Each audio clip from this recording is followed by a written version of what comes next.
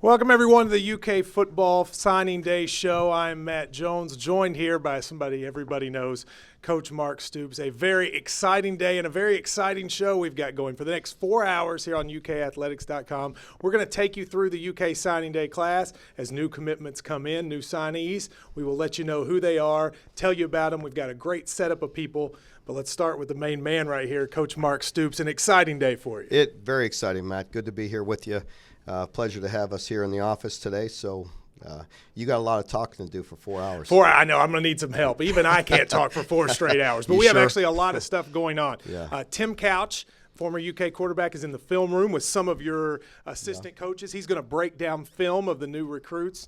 Gabriel and Freddie Maggard will also tell you more about all these guys that are committing. And we have interviews with a lot of the commitments who are already here on campus as well. A lot of stuff to get to throughout the day, and we hope you'll stay with us. Now, Coach, talk to me a little bit about what this class is going to mean for the program. There's a lot of talk about how highly ranked it could be. Talk to me a little bit about that. Well, it means an awful lot to our program.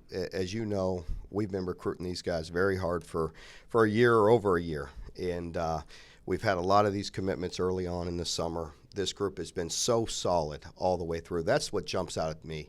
It's a very unique class because they've been so close to myself, the staff, and to each other. And so very good class, very talented.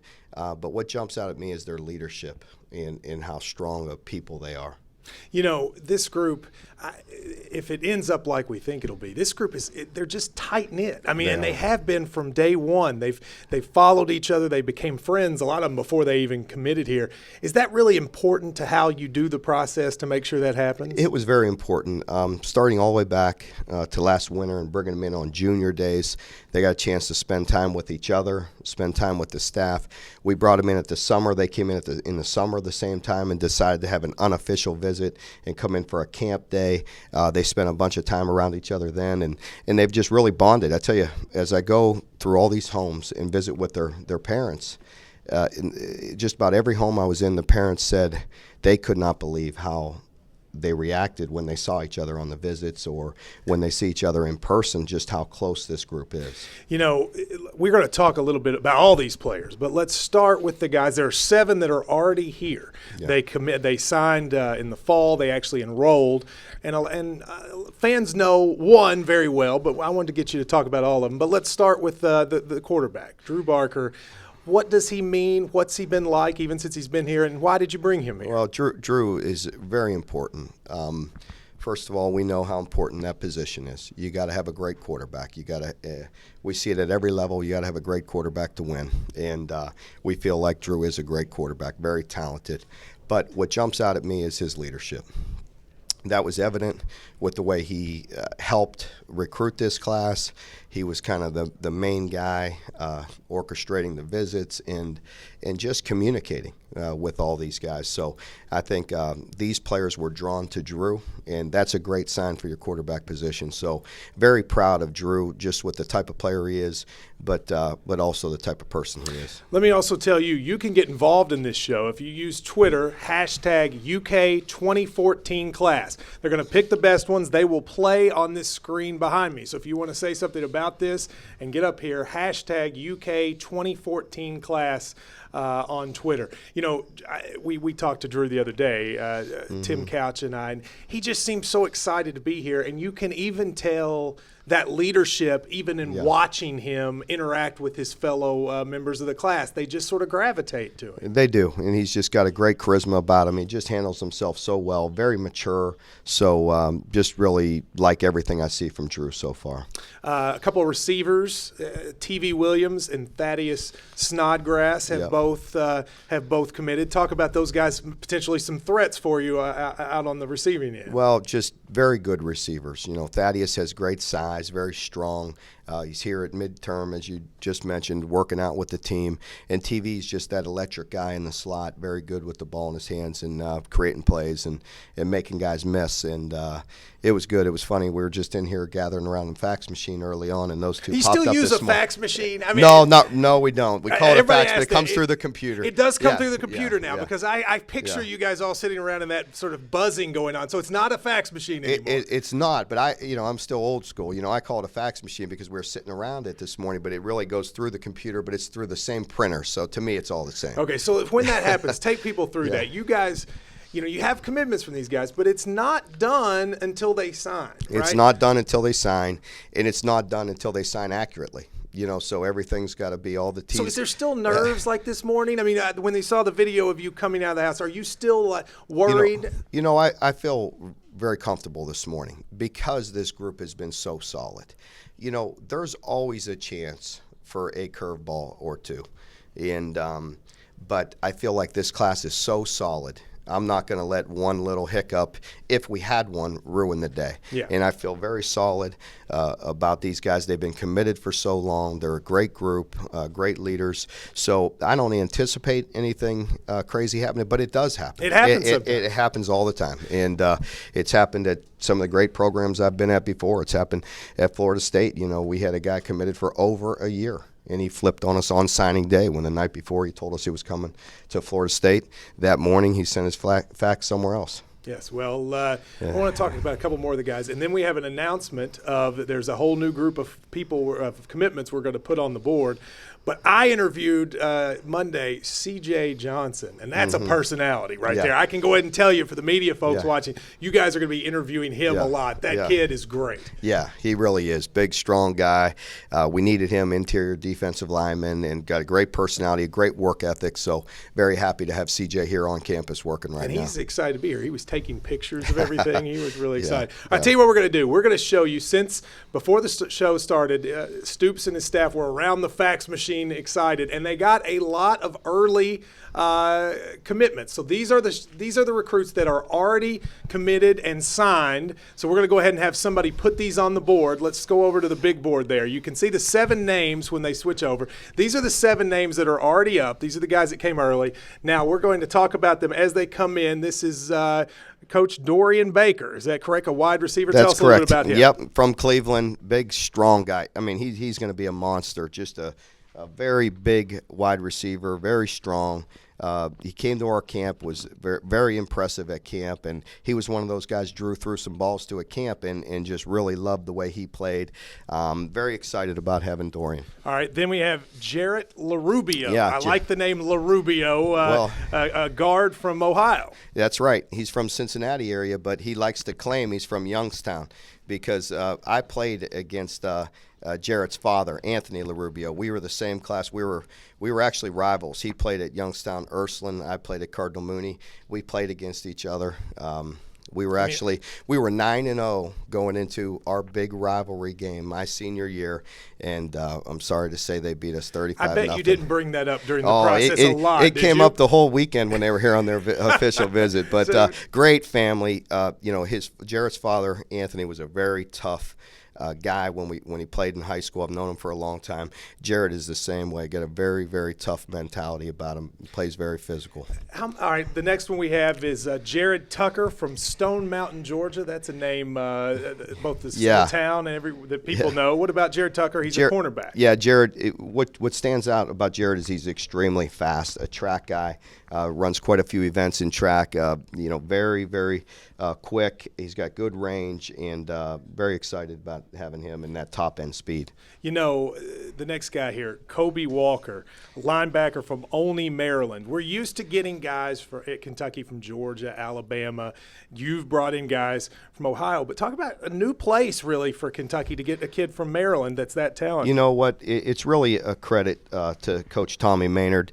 Tommy is a great recruiter, and great recruiters, you could drop them off anywhere, and they're going to find players and recruit them and get them. And that's what Tommy did. It was a new area for him as well. We wanted to expand a little bit and get to any place that was a reasonable driving distance from us. And Tommy went in there and went in there last spring and started evaluating guys and built a relationship with Kobe, and very excited to have him. Again, he's got great length and extremely athletic, very fast. He needs to fill out a little bit, but he's going to do that. And with the weight room and eating and lifting, he's going to be another guy that's going to be a monster in a few years. Now, this next guy I had on my radio show, Stanley Boom Williams, another great talker, by the way. Yeah. Anybody with the nickname of Boom, you've got to love. But he's a guy you all think that can come in and really do some stuff for you. Absolutely. Another guy, just he I got this phrase from Coach Fisher. He used to say that a lot. He's one of those guys that changes the scoreboard, and he's right, because he's just one of those guys that can make people miss. He's electric with the ball in his hands. Very tough runner, so he could do a lot of things, but just very excited about Boom.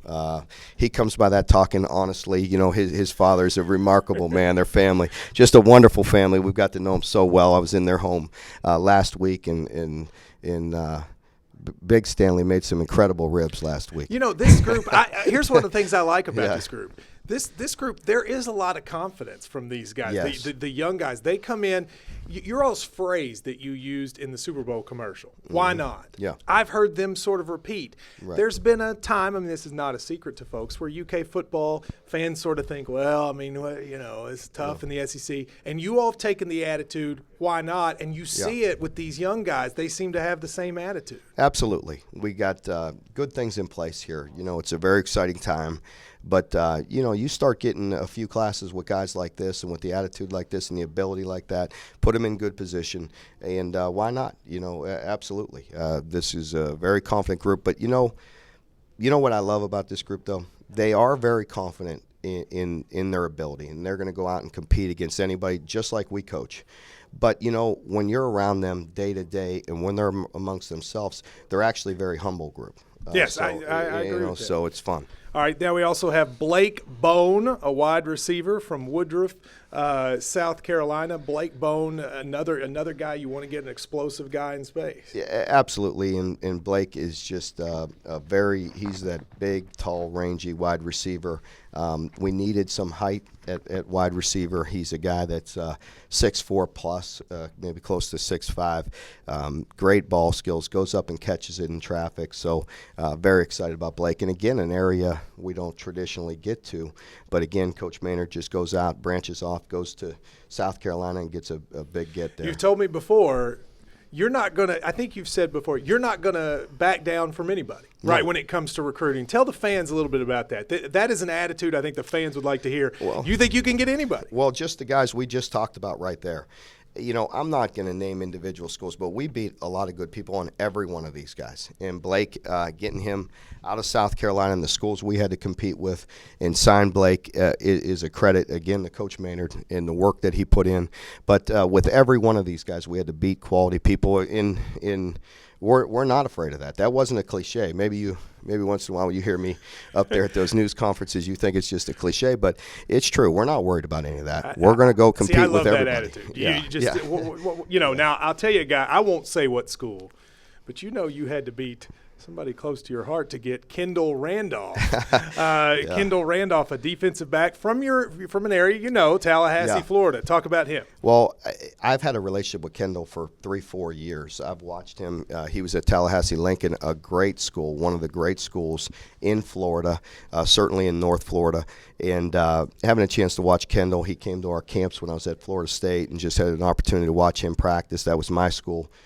That I covered when I was at Florida State. So I've known Kendall for a while. Very versatile guy, great leader, great student, very good football player. So very excited about Kendall. Also, Nick Richardson, offensive tackle from Westerville, Ohio, 4-star prospect, helping the bulk at the line, and I know you're excited about Nick. Very excited about Nick. Again, great person, great family. Nick's got great feet, just a very athletic guy for a big guy. When he fills out, give him another year or so to put on some weight and get in that weight room. Just going to be a terrific player. But love Nick, love his attitude.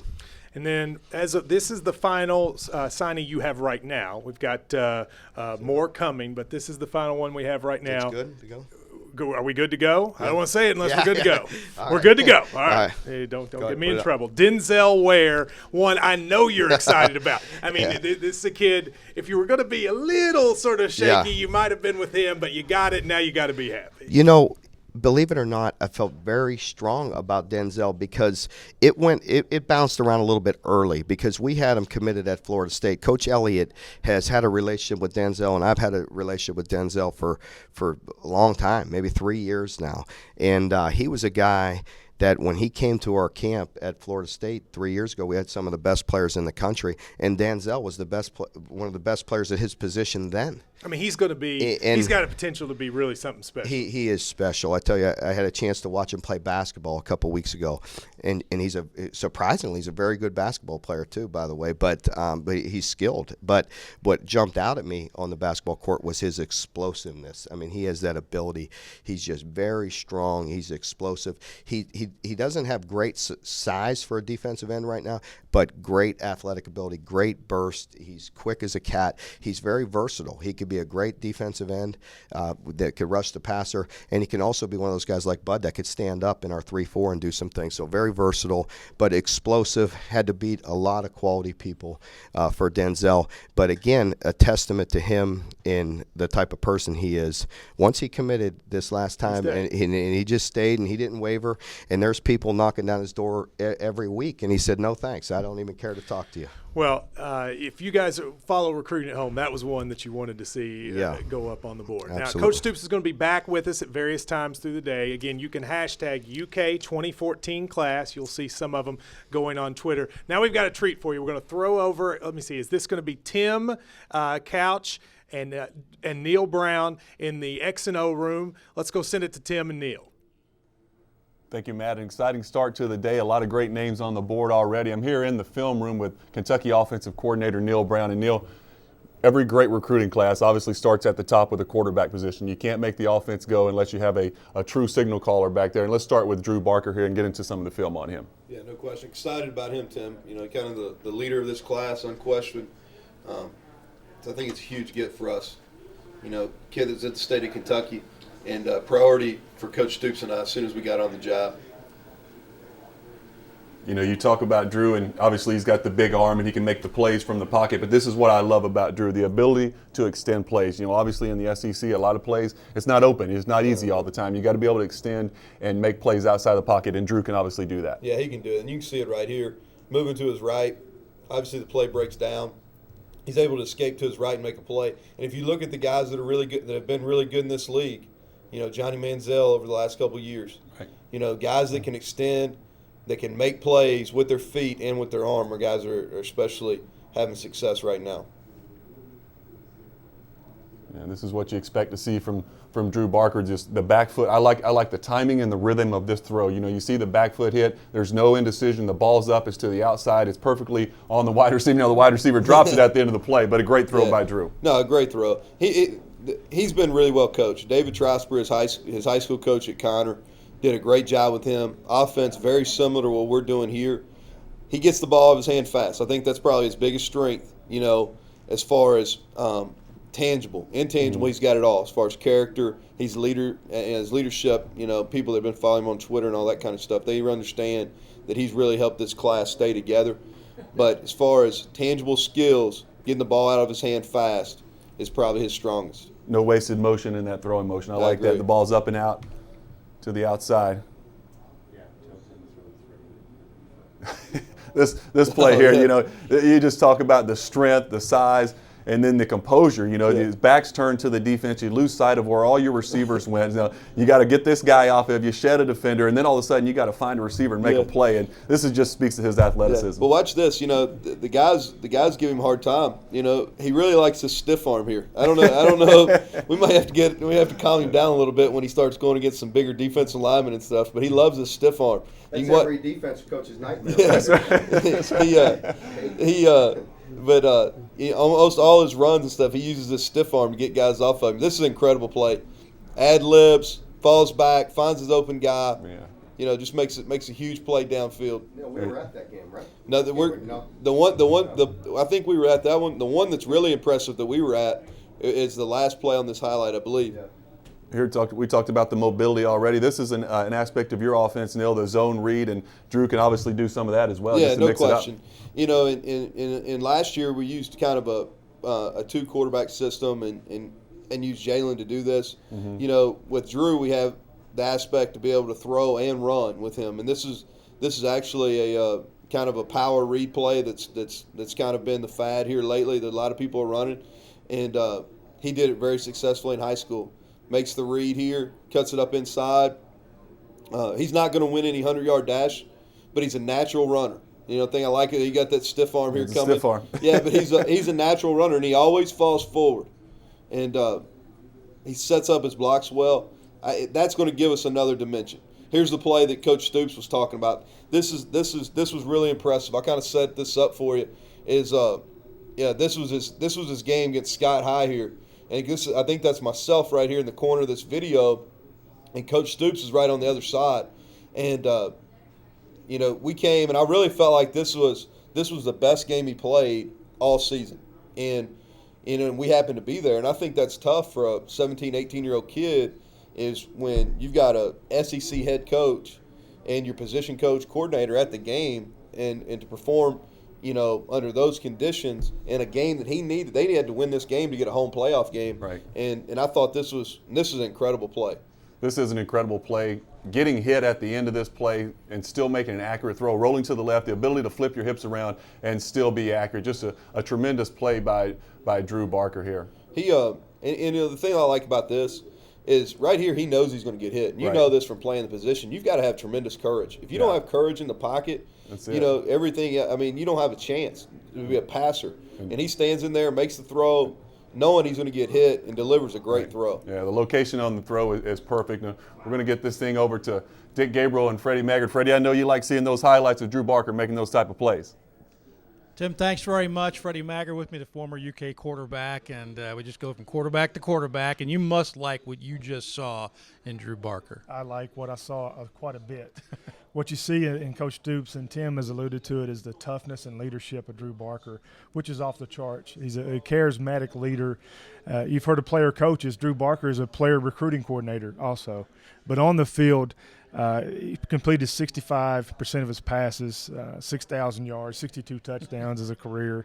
Elite 11 quarterback, which is a nation's top. Rated the #1 player in the state of Kentucky. Coach David Trosper did a tremendous job coaching him up, and I think he's ready to come in and compete. He's a leader from day one. That's what they like. He played in the U.S. Army All-American game and played real well, if you got to see that. So that was a big moment for him.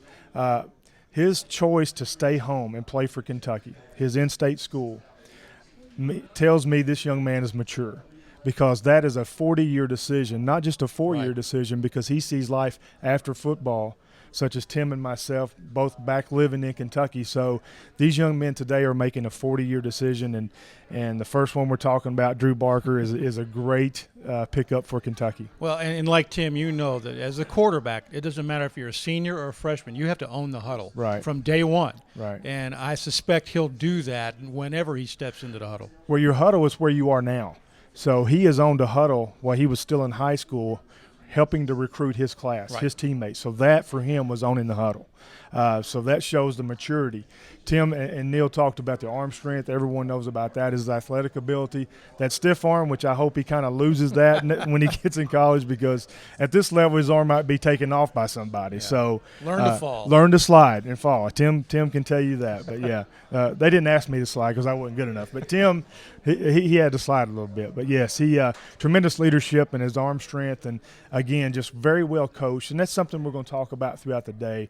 Some commonalities is these kids, the signees' toughness, competitiveness. I really like that many of them play multiple positions, which to me helps prepare them for college more so than just specializing. Neil was talking about the courage it takes to stand in there and take one in the chops, as Barker did on that last play, but still had the presence of mind and the athleticism now, brain talking to body, to square the shoulders, turn the hips, make the play.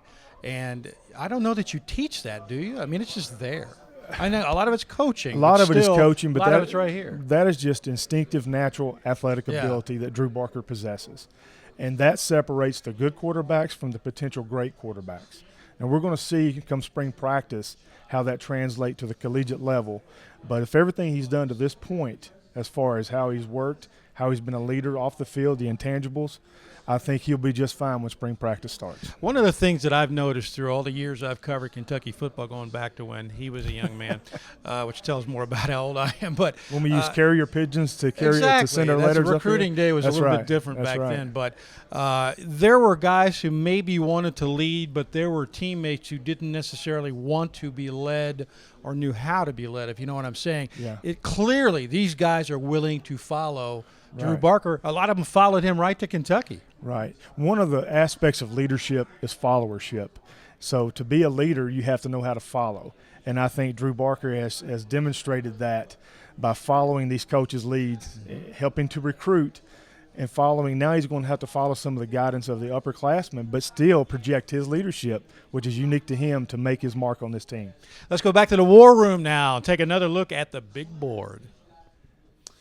All right, here with one of the 7 players who got here early enrollee, TV Williams, a wide receiver. I love TV because he's like me. He's a speedster, 4.31 speed.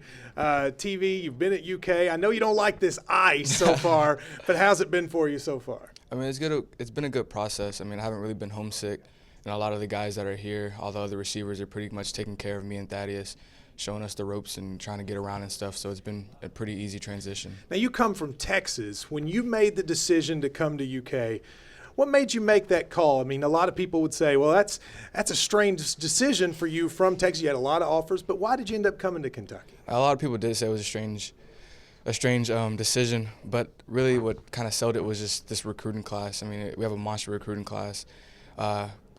All the coaches, Coach Stoops, Coach Brown, Coach Maynard, I mean, they did an awesome job recruiting me, and I just felt home every time I was here. Well, part of the reason you've told me in the past you felt at home is the quarterback that joined your class. You guys have become very close.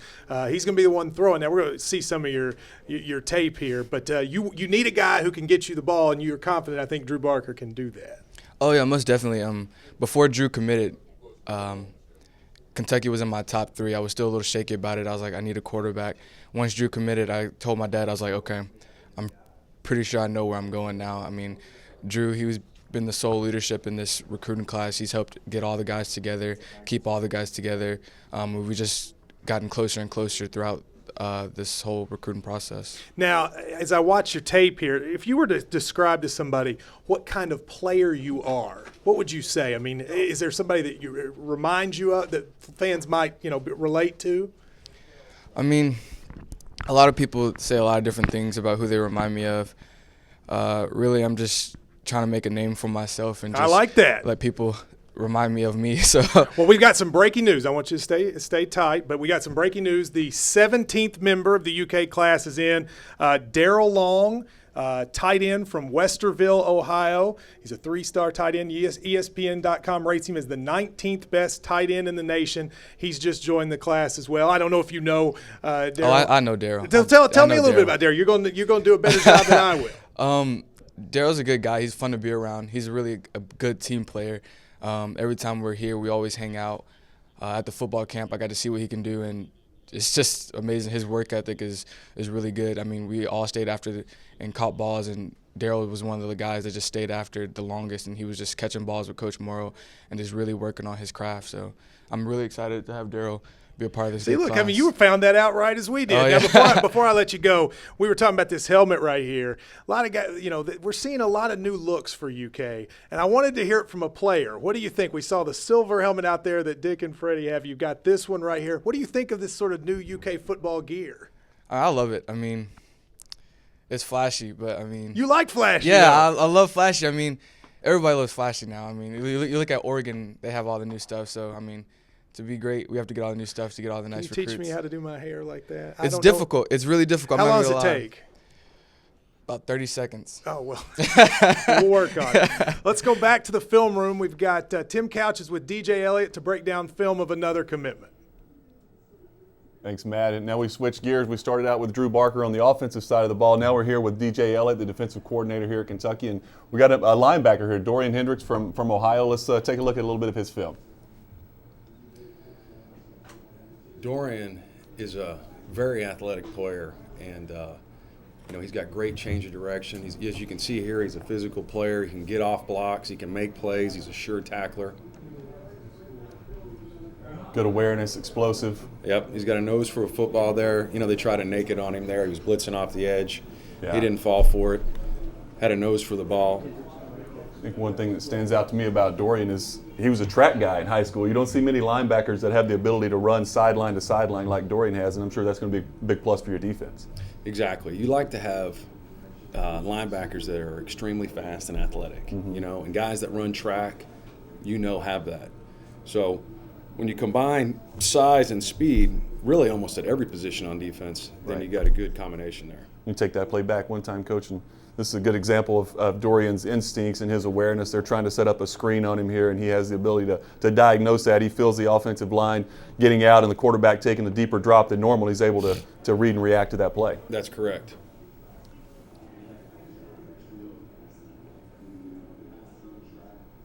A lot of playing linebacker is just instincts. You've got to have a guy that has a nose for the football and can understand what's about to happen. Here he is blitzing off the edge, and as you can see, he gets a good pass rush move on this back. He jabs to make the back think he's coming inside, can make the back set heavy inside, then he dips and rips outside. Which is going to be a nice move to the quarterback right there. Yeah, Yes, which is going to be critical, when you're blitzing at linebacker. A big get as well. Obviously, linebacker, a position of need for you guys. You lose a guy like Avery Williamson last year who was so productive, one of the best tacklers in the SEC. So it's big to get a guy like Dorian in this program. Definitely. Linebacker was a hole that we needed to fill, and we're excited to have Dorian. Cool. All right, that's all we have in here, guys. Dick, I'll throw it back to you. All right, Tim, thanks very much. And we've been looking over your shoulder at some of that video, Freddie, and you really like Hendricks. I know that was one of the first names that jumped out of your mouth when we were talking about these recruits. Well, he's the first commitment of this class. Yep. So you always like your first commitment. Big Blue Nation, you're going to be very excited about this young man. He is a true middle linebacker, great run stopper, sheds off blocks really well in traffic, which is hard for a young linebacker to do.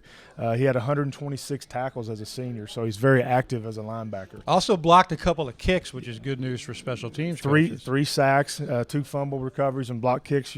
Quit taking away my information here. This is the only thing I'm good at today. He was the number 26 inside linebacker in Rivals. He was coached by Jay Minton, did a great job. And, again, I'm going to be repetitive, so I'm going to warn you, I'm going to be repetitive about some of these players. Very tough, very physical, sure tackler. Hendricks is also very competitive. Again, it's going to be very competitive. It's going to be, you're going to hear that a lot throughout the day, but this young man is an upgrade at that position, is going to be a very good player. For the older viewing audience, think Randy Holleran. Oh, if you remember Randy. Very physical middle linebacker with great lateral movement, can go to sideline. As Tim said, he was a track guy. Great instincts, too. Great instincts, and he was also president of his class and a member of the student council. So not only is Coach Stoops and staff bringing in excellent football players, but they're bringing in young men with high character. Again, this is a 40-year decision that these young men are making, and so far, Dorian Hendricks made the right decision. Well, we talked a lot about leadership with Drew Barker, and you've got to have that in your linebacking core as well. So here you've got a guy used to being a leader with a student body. That's a huge plus. Well, this is your quarterback of your defense. Exactly. Because he is a true middle linebacker. Yeah. So he's going to be calling the plays in the huddle. He's going to be getting the signals from the sideline. So he's going to be leading that defense. And you want someone of his ability, leadership ability, and intelligence guiding your defense. And that's exactly what they got here. His excitement about signing was with Coach Stoops. And he wanted to play in the SEC. And that's common. Coming from Huber Heights High School in Ohio, is the same high school that produced Braxton Miller. So it's a very traditional high school there in Ohio. Played at a high level. So all-state player, I think UK defense got a tremendous player with Dorian Hendricks. And when we talk a lot about the recruiting that goes on in Ohio, it's not just because kids up there are big and strong and athletic. They play a high brand of football, Right. so their coaching has been outstanding. Not to knock anybody else's, but when you go into a home up there, you know you're getting a kid who knows how to play football. Exactly. The high level in Kentucky and Ohio are big time football, and this kid played at a big time level in Ohio. And what Coach Stoops and his staff has done is just taking that border on the Ohio River and just moved it north. So that's what we're doing in this class, and we see that with our first player that we're talking about from the state of Ohio. And we're going to learn more now about Dorian Hendricks. Tim Couch had a chance to sit down and talk to one of the newest Wildcats. All right, Dorian, we'll start off with a few personal questions. So what's your favorite movie? Probably Friday Night Lights. Friday Night Lights. I like that one. Who's your favorite singer or rapper? Rick Ross. Rick Ross. Okay. Yes, sir. I just like how he does his thing, I guess. Cool. If you could go on a date with one person, who would it be? Easy. Beyonce. She is amazing. I'd say that's a popular answer. My whole family knows how I feel about her. So, that's easy. Cool. If you could go anywhere in the world, where would it be? Egypt. Egypt. Why? Beautiful. A lot of mysteries. It's a historical place. I'd like to get there someday. So you were the first commitment of this 2014 class, and what was it you saw in Coach Stoops and his staff that said, this is where I want to be? Just the future. At the beginning, a lot of people, I guess, couldn't see it, but I saw it before a lot of people, and I knew that I could bring some guys with me.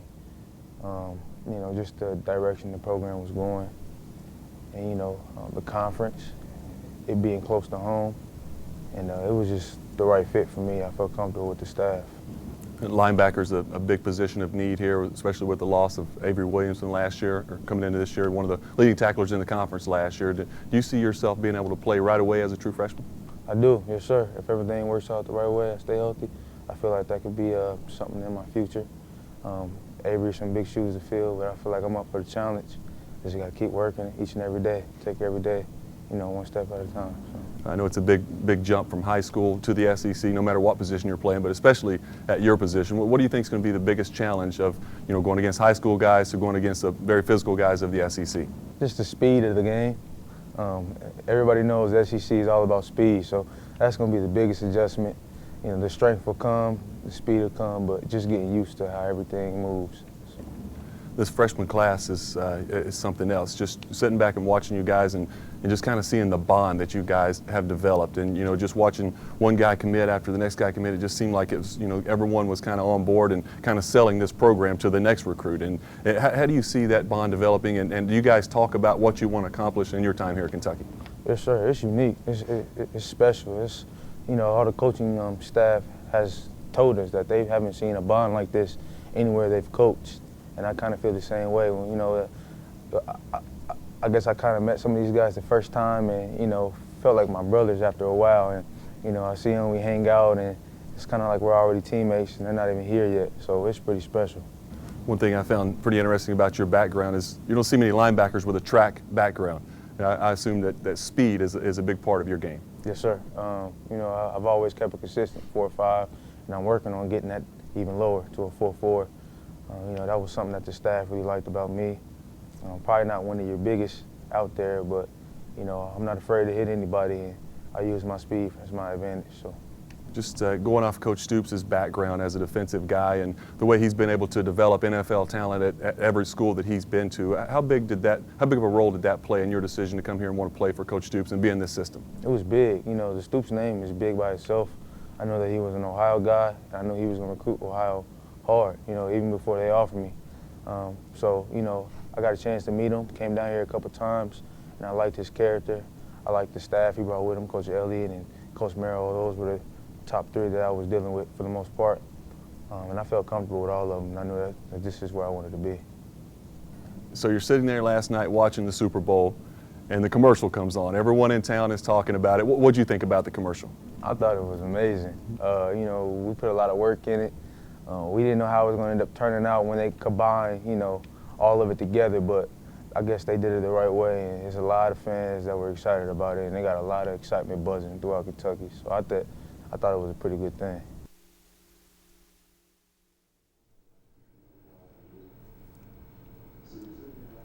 Let's get into the playmakers now. We've talked about Drew Barker, a guy who can throw the football. Now, who's going to catch the ball for Drew Barker? And we start out with Thaddeus Snodgrass, a kid out of Ohio, a very early commitment for you guys. Yeah, he's already here on campus. One of the great things about him is we're excited about his on-the-field stuff, which we will see here, but off the field, and there's not a better character than we have on the football team right now. So we're glad to have him. A big reason why this class is stuck together.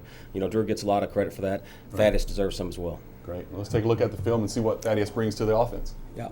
What we see here, you can see how long he is when he's running here. And you can see him gain ground. When that ball's in the air, watch him change gears here. Gets the ball at a high point. Yeah, that's an impressive play. Sorry to interrupt you, Coach. You take it back to the when he comes off the line right here, when the quarterback releases the football, the DB's 3 or 4 yards ahead of the wide receiver, and like you said, he closes that gap and is able to go up and make a play. That's an impressive play from a wide receiver. Yeah, and a lot of trust, the quarterback has in him to go do that as well. Right. See right there, one thing that I noticed right there, how he sticks that left foot right there and accelerates out. Right. It's under his hip, so he's not overstriding. Yeah. And you can see some acceleration. I like to take it back to, I like the feel that he has. He feels that middle linebacker working his way, and he's able to slide in the gap and give the quarterback an alley to throw that football to, and then you see the run after the catch ability. A big wide receiver, 6'1". 6'1", and we didn't have a lot of length this year, so he's going to fill that void. He's put on 10 pounds. He's gotten to campus, and he's been here a little, around a month. So his upside's really big for us. We're excited to have him. See again his takeoff right there. And then this is a good adjustment to the football here. He's throwing a little behind him. He's able to adjust to it and make a good play on it. Using that height and the speed. He's 6'1", but he also runs a 40 and about a 4.4, and he has the ability to go high point the football. I'm really impressed with his body control and how he's able to adjust to the football in the air. And here's a good example of that here. We didn't have a live evaluation. I didn't have a live evaluation. Coach Morrow did until he came to our summer camp this year, and we're able to get our hands on him and coach him, and when he walked away, we couldn't be, Coach Brown and I couldn't be more excited. All right, well, that's all we have on Thaddeus. We'll take it to the war room. We have another commitment in. Welcome back here. We've got some big news for Kentucky. The 18th signee is in. It is Adrian Middleton, a defensive tackle from right here in Kentucky, from Bowling Green, a great player who is ranked as the 4th best player in the state of Kentucky. And to help me talk about Adrian and a lot more of these is one of the guys chiefly responsible for all this, the tight ends coach and one of the main recruiters here, Vince Marrow. And Vince, we'll talk about Adrian in a second, but just in general, what does this day mean for the Kentucky football program? It's no secret that this is maybe the best class we've seen here. What does it mean? Well, I think first and foremost, it means that progress is still going. And, we had a second class last year, and I think when some of our coaches made a statement saying that the class would be better next year, I think people looked at us like, well, we'll see. And then coming off a rough season where we were still pressing towards what Coach Stoops' goal was, and we're excited about this class. Well, part of what you are excited about, you all have changed the culture here. That's when you came here. I think that was a big part of what you wanted to try to do. Am I correct? Yes. That was Coach Stoops' first thing, that we was going to change the culture, and we doing that. We're not taking a backseat to nobody in recruiting. And you don't take a backseat to anybody. You think you can beat any school for a recruit. Am I right about that? Yeah, but I think our other coaches do too. It's a culture that's created in our staff, and we do feel that. And looking at the day, seems to have worked. Yes. All right, well, guess what? We have another one coming in that has just come through. This is Garrett Johnson, wide receiver from Florida. Garrett Johnson, he is ranked one of the best players in the state of Florida. He's coming in, an explosive wide receiver, one of 4 that have already come in today. All right, let's talk a little bit about those 2 new ones, Adrian Middleton and Garrett Johnson. We haven't gotten to mention them yet. Tell folks about those 2 young men. I'm excited about both of these guys, especially Middleton out of Kentucky. Of course, some of them other guys got a lot of pub that's from the state, but this kid is a pretty good physical player. Nice size. I think he's about 6'4", about 260 range, 265. He's going to be a good addition to us. And then the receiver, Garrett, smooth player out of Florida. Coach Scott did a real good job with him. He's a lot of people don't talk about him either, but he's going. he has a chance to come in and play. Those are early. two of the underrated guys. We haven't heard a lot about those names, but those are people that I know that having talked to some recruiting folks that people think might be underrated, both those guys. Very. Garrett is a smooth receiver. Kind of remind me of Thaddeus.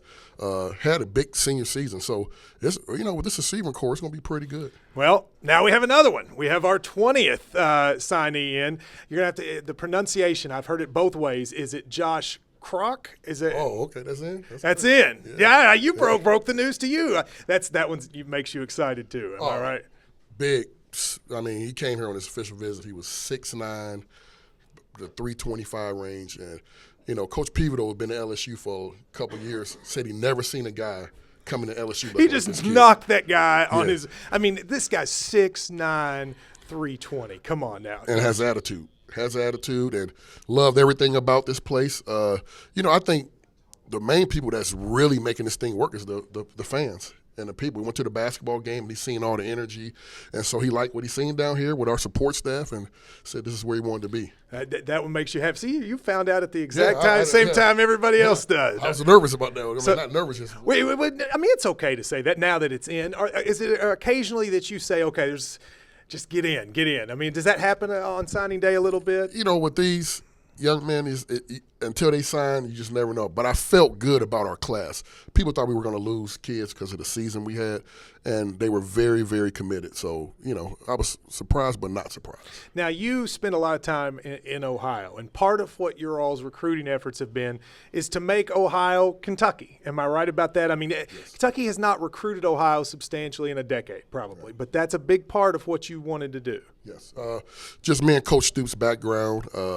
When he first got the job, me coming from Nebraska, the first thing we talked about was a 6-hour radius, and then with our connections in Ohio that we were going to go in there and hit it hard. And, the state has been pretty good to us. A lot of the coaches we the talk of the state. I think we signed 11, and 7 out of the top 20, I believe, is unprecedented. So we were very, very excited about it. Let me get a couple of those folks from Ohio. Michael Horton, who's here already. You like that kid a lot. He's one of the centerpieces on the offensive end. Am I right about that? Yes. Big kid, 6'1", 230 range. Came down, we were feeling pretty good about him, and then Florida State really pushed hard for him. He's a big physical SEC type back, and, I know Coach Brown and Coach Stoops and our whole staff is very excited about this kid. All right, we're going to come back. We're going to talk with you again a little bit later, but we want to send it to Dick and Freddie to talk about Thaddeus Snodgrass, another kid already here on campus. Thaddeus Snodgrass, another wide receiver brought in by this Kentucky staff who provides speed, athleticism, and he has an uncanny ability to get open and make catches in traffic. He does. And another Ohio player, Yep. Actually ranked 13th in the state of Ohio his senior year. He has ran as low as a 4.33 40, which is fast. Caught 29 passes for 535 yards and 6 touchdowns as a senior. Played in primarily a running offensive system. Some recruiting services have him a 4-star. I think he is a legitimate 4-star and somewhat underrated because he played in a system that didn't throw the football a lot. Had a great summer camp circuit. Played in the Offense and Defense All-American Bowl, which is another national all-star game coached by Eric Gillespie. Another physical, tough, athletic receiver that is over 6 foot, which has been missing from this program for quite some time, and running a 4.3. And watching Tim on the film, I saw a second gear when he got even with the defensive back. He turned his speed on a little bit more, kicked it in, got that 4.3 moving, and made some really good catches in traffic. A really smooth route runner, too. And what's impressive, as you said, is he comes from that running program, 18 catches as a junior, only 29 as a senior, but everybody sees his upside. Obviously, the camps helped a great deal. It's hard to miss when you look at him on video. It is. Also team captain, again, a leader, honor roll student, so bringing in more high-character players from Ohio. Chose Kentucky over West Virginia, Louisville, South Carolina, so his offer list was really good. Company to keep. A good company to keep. This is a solid pickup for Kentucky for an athletic, fast, over 6 foot wide receiver that runs smooth routes and can catch the ball in traffic. Well, I tell you what, Now we're going to find out more about a defensive player Freddie and I both love, and he's a guy I think you're going to like as well, a junior college transfer from the defensive backfield, A.J. Stamps. Let's take a look. We're here in the film room with Coach Derek Ansley, defensive backs coach, and you got a good one here in A.J. Stamps, a junior college kid, good size, good awareness. Tell us a little bit about A.J. Well, first off, he's a great kid. You know, one of the things we want to do is get a junior college corner in our program. He has stability, strength, speed, and he's also a very mature kid. Cool. Let's take a look at the film. Well, 3 things we talk about here at Kentucky about playing corner. You got to be able to play man-to-man, and you got to be able to play the ball in the deep part of the field. You got to be open field tackle. So his first clip, you see AJ is man-free. You got a free safety high. He's playing press all on the island. The guy gives him a double move. You know, he does a great job of not looking back once he gets the stutter. Right. And once he gets in phase, he looks back for the ball and makes the ball intercept at the highest point. I'll tell you what's impressive to me about that play is the way he's able to force the receiver to the sideline. Just stay on that inside hip and ride the receiver to the sideline. There's nowhere for the quarterback to throw the football to. Absolutely. Another thing that you like is how he goes up at the highest point and makes the play and doesn't wait for the ball to come to him. He attacks the ball in the air. And one thing about AJ is, you said he's a former wide receiver. He was a wide receiver his first year there at junior college. You can see some of those wide receiver skills as he's able to go out and make plays on the football. Absolutely. And this next clip is just him playing quarters, you know, kind of floating, reading the quarterback, and attacking the ball. Again, catching the ball at the highest point, all hands, securing the ball, and now he's trying to get north and go score with it. Another very distinctive play. Great ball skills. Great size for a corner, too. 6 feet. 190 pounds. This is a guy that you probably expect to come in and contribute right away. Absolutely, absolutely. And that's one of the reasons why we were so high on him, because he can step right into play. And this is another play of him reading the bubble screen in quarters, you know, attacking the line of scrimmage. And what we like about him, he's a contact hitter. Right. And what we mean by contact hitter is he's probably a 4.4, 4.5 guy, and we want guys to hit people at 4.4, 4.5. Right. You know, not slowing down once they get to contact. And he runs through ball carriers. Now you see him in cover 3. You know, he's secondary support here. He's reading through the triangle, reading the tackle through the quarterback to the ball carrier. You know, receiver tries to come in and crack him. You know, he does a good job of going in and back out, setting the edge, and making it for a loss. Well, that's a great play there. You talk about a guy who's reading recognition, looking back in the backfield. He does make the play, but he doesn't jump inside and get trapped and give the running back the alley on the outside. He keeps containment. He's still able to get there and make a play in the backfield. Impressive guy, complete corner. That's right, exactly. And this is him down on the goal line. Again, one of those guys we talked about, you know, with a receiver background, great ball skills, you know, understands where the ball's going, you know, beats the defender there. You know, ball's deep in the end zone, probably 105, 106 on the return. He catches it. Another guy who catches the pick and wants to go all the way for the distance, and he does that. Yeah, you see those wide receiver skills. He gets the football in his hands. He knows exactly what to do with it. And AJ was a teammate at junior college with a Kentucky guy, Zadarius Smith. So it's going to be a little familiarity when he gets here, and hopefully a guy that can help him pick up the system pretty quickly. That's right. And I think that was one of the main reasons that kind of eased his transition here, because he had a familiar face with Zadarius here, you know, who's already been through the program, had a lot of success coming out of junior college ranks. So I think that was a really good selling point for him. Perfect. Thanks, Coach. And so we're going to throw it back to the war room. And Matt, sounds like we got another signee in. That's exactly right. First of all, we also have Coach Bradley Dale Pivoto, not Pavuto, and he can help me with our 21st signee that we have a special person putting on the board, Coach Stoops. It is Darius West. Darius West, the 21st. Look how excited the coach is there for number 21. That's awesome. It is. Awesome. Coach, tell us a little bit about Darius West. You know, Darius is coming in as a safety. He's a big physical guy, tough, makes a lot of plays in space. He's a track guy, so we know he's got very good speed. A guy that committed to us a long time ago, and he's an Ohio guy that has stayed with us. Had a lot of different teams pulling at him from all over the country, and real proud of his loyalty. And he stayed with his commitment. But if you watch him play, he has great burst. He's physical. He's got great change of direction, great ball skills. He'll come in and be able to help us immediately. That's one of the things about this class. These guys have committed. A lot of people saw the season last year and said, well, you know what, maybe somebody will come and get them, and they have stayed loyal, and that's been huge for you all. Wait a minute. Oh, we have an interruption here. What do we got here? What do you think about Thaddeus' new hairdo? What do you think? I mean, he had that fro going, and then he had the. He did. That used to. He had a fro going right there, and he's cut it off. I kind of like it. Here this morning. Look good. Yeah. Yeah, like it tight. That's Thaddeus Snodgrass there. He'll be joining us in a little bit as well. Coach Stoops, he's excited. You got to like this excitement you're seeing from the boss man there. Oh, it's awesome. You know, it's a great day. It's a great day of closure, a lot of hard work. It's a great day of hope for our future as well. You know, and that's big. You know, and really, if you look at our whole year, it's one of the neatest years because how many other days do you have closure and you have hope all tied in together, you know? But you go back to Darius, we were on him, you know, if you look at this conference, teams that play really good defense, they have big physical safeties. That's what Darius brings to the table. He's big, he's physical, he can make plays in space, great ball skills. Again, I said earlier, he's a track guy, so we know he can run. You know, if you look at even just with Kentucky over the years, the best teams Kentucky's had have traditionally had a great secondary. Well, there's no doubt, and you know, you get exposed in a hurry if you don't have good players back there. And this class, I think we answer a lot of issues. We fill in some great blanks that need to be filled in, and with size, with speed, with athleticism, guys that can make plays in space. And in this league, you better have that. Well, we've got another one. Our 22nd signee is now in. We can welcome to the Big Blue Nation Mike Edwards. Mike Edwards, a cornerback from Cincinnati, Ohio. Another guy to help again in the backfield or in the secondary there. A huge get for Kentucky, the 22nd so far today. Well, and Mike is a guy that brings a lot to the table as well. He's a guy, if you watch him, has great speed, great burst. Great hair. Look at that. Yeah, great hair. But if you watch him, he makes plays in space. He's got great ball skills. He can tackle. He's physical. He can run. You know, just like that's right there. That's a great play right there. That's a great play, you know, playing a middle third technique there. And he goes and gets the ball, again, showing his ball skills and great timing.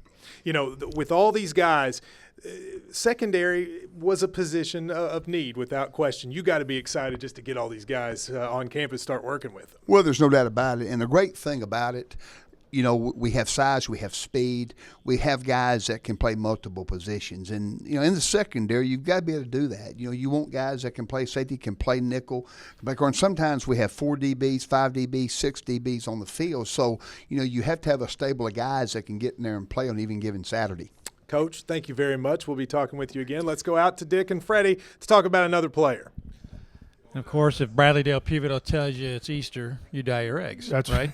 Freddie's been teaching me a lot about how to study video, but I can tell you this: anybody can look at video of A.J. Stamps and fall in love with this kid. I mean, strong, physical, and as they told us in the video room, a real nose for the ball and a polished player coming in as a JUCO transfer. He is, and I've been very excited about this. I know. To talk about this, you and I have texted back and forth. A.J. Stamps is a big-time football player. Played multiple positions.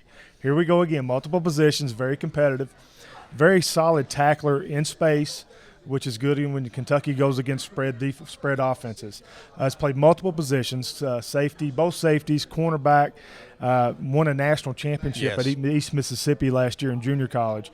And I don't know if the Big Blue Nation's ever had a capability or the opportunity to watch Mississippi junior college football. Very good. It is very, very good and very tough. Not a place for a timid football player on Mississippi junior college circuit. He led that defense in tackles as a defensive back, had 51 tackles, a sack, 7 tackles for loss, which is a big play defensive player, what you're looking for. Forced fumble, interception, 9 pass breakups last year as a sophomore. Returned a touchdown for interception for a touchdown for the number 2 ranked defense in the country. So he comes from the same junior college as Darius Smith. Sure. And also brought us Coach Brumbaugh. It also means a lot, I think, that he played for that national championship. He He did. knows how to be a winner. It did. And what means a lot is, like some junior college players, the end of his sophomore year, his recruiting went through the roof. Yep. And he was a tremendous get for UK over Ohio State and Mississippi State. So Kentucky beat the Buckeyes for a defensive back, which is significant. But another defensive back that can play multiple positions at safety and corner, big special teams player. I really, really like his physicality as a defensive back. Well, speaking of Coach Brumbaugh, he will be coaching Corey Johnson, a JUCO transfer who should provide immediate help at the D-line spot. Let's take a look. Here with Coach Jimmy Brumbaugh, the defensive line coach at Kentucky. And, Coach, I know you're excited about this kid, Corey C.J. Johnson, a JUCO guy. he could probably come in and play right away for you guys. It really helps us, we're losing Dante and PC Cobble inside. It gives us some stability inside to come in and play right away. Cool. Let's take a look and see what CJ can do.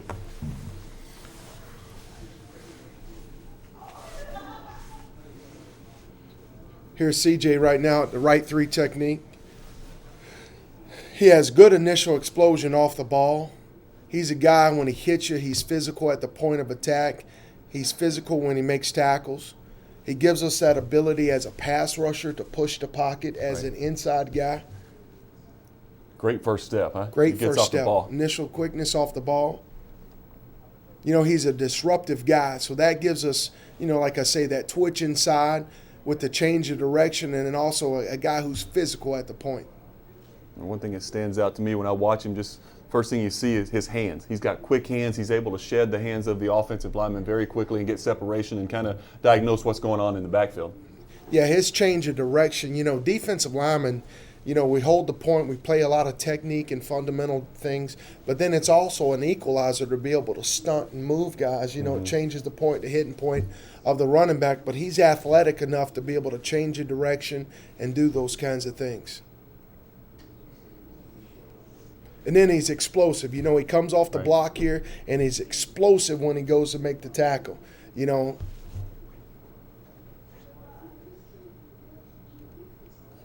Here he is right here at the right three technique.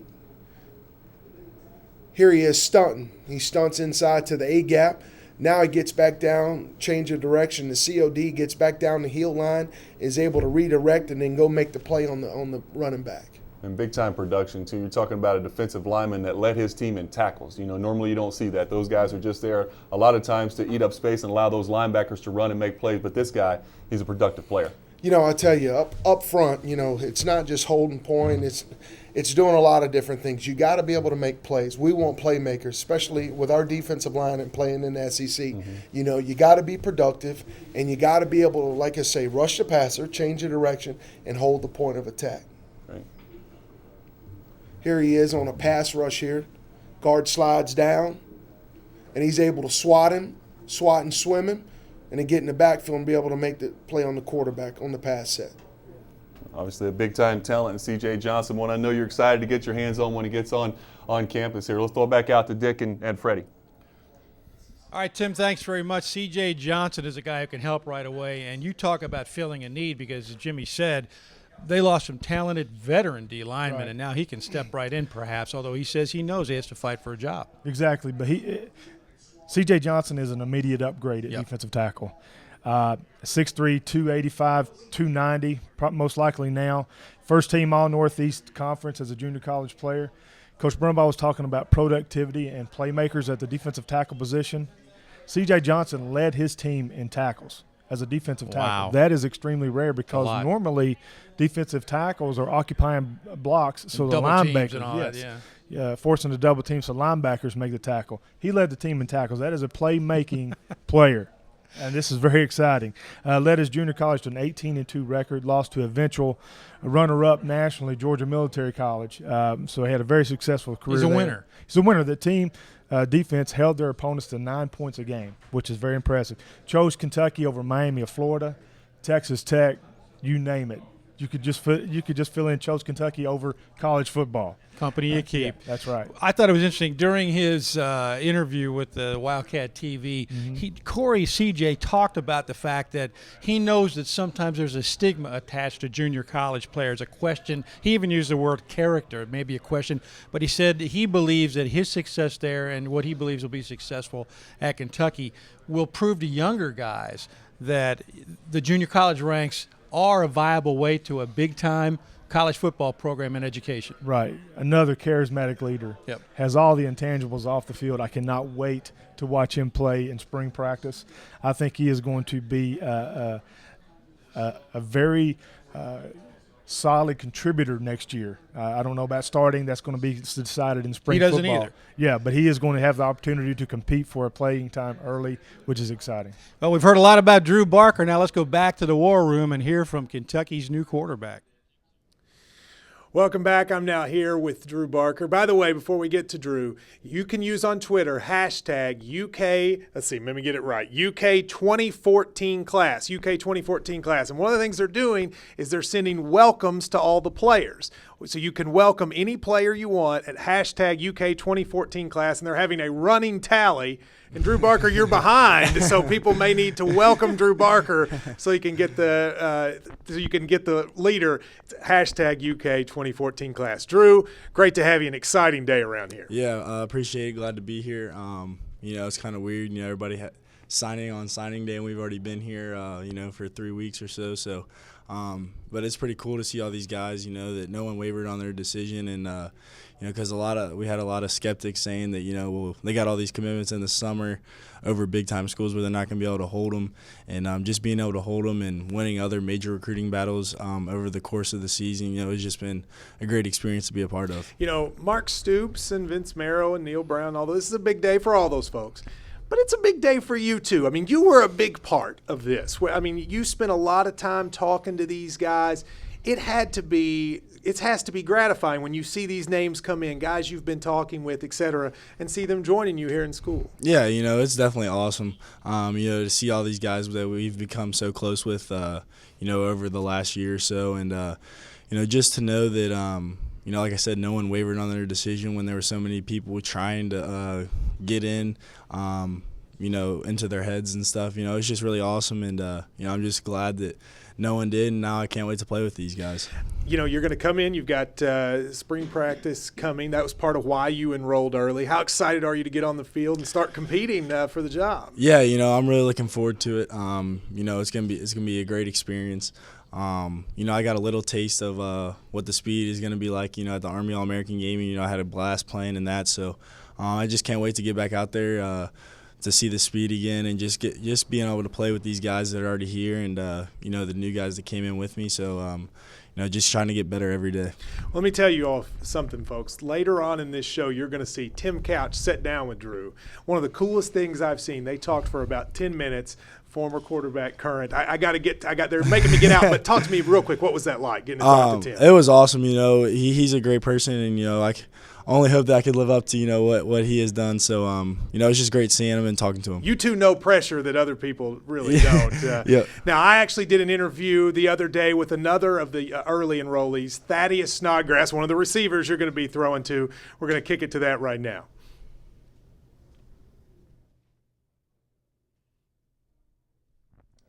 I think it was Bo. When was your last year in Green Bay? Be away from home and your start here at UK. I mean, it's a big change, but I like it.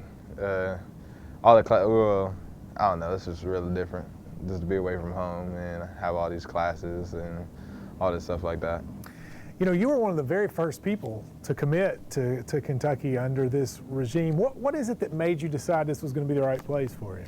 Just believing in all the coaches and just feeding into everything they've been saying to me and just knowing I could be a part of changing this whole program around. I remember when you committed, we talked about, you did it actually on the radio show, and the team apparently heard about it and was all very happy. Is there sort of family relationship that's developed here that you've been able to feel a part of? Yeah, this whole thing is like a big family. Everybody jokes around with each other, plays around with each other. This is like a big brotherhood, and there's no doubt in my mind it will be turned around next season. Now, when you were looking at what schools you were going to go to, I'm sure part of it as a receiver was what kind of offense they run, et cetera. What do you think about Neil Brown, the offense, and where you might sort of fit in? I love Coach Brown's offense. He has certain packages set up for every receiver, so it's used to their strength and to get them the ball and stuff like that. And what are your strengths? Just the downfield threat. I can get the ball quick and get yards out the catch. Downfield threat, so you like to go deep. Yes, sir. Well, that's good. Now, what about just as a person? I mean, tell me, a lot of these fans, this is the first time they've seen you right now. If they want to know about Thaddeus Snodgrass, what kind of guy are you? I'm just a real laid-back person. I like to hang out and chill with my roommate, TV Williams, and just have a good time, really. Well, what do you do for fun? I mean, you probably don't get a ton of time here with class and everything. Yeah. What do you like to do for fun? Well, now just play the game or just sit back and watch TV. All right, I'm going to give you some questions. These are to get to know you a little bit. Yes, sir. What's your favorite movie? Friday. Friday. Yeah. That's actually that movie came out before you were born. Yeah, I know. I like it though. You It's still real like fun. it, Yeah. all right. Favorite like singer, musician, something like that. Favorite singer. Doesn't have to be a singer. It could be a rapper, but favorite musician. I would say probably Meek Mills. Yeah, I don't know who that is. If you were to be able, if I were to snap my fingers and say, all right, you can go on one date with anybody, who would it be? Ariana Grande. It's amazing to me how many people say that. I mean, I get that answer like, 1,000 times. I love cats. You do? Yeah. If you could pick one place you'd like to visit anywhere in the world, what would it be? Hawaii. Hawaii. Well, that'll happen for you at some Yeah. point during your time here. Now, this recruiting class that's coming in, I've been amazed at how close you guys are, and you've been a big part of sort of making that happen. Talk to me about this class. How did they become so close?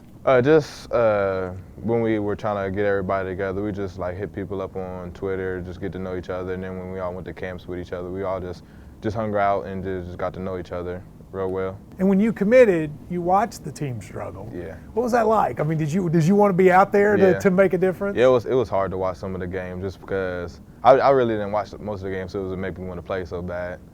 Is that right? Yeah. You just didn't want to watch. Well, I mean, I watch some of them, but usually not too much because it would make me want to play. Did you ever waver at all? No. You just knew this Never. was going to be it. Why, Yeah. was it the coaches? I mean, what is it that made you so certain? Well, because they believed in me, so why not believe in them and what they're doing with this program? So I just stuck with them the whole time. I know you're close with Drew Barker. I mean, that's going to be a guy that, along with these other quarterbacks that you're going to have throwing you the ball. What was that like going through the process with a quarterback like Drew?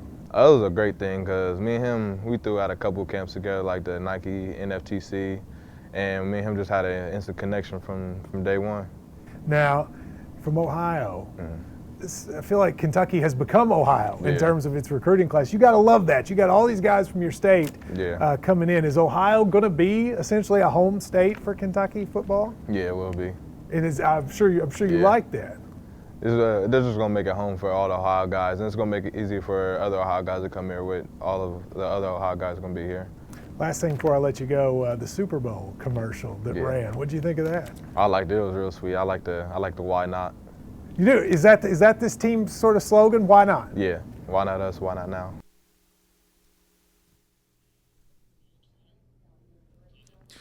Welcome back. Again, if you use it on Twitter, hashtag UK2014 class, we now have the next commitment, or next signee is in, number 23 on the day, Nico Furios. Nico Furios is a linebacker from Florida, a 4-star recruit that's ranked as the 19th best linebacker in the country. He now joins the group, the 23rd signee today for UK. I'm joined by Mike Hill. Is that right the way to say it? Horton, you know Nico. Hold that microphone up there and tell me a little bit about Nico. Oh, man, Nico is a strong, fast, beast. He's not even human. I can't even explain it. He's a very humble guy, but he gets the job done. So I believe that he's going to come in here and have some PT. And now we have another. See, this news just breaks left and right, and we're not even ready. The number 24 signee, Ryan Flanagan, a linebacker out of Missouri City, Texas. He is a junior college linebacker who is ranked as one of the best junior college players in the country. He now joins 24 signees with Ryan Flanagan joining the UK Mitch. Now, Mike Hill, I want to talk about you for a second. You're an early enrollee here. Yes, you sir. came early. Talk about why you decided to come early to UK and get started. I decided to come to UK just because of family. I believe that I can get a nice amount of playing time here. Coach Scott is, amazing coach. Coach Vince is an amazing coach, and Coach Stoops is a father figure to us all. So, it felt right to be here. I like that you call him Coach Vince. I like that. And you're a running back. Yes, I've heard you say before, you like the offensive system that Neil Brown was doing, and that's part of it. And you got a lot of young, offensive talent coming in with you. Mm-hmm. I ran the same playbook in high school, so it was an easy transition. So I like the air raid with a down run game. So I felt like it was right for me and for my family because it's close to home. So, it was a great decision. I know that you're from Ohio, so the weather's not that different. You're used to this snow and ice, but what's it like being in college? I mean, that people forget this is the biggest transition for you. You're actually going to school now. Oh, and just coming out of high school so fast and at college is ridiculous. It was a very fast-paced type of deal. But I got used to it thanks to, Cats. You got to shout out to Cats for tutoring, tutoring. They helped me out a lot. Hey, listen, I wish I had that when I was in school.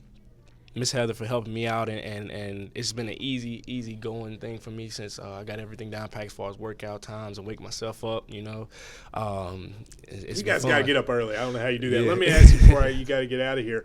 What about that football commercial during the Super Bowl? How great was that? Oh, man. It's like, birthday. Today's my birthday. So, happy birthday. So well, there you go. Hashtag UK 2014 class. Welcome, Mike Hill. But today's your birthday. Yes, sir. That was like a present, Never in my life would think I'd be on a Super Bowl commercial or just be on TV for something I love. Did you jump up when you saw it? I was happy. Did you get off the couch? And I was at Coach Vince's house, and he was like, we was like, what's this fine face mask on the screen for? And then, it came on, watched it. And we watched the actual version, not the edited version with TV standing on the boxes. Man, it's the most funniest thing. I want to see that. I don't think I've seen that. That's funny, but he gonna get mad because I said that on here. I'll have to see that. But it was very fun. It was very good. fun. Well, congratulations. Congrats on being here as well. Exciting day for UK football. Yes, sir. Mike Hill, Horton. Let's now go to the film room with Tim Couch and Coach Vince. Thanks, Matt. In the film room here with Coach Vince Merrill. And Coach, this is a guy, as a former quarterback, I'm really, really excited about. Size, speed, played a good brand of football up in Ohio. Tell us a little bit about Dorian Baker. Dorian is a guy people told us about probably midway through the recruiting process. So I went up to see him, and I got to be honest, I went and they was having spring workouts. Right. And they were out there, and there was a kid by the fence, had his shirt off, and he was just I thought he was a grown man, and I thought he was like somebody's uncle. And I asked them, hey, who was Dorian Baker? They said, that's him right there. And I was like, holy, this is the type of guy we need in the SEC. He's just a big physical kid, 6'3", about 212 right now, explosive. Right. Came to our Friday night light camp, told him to come down, and, I know Neil and all them guys were very impressed with him. Just talking to a few people, they was like, they didn't know who he was, but leaving there, they was like, that was the best guy in camp. Wow. So we very excited to have him. An impressive kid. Let's take a look at a little bit of his film. All right. You see here, Tim, like I said, you played in Cleveland. You know what football is up there. This is Warren Harding. They playing against one of the top teams in the state, Division I football. And as you see right now, he stays straight vertical, no false steps, big explosive guy, and now he gets back on top. I like to see him get more on top of the guy, but he's so fast. Yeah. And that's what you need, We need a vertical threat. Right. We were talking off camera a little bit, and you mentioned he reminds you of a Terrell Owens body type guy. You just don't see a guy that's 212, 215 pounds that can run like that. And Tim, Coach Stoops is very excited about this young man. I mean, when you see him in person, you'll see why. He's he looks ready to play right now in the SEC. And, he's going to have a great chance to come in and do that. You see here, this kid just made plays for a coach, tracking the ball well, bringing it down, big explosive guy. You can't, just a little tackle like that ain't going to bring him down. Yeah, I love how he gets the body in the perfect position. He's got the defensive back right on his back trying to come through him, but he's able to put the foot in the ground and get north and south really quick for a touchdown, where a lot of receivers, you see a smaller receiver get pushed out of bounds right there. He's able to turn that into some extra yardage and a touchdown. Yes, and you better than anybody know that. You have a big guy like that. I'm pretty sure you would have loved to play with more guys like that. Absolutely. You see here, just a big guy. Yeah. Shields, he shields his body. Little DBs just bounces off him. Just a big physical guy, man. Got a nose for the end zone and very productive, too. Averaged 23 yards per reception there his senior year of high school. So a guy that's going to get the football down the field. And that's what the Kentucky lacked last year in the offense. Not enough big, explosive chunk plays, and this guy can bring it to them. And, people, as you get the players in, like Coach Brown say, we have the system to do it. You just got to get the players in to do that. And we feel very excited about a lot of the guys we got coming in that can add to this offense. But you see he's a down-the-field threat. I don't know if they got a clip on here. I was watching the kid that's going to Ohio State. supposed to be the number one guy in the state at the corner, and he beat him on a post corner for like 70 yards. Yeah. So, I mean, this kid is a big-time player. Ball skills are phenomenal. Great routes, great run after the catch, and everything you want to see in a wide receiver, that's for sure. Yes. And you see, that little stuff ain't going to bother him. He's just a big physical guy. And the thing is about him, you can move him around. You know, you put him in the inside, you can put him outside so that you can motion him inside. You know, just a lot of things you can do with this young man. An exciting young guy, Dorian Baker. We're all excited to see him play. Let's throw it back out to Dick and Freddie. All right, thanks, Tim, and we were excited to watch that video. Freddie kept making noise like, oh, wow. Oh, you know what I mean? You really like this guy. Big Blue Nation, remember this date and time because Dorian Baker is a significant big-time player coming from Ohio, from Cleveland, Ohio to Kentucky. You know, go ahead. For the fans of the NFL game, Brandon Marshall from the Bears is his body type. I think what I've heard from his summer camp tour that he had, and one stop here in Kentucky, that he could be the most impressive athlete to come around through the summer camp here in Lexington. Wow. And to say I'm excited about Dorian Baker would be a tremendous understatement, and you and I have talked about it. 16th best player in Ohio. Here we go again, another top player in Ohio. Had 24 catches, 573 yards, 6 touchdowns, averaged almost 24 yards a catch. So, big play. Can the run after catch, the yardage after the catch is something that has been needed at UK. He brings it immediately. Despite the contact. Despite the contact. Can play slot receiver, can play a stretched out tight end, or can play the X receiver outside. So many variables that this young man brings to Neil Brown's offense. Also, again, very well coached by Jeff Rodsky out of high school, which is common coming out of Cleveland. But he also helped change the culture at his own high school, helped lead his team to its first playoff win. So he already has a feel for that kind of thing. He did, and that's one of the things that drew him to Kentucky was being a part of something that is on the rise. And you and I have talked about it. Within 14 months, this program and roster has flipped 180 degrees. Yeah. And that's just a testament to what Coach Stoops, the whole athletic program in the university has done in a very short time. Dorian Baker chose Kentucky over Indiana, Minnesota, Pittsburgh, Illinois, Vanderbilt, a bunch.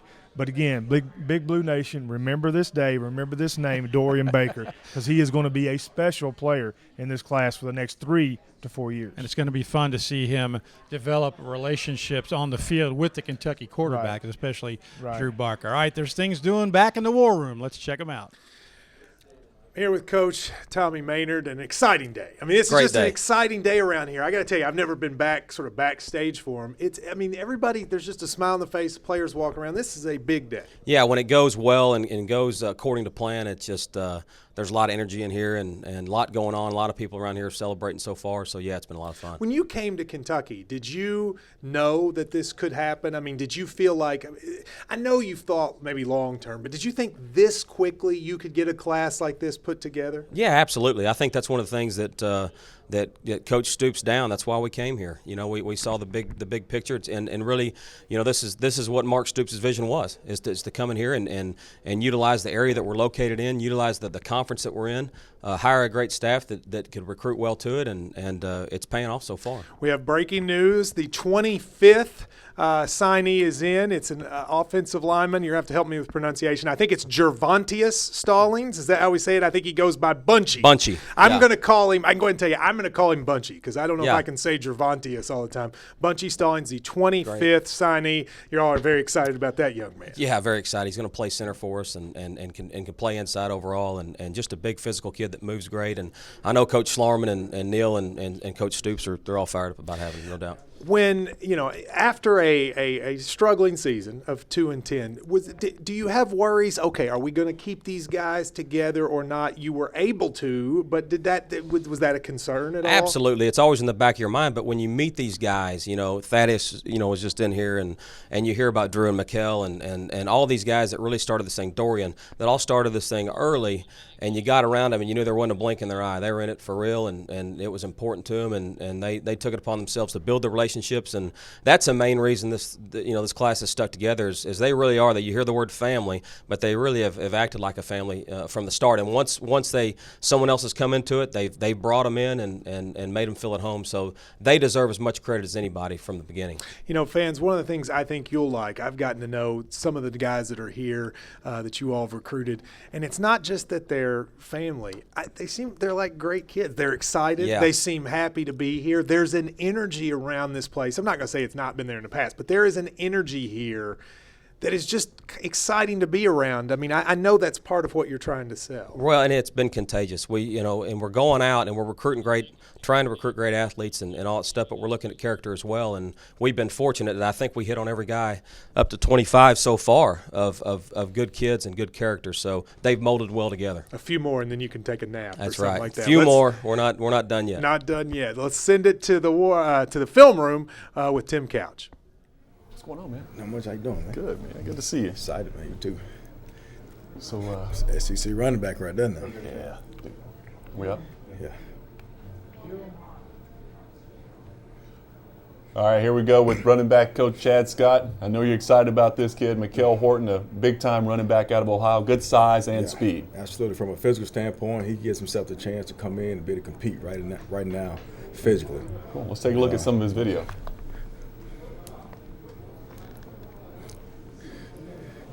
Taking a look at, here, Mikael, one thing that's going to be intriguing about him, obviously he's a big kid, he has an unbelievable tackle breaking ability, but he has deceptive feet for his size, being 225, 30 pounds. He has deceptive footwork, deceptive lateral agility, and deceptive speed. And one of the things that I think is going to be his biggest strength is what you see right here, his ability to get the ball, get downhill right now, and break tackles, get yards after contact, falling forward. Yeah, great vision out of Mikael, and an ability, like you said, to run behind his pads. You just see guys bouncing off of him. He's always falling forward, moving forward. Exactly. And I think that's one thing, we in this offense, any offense, you talk about building a championship program, you got to have a run game, effective run game. You got a kid like him, I think, he brings a lot to the table, but I think his biggest asset is going to be, like I said, his vision, his ability to stick his foot in the ground, get north and south, and fall forward, breaking tackles. And one thing that's going to be intriguing about him is, again, his deceptive speed and footwork. For his size has, above average lateral agility. Right. Something that you wouldn't expect to have from a kid that's 225 pounds. Yeah, the size just jumps off the screen at you, and the ability to stick his foot in the ground and get north and south as well. Exactly. As you see right here, his ability, to stick his foot in the ground without losing speed, which is a huge asset for a kid coming out of high school. A kid that's not chopping his feet, has the ability to run lateral and stick his foot in the ground right now and get north and south. And of course, that's where his strength's going to be. And seeing the ability right here to stiff arm this defender and make the big play. And that's one thing you saw with Mikael in high school, not just watching his highlights, but even watching his game film. He didn't just make some plays. He made all the plays he should have made. Right. And we're going to expect him to do that same thing when he gets here. And I was impressed. It's not really showing up on this highlight clip, but he can catch the football out of the backfield as well. And, obviously that's going to have to be something he's going to have to bring to the table in this offense because, Neil does have the running game aspect of it, but he's going to have to be able to catch the ball out of the backfield, maybe line up in a slot or anything like that. But this kid can do all those things. Exactly. And having the deceptive athleticism and speed and footwork is going to give him that ability. And that's what's going to be some things that's going to surprise a lot of people. He's going to flex out wide. Right. He's going to catch the ball out of the backfield, and he's going to do something something strange a little bit in open space, like wiggle a guy, make a guy miss. But again, like I said, his biggest asset's going to be getting downhill. But he does have the athleticism. You can see right here, he's flexed out in the slot. He's doing something that you see one of the smaller guys doing. He's running the bubble screen right here in the flats. Does a good job catch the ball and getting run after catch. And one thing that's impressive about Mikael, you see how close he is to the sideline right here. You see a lot of young players, particularly running backs right now in this situation, they want to run out of bounds to avoid the hit. He's bleeding yardage right here. He's getting everything he can out of this, and his ultimate results in a touchdown right here. And that's huge right here. A lot of times you see a lot of young guys, they give up on this play, step out of bounds. Right. They're trying to keep away from getting hit. But he's ready to absorb that contact, does a great job here lowering his shoulder, and because he's a big guy, them guys don't want no parts of him either now. That's a luxury, man, to have a guy that size you can get the football to out in space, and he has the ability to create a little bit. But I know you're excited about Mikael Horton. Let's throw it out to Dick and Freddie. All right, thanks very much. And whoever's playing quarterback for the Wildcats in the future will love handing the ball to Mikael Horton and just watch him go. Again, Kentucky recruited the need here with a big running back. It's been a long time since Kentucky's had a running back over 6'1". 225 pounds. R2's Pinner, maybe? Could be, possibly. Yeah. The number 3 prospect in Ohio. Wow. Which, again, we're going north and taking their best players. Yeah. Outstanding job by the staff. The 12th ranked running back in the country, 178 rushes, 1,200 yards, 6.8 yards per carry, 13 touchdowns. But to fit Neil Brown's system, he was also the team's leading receiver. So that's another plus with 19 catches. So you have to playing for Coach Brown, you have to be able to catch the ball coming out of the backfield and also run downhill. Deceptive speed for a taller running back. Sometimes speed is deceptive, such as Sean Alexander, for example. But he has very good speed, good vision. I like the way this young man cuts after the ball, has a second gear to take it up on long runs. Was a high school teammate of Kyle Meadows. Again, very well coached. Larry Cox out of Ohio does a tremendous job with these young men. Played multiple sports. I like that. Was a wrestler. You did. I did. Was a wrestler and a track athlete. I didn't wrestle or play track, but we didn't have track or wrestling, so I couldn't play. But you them. would have. But I would have. That's right. Chose Kentucky over Florida State, Louisville, Michigan State, and Vanderbilt.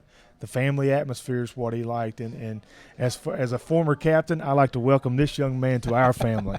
JoJo Kemp came in and showed he's an SEC running back. Right. I like the way Horton kind of complements his style with a different style. Right. This will give Kentucky a true thunder and lightning approach to the running game.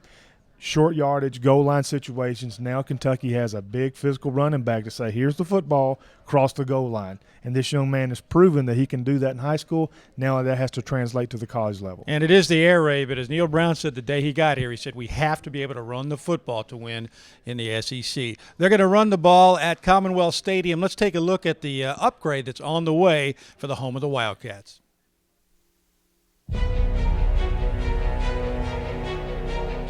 For over 40 years, Commonwealth Stadium has served as the home for Kentucky football. All the way for Ramsey. It's been the backdrop for memories shared by generations of the Big Blue Nation.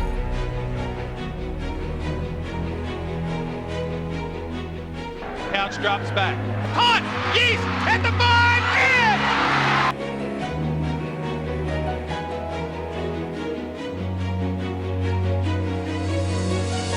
Still the newest stadium in the league, the 2015 season will see upgrades across all areas of the facility. Touchdown, Kentucky! A striking new press box on the south side of the stadium with space for media and new sideline suites. With a new larger footprint, the stadium will showcase new wider concourses, concessions and restrooms for every fan walking through Commonwealth's gates.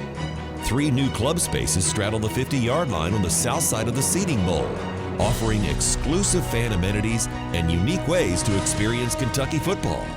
And the centerpiece for Coach Mark Stoops and the Wildcats on game day, the East End Zone will be the home of new team facilities, including the locker room, new team entrance and recruiting room, surrounded by student seating and the Wildcat marching band. Commonwealth Stadium has and will continue to reflect what this university is about and what this state is about. From new design elements throughout the facility to actual materials, this is our new Kentucky home. Kentucky is a great place, and we deserve a great football team as much as anyone else out there, and it starts with facilities. And that's what gets the players in here, and that's what gets the recruits excited. And the fan base, the fans love it too. To have a special stadium you can come to, and it's rocking every Saturday, and it's a tough environment, a home field advantage for you. So as players, we think it's a pretty special thing when we see the advances going on with the renovations and things. We know the program is moving in the right direction. I think it'll have a big impact. Like I said, just having those things to allow you to have more success, to give you that opportunity. Whenever you open up to have more facilities and more renovations for the program, it makes it a little bit more easier to get some of the guys that you want to come to the program.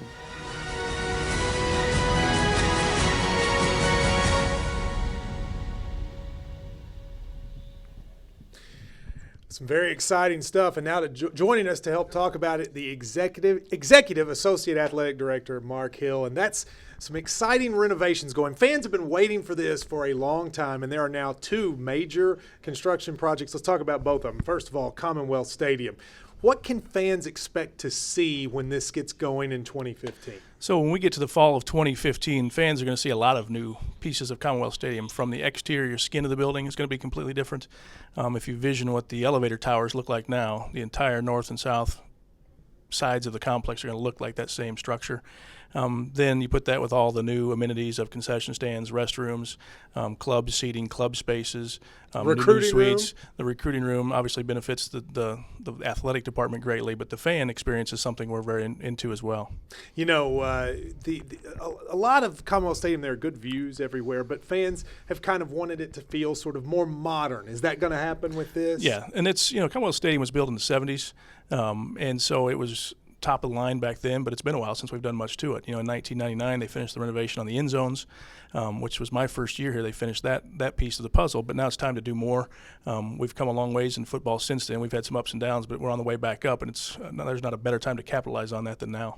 Now, talk to me about the newest project, which is the new practice facility. We're in the current office structure, but you're going to have a new practice facility, private money funding. Talk to me a little bit about that. Yeah, so the excitement of the football program in the last 15 months has given us the opportunity, and some donors have come forward to really help us with a new football structure, new football facility. The one that we're in today is 25 plus years old. It's a great facility. It's got all the functional spaces we need, but it also is not as modern as we need it from a technology standpoint.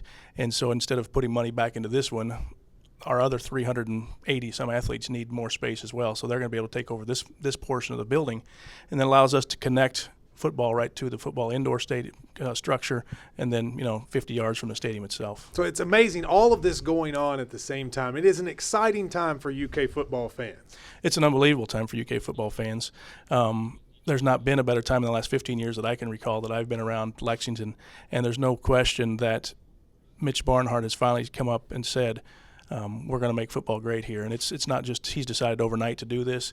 It's been because we've had the support of Dr. Capilouto, the Board of Trustees, and all those folks have come on and said it's time to get this done. Now today, if you want to buy season tickets for UK football or renew, it is now open today, if I'm correct. UKFootballTix.com, Tix.com. That's UKFootballTix.com. Mark, thank you very much. Let's go to the film room with Tim Couch, and who's with him? DJ Elliott. Back in the film room with the defensive coordinator, DJ Elliott. And DJ, you guys have added at each level in your defense a JUCO guy already, and cornerback A.J. Stamps and defensive lineman C.J. Johnson. Now you get another JUCO guy in linebacker Ryan Flanagan. Yeah, we're excited about Ryan. He's athletic. He can change directions. He's physical. He's a guy that's played safety and linebacker, which is something you like about linebacker. Yeah. It's a guy that can be able to cover and get off blocks and make plays in the run game. Great. Let's take a look and see what Ryan can do. So here he is blitzing right here, and you can see him roll into that blitz and have great anticipation and time and hit that thing perfectly, beat the block, and get the sack. Same thing here. He's off the edge. He's too quick for this offensive tackle, as you can see there. And again, that comes with timing. One thing about blitzing as a linebacker is timing up the snap. Right. Now he's playing safety, so you can see his coverage ability here. Breaking on the ball, okay, catching the ball at the high point. Okay, great ball skills. Well, that's impressive. Can you take that back for a second? You don't see many linebackers that's able to get back and that feels comfortable dropping back into space. And like you said, this guy has a safety background, so he's able not only to read and diagnose the routes at the top of the screen to the trip side, but he's able to flip his hips around, get his eyes on the football and high point, and that's just something you don't see out of many linebackers. That's right. That shows you his athletic ability, and also it shows you that he has vision. Right. One thing I like about safeties moving the linebacker is they're used to seeing the whole field. So then when they come down, they have vision to do that. You can see him again here, breaking on the throw, okay? Right, you baited the quarterback. That's right. That one too. That was Timed just it up. yeah. And as you know, Tim, that was just a simple curl flat scheme, okay? He thought he was going to be in halves, okay? They went into quarters, and he was able to break on that, make a play on it, intercept it, and take it to the house. Can you take that back for a second, Coach? You talked earlier in the first couple clips about his timing on his blitzes, coming off the edge and hitting that thing on the run. This is another example of timing in the passing game. Watch him stutter his feet and allow the route to develop so the quarterback doesn't see him coming into that throwing lane. This kid has tremendous timing, not only in the blitz game, but in pass coverage as well. That's exactly right. He's got instincts, and that goes a long ways. Like I've talked about earlier at linebacker, you've got to have instincts to be a great linebacker. Well, he can run sideline to sideline as well. Yeah, and he's a sure tackler. It's a position that we needed to get great players in, and I feel confident with Ryan. It looks like he's going to be a great player. I know we're all excited about him. We'll throw it back out to Dick and Freddie. All right, Tim, thanks very much. And as you know, I worked a couple of years down in Texas. I saw some of that great junior college talent. This kid is real, and you're going to be interested to hear what my partner here has to say about the quality of athlete this young man is. I've watched film on several players. All of them? A bunch. Every year I do. Yeah. This is the most impressive film I've seen this year. Wow. This is the most athletic player that I've seen sign with Kentucky in quite a while. You're looking at 6'2", 6'3", 230. As Coach Elliott said, played corner, safety, all three linebacker positions, defensive end, special teams, unheard of. Also played defensive back. I mean, every position in the defensive backfield. I can't say enough about this guy. Again, the best film I've seen. Big Blue Nation, when you watch Ryan Flanagan on film, and you just seen some there, think Danny Trevathan. Wow. That is the comparison that I see with the guy who just played in the Super Bowl. The guy just played in the Super Bowl. About the same size, can run, very physical when he gets to the point of attack, very well coached by Ronnie Feldman at Blinn Junior College, yes, which also produced Cam Newton. Now you're catching on. You're doing good with this recruiting stuff now. Out of high school, he was one of the top 11 players in the state of Texas. Yeah. So that says enough. First team All-State coming out of high school. Chose Kentucky over Oregon and Texas A&M, who had a strong push for him at late, stayed loyal to UK, and again, the most impressive film I've seen yet in 2013-14. You know, and having been down there, and you all have seen Friday Night Lights and maybe read the book, and you know about Texas high school football, there are so many quality programs. It's a huge state. And when you were that highly rated in the state of Texas, and you say no thank you to a lot of other programs and come to Kentucky, that's huge. Especially an in-state school like Texas A&M. Yes. So Oregon, out West Coast, Northwest Coast, saying no to Texas A&M, staying loyal to UK is a testament to his character. I said Oregon and Texas A&M, but you could have added Arizona State, Cincinnati. Was originally committed to Texas Tech out of high school. But again, the most impressive film, one of the most athletic players I've seen transitioning not only from high school or junior college to Division I football. Immediate impact. I was about to say, as a junior college player, it's not too much to expect him. You almost need him to come in right away. Right. This is an immediate impact player that is a significant upgrade at the outside linebacker position.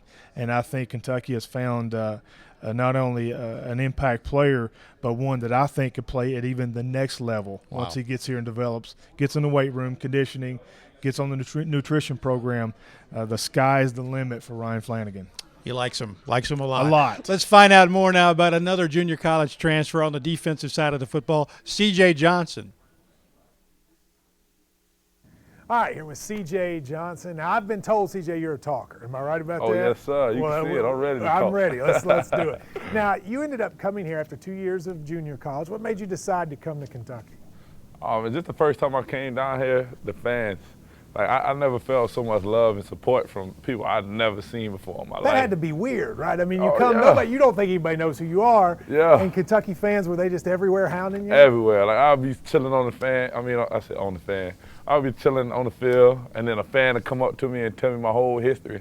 I'm like, man, that's amazing. That's crazy. Now, you grew up in Columbia, South Carolina. Yeah. Kentucky plays South Carolina every year. Did you think anything about Kentucky football growing up? Honestly, I never knew who Kentucky was. All I knew was Kentucky always played South Carolina. Yeah. But I just remember they blue uniforms. That's the only thing I remember. A lot of fans have seen what this coaching staff has done recruiting, what they're going to do today, and they say, how does this happen? So tell the fans, what is it this staff does that makes somebody like you want to come here? They just honest. I can say from the time that I first met, I think Coach Elliott was the first one I met in the weight room.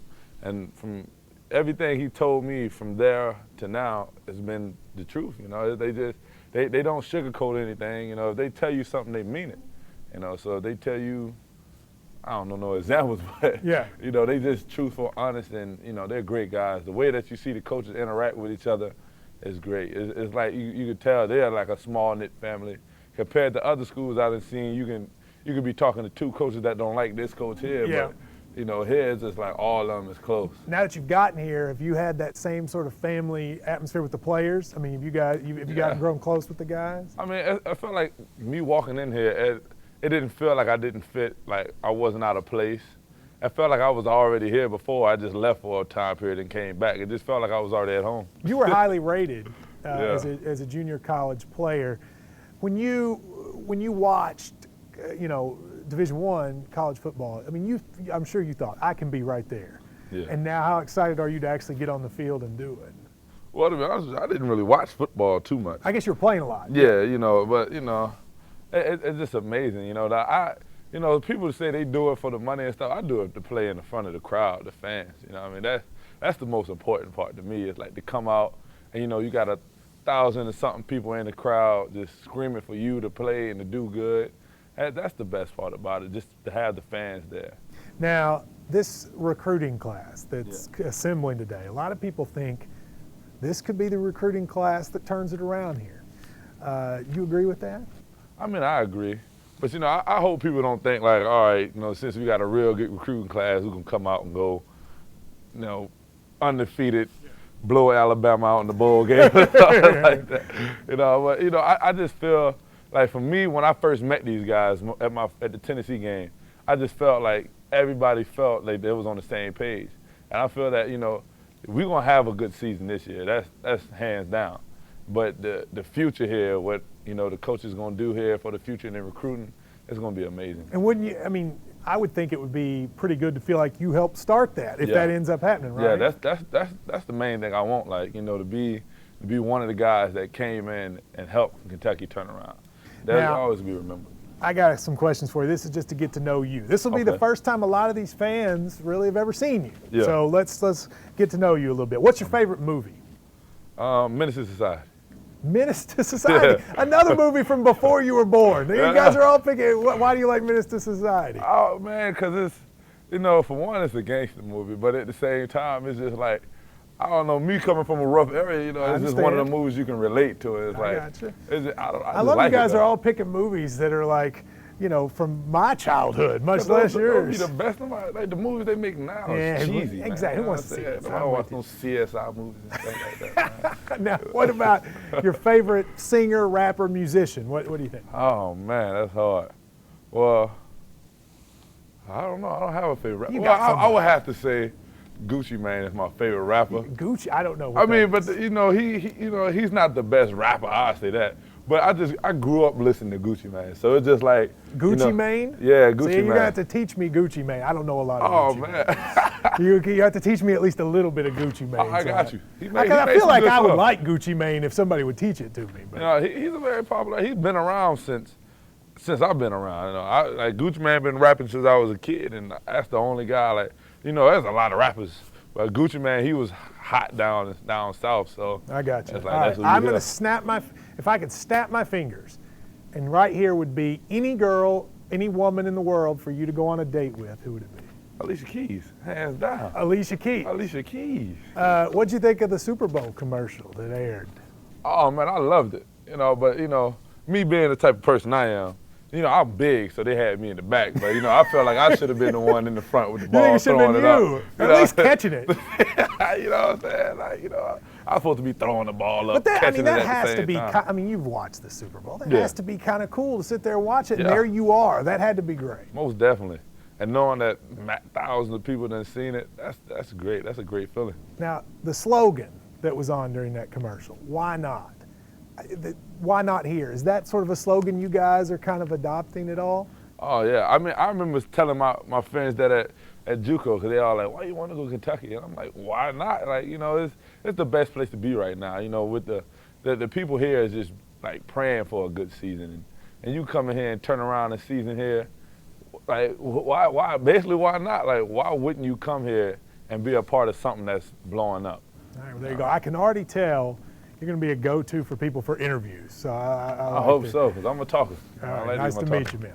All right, thank you. Welcome back here. We're now joined by Coach Ansley, and this is an exciting day for you all. We had 25 signees as of now, a couple more expected to come.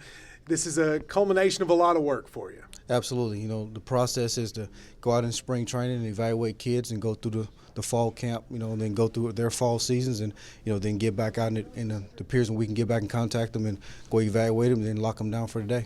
You focused on the secondary, and the secondary was a position that, people knew needed some new guys in. Talk to us a little bit about some of the guys that came in today from the secondary and how they can help.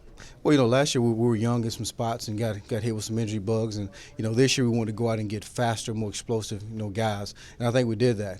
Talking about A.J. Stamps, the junior college player that we got, who adds some versatility to the corner position, and also adds some size and ball skills, that we were, maybe lacking a little bit last year. Jared Tucker is a guy that's very explosive as far as speed. He's got great recovery speed. He's a guy that's always around the ball. Been playing 3-year starter at his high school, so he's very mature. As far as coming in ready to go. Kendall Randolph, a guy that we've known for a while. Different jobs we've been at, and he's a guy that we've big get for you all. Big get, and he's a guy that could have went anywhere in the country and had a lot of offers, and he decided to come here. And we're definitely glad to get him. You got him, and you went up against some big schools to get him, and that's part of that philosophy we've heard, the why not philosophy. You can go out, you guys believe you can go out and get players against any school in the country. Am Absolutely. I right about that? We have a great brand to sell here, and we got great resources, and we got great tradition, and we go out and sell those to the kids, and they buy it, and it all comes down to relationships. If you get in there and really saw wood on these kids and show them that you really want them, I think that plays a big factor in the long run. All right, well, Coach Ansley's here. He's going to be back with us in a little bit. Let me tell you again, hashtag UK 2014 class. They're having a contest to see who will get the most welcome mentions. Right now, Stanley Boom Williams has the most welcome mentions, but hashtag UK 2014 class and welcome a player. And whoever has the most right now, Stanley Williams, C.J. Johnson, and Denzel Ware are the top 3. Now, I'm about to sign off of this. I got to go yap on the radio, but Tom Leach is going to come replace me here. But before we do that, I thank you all very much for watching me and watching this show. It's been an amazing production. What you guys are doing here is unbelievable. Let's send it now, I guess, to the film room. Is that correct, with Tim Couch?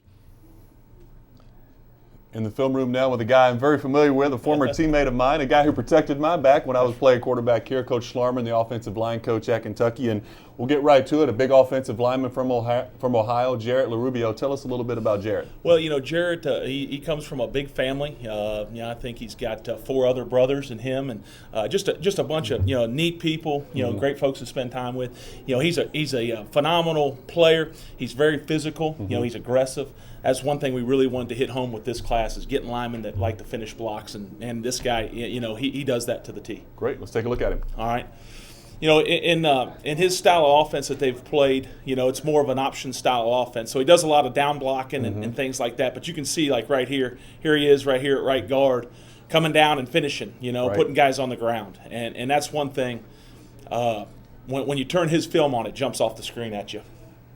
It looks like a kid that plays with pretty good leverage, getting his hat in the right position, feet moving right, hands getting in the right position. He does. He wrestled early on, as a young, I think, a freshman, and then he's done some boxing in his time. So he's got really good feet. He understands leverage. And then the one thing you just can't coach in a lineman usually is this, and that's the ability to just keep driving until the whistle blows. And that's something that I see in him. And he doesn't stop his feet on contact. Yeah. When you're making blocks and finishing guys. Press 15 yards down the field. That's right.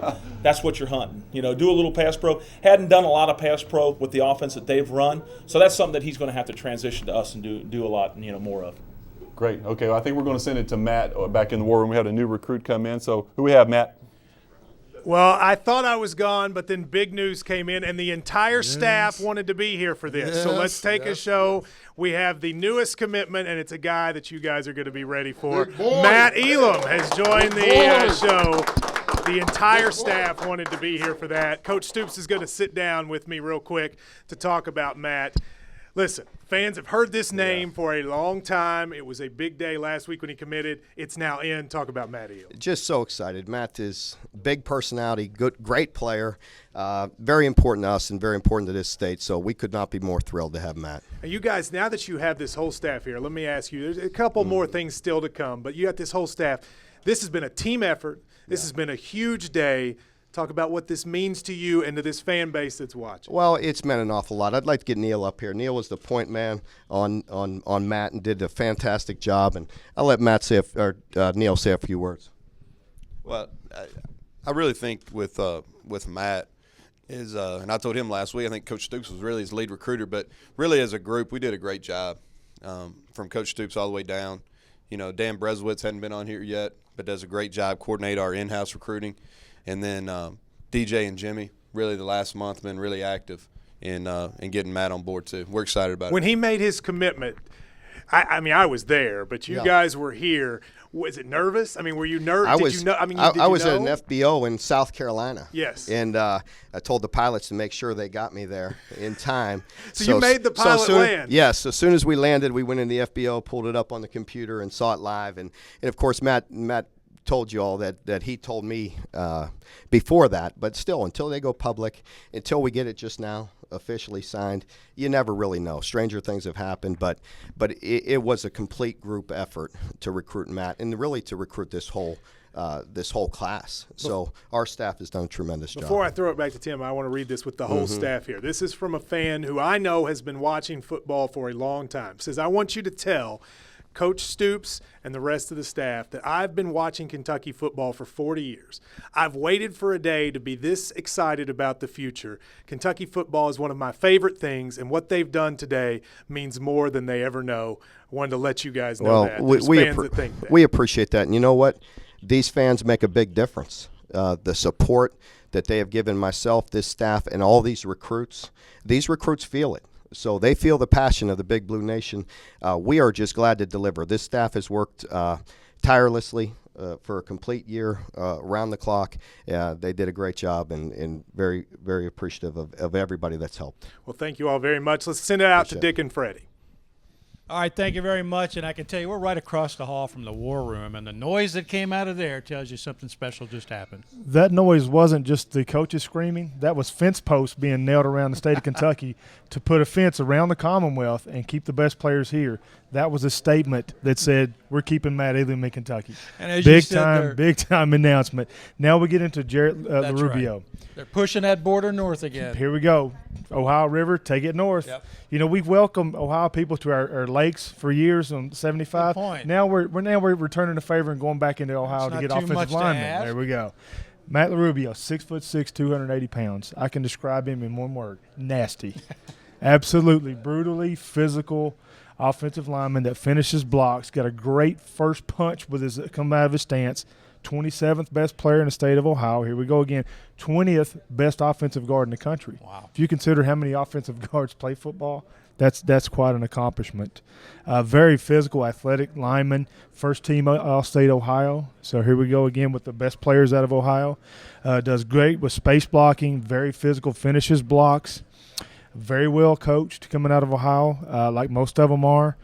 Chose UK over North Carolina State, Pittsburgh, Wisconsin, which is common, which is big. You get a lineman over Wisconsin. Nebraska, North Carolina, Washington, Louisville, Maryland, Georgia Tech, Arizona State, you name it. This is a big part in building a big, strong, tough, physical offensive line, and you start from the inside out. And here we have a guard on the board that can be a contributor early and has what is needed, is very physical and tough.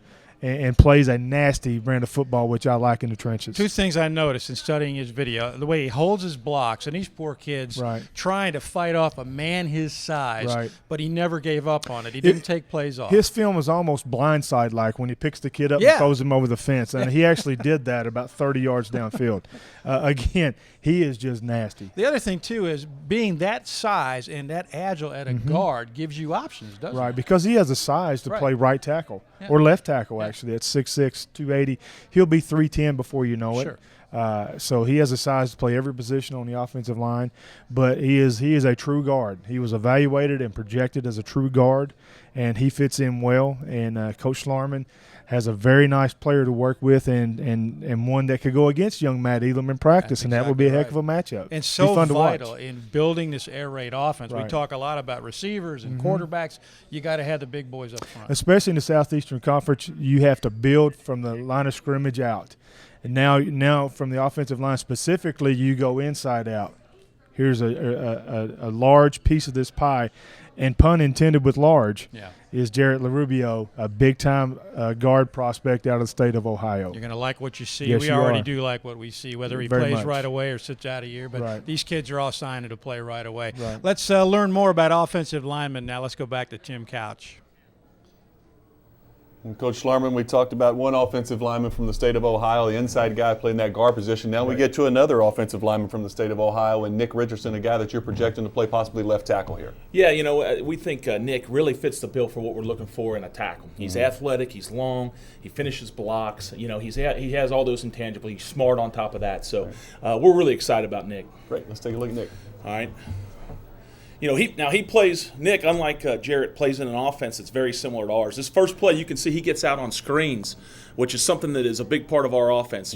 Comes under control, locks on a guy that's a much smaller body than him, and stays with him. You can see him passing guys up 20, 30 yards downfield, That's a great point. Take that back for a second, Coach. And as you mentioned, getting out on the screen, such a big part of this Kentucky offense. And a lot of times you see these big offensive linemen out in space, and these safeties and defensive backs are able to make those guys miss and slide around and make a play. He comes under control, like you said. He doesn't. It's not a devastating block, but he gets his hands on him and allows the receiver to go for a huge play. Just an athletic guy. His mom, Connie, is a head women's basketball coach at Otterbein College. And I mean, he comes from a family of athletes. His dad, Cleet, played ball in college. I mean, just a great family, but you can see his athleticism. But here, stretch, blocking the outside zone's a big part of what we do. You can see him here reach this defensive end, get on him, stick to him, and then you see the foot drive there is what I really like, is how he takes it another notch once he maintains contact and finishes, Right, finishing. He's got that nasty disposition. I think this is a pass pro here, so, obviously, which is something we're going to do a lot of. He gets his head back. Little things that you see in a high school guy that, a lot of times you don't really see when you're recruiting guys. Right. Very good technician.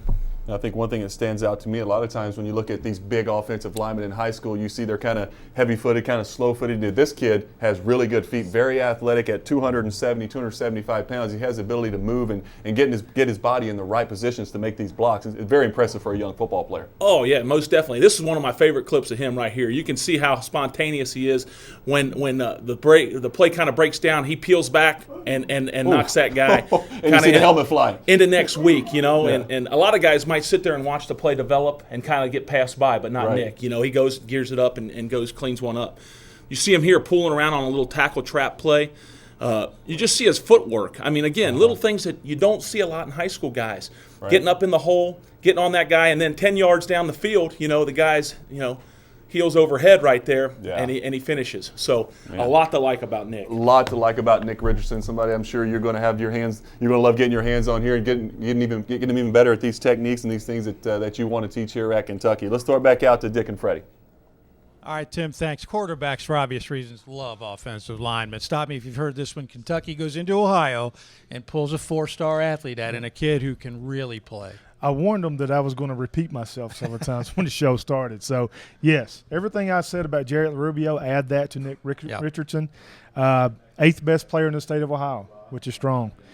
In the Rivals top 250, 247, and ESPN had him ranked highly, played in the Offense-Defense All-American Bowl. When I say physical, I think that play just demonstrated that. When you heard the boom up and downstairs here at the Nutter Center, that was the headgear of the kid coming off. So that's typical for him. Excellent footwork. If you saw what Coach Schlarman was referring to, is he dropped back a step, pulled square shoulders, went upfield, got to the second level, which is very hard for a young lineman to do. And he demonstrated that a couple times in this film. For football junkies out there like myself, look this kid up and watch every piece of film you can, and you will be very excited. As excited as I was for Ryan Flanagan, LaRubio, and Dorian Baker, I am as excited as Nick Richardson. This kid is going to be special. He's nasty. He's physical, well coached by John Magistro out of Westerville, Ohio. You heard John Schlarman talk about this young man's mom. That goes back to relationships. You've heard every recruit talk about the honesty with his staff and the relationships they build, and that's genuine. It is genuine, and I get a little excited. You see, the more excited I get, the closer I get. I'm going to put this thing on for the other day. So get ready for film. I'm going to have the chrome helmet on if it fits. Richardson picked Kentucky over Cincinnati, Illinois, Michigan State. Ole Miss, Vanderbilt, and West Virginia.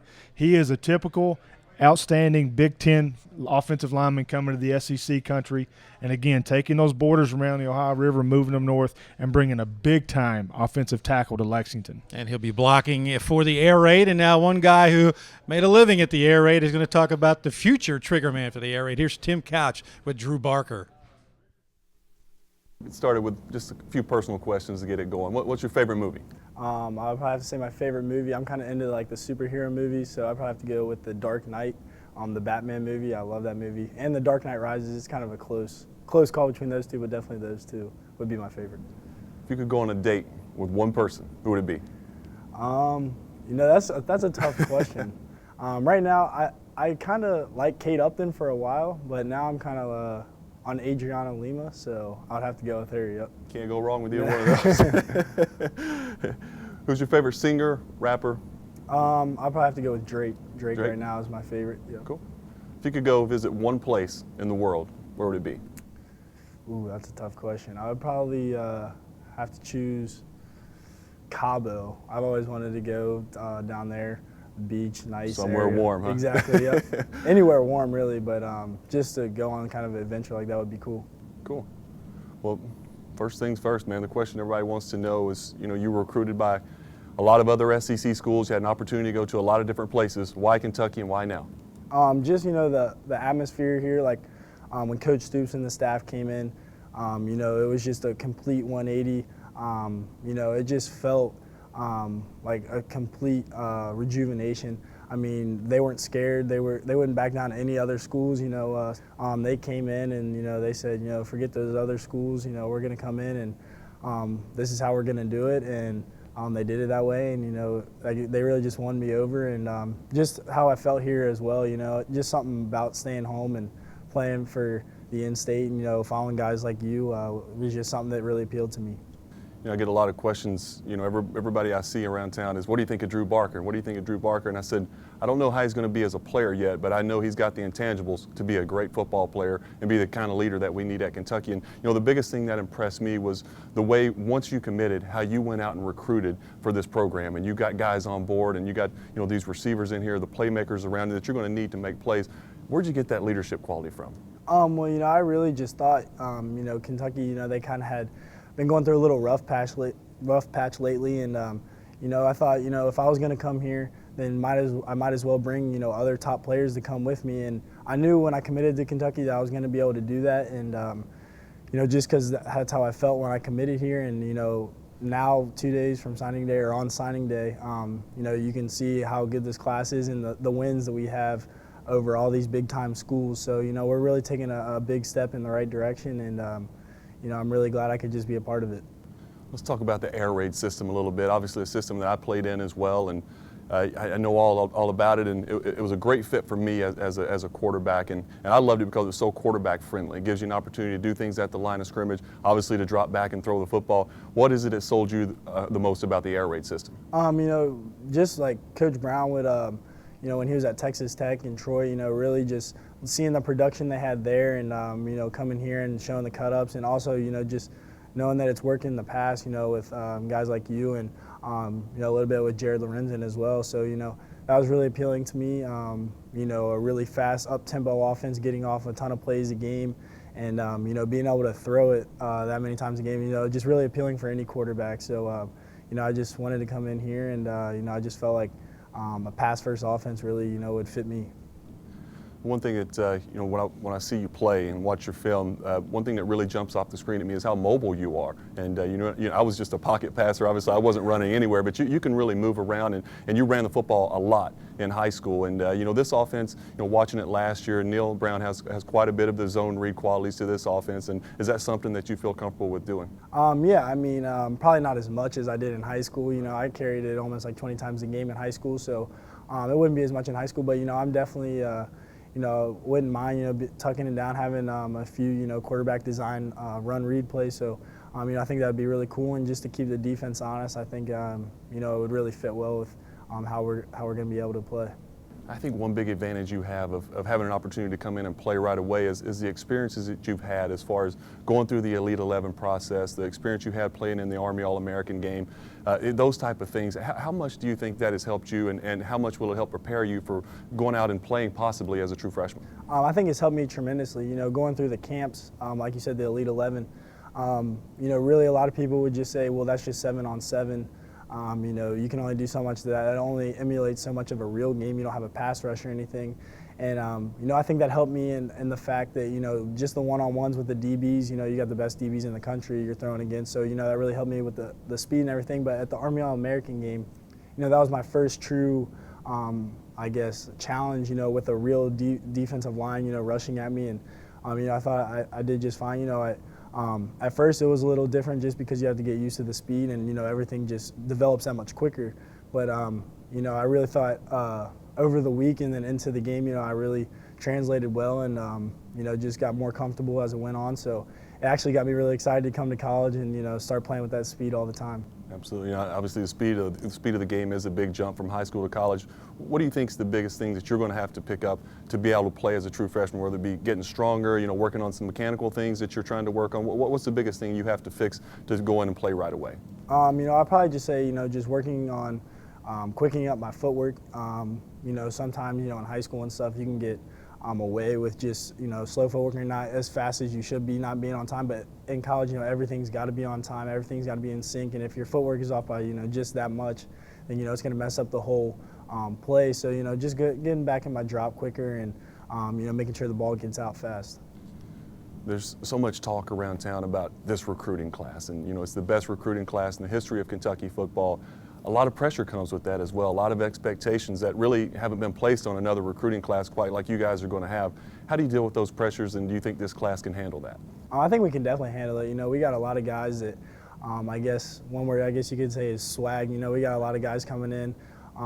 They kind of just have that mentality that they're not going to back down. We don't care if we're playing Alabama, LSU, South Carolina. Like, we're going to go in there and look at it as, this is just another opponent. We got to beat them. So we're not going to have that back down mentality. We're just going to face them straight up. And I think that's one part that our class is going to bring to, to the team. It's just going to lift everybody up more. And, I can already see it right now, but I can't wait till everybody gets in here and, we all gel as a team.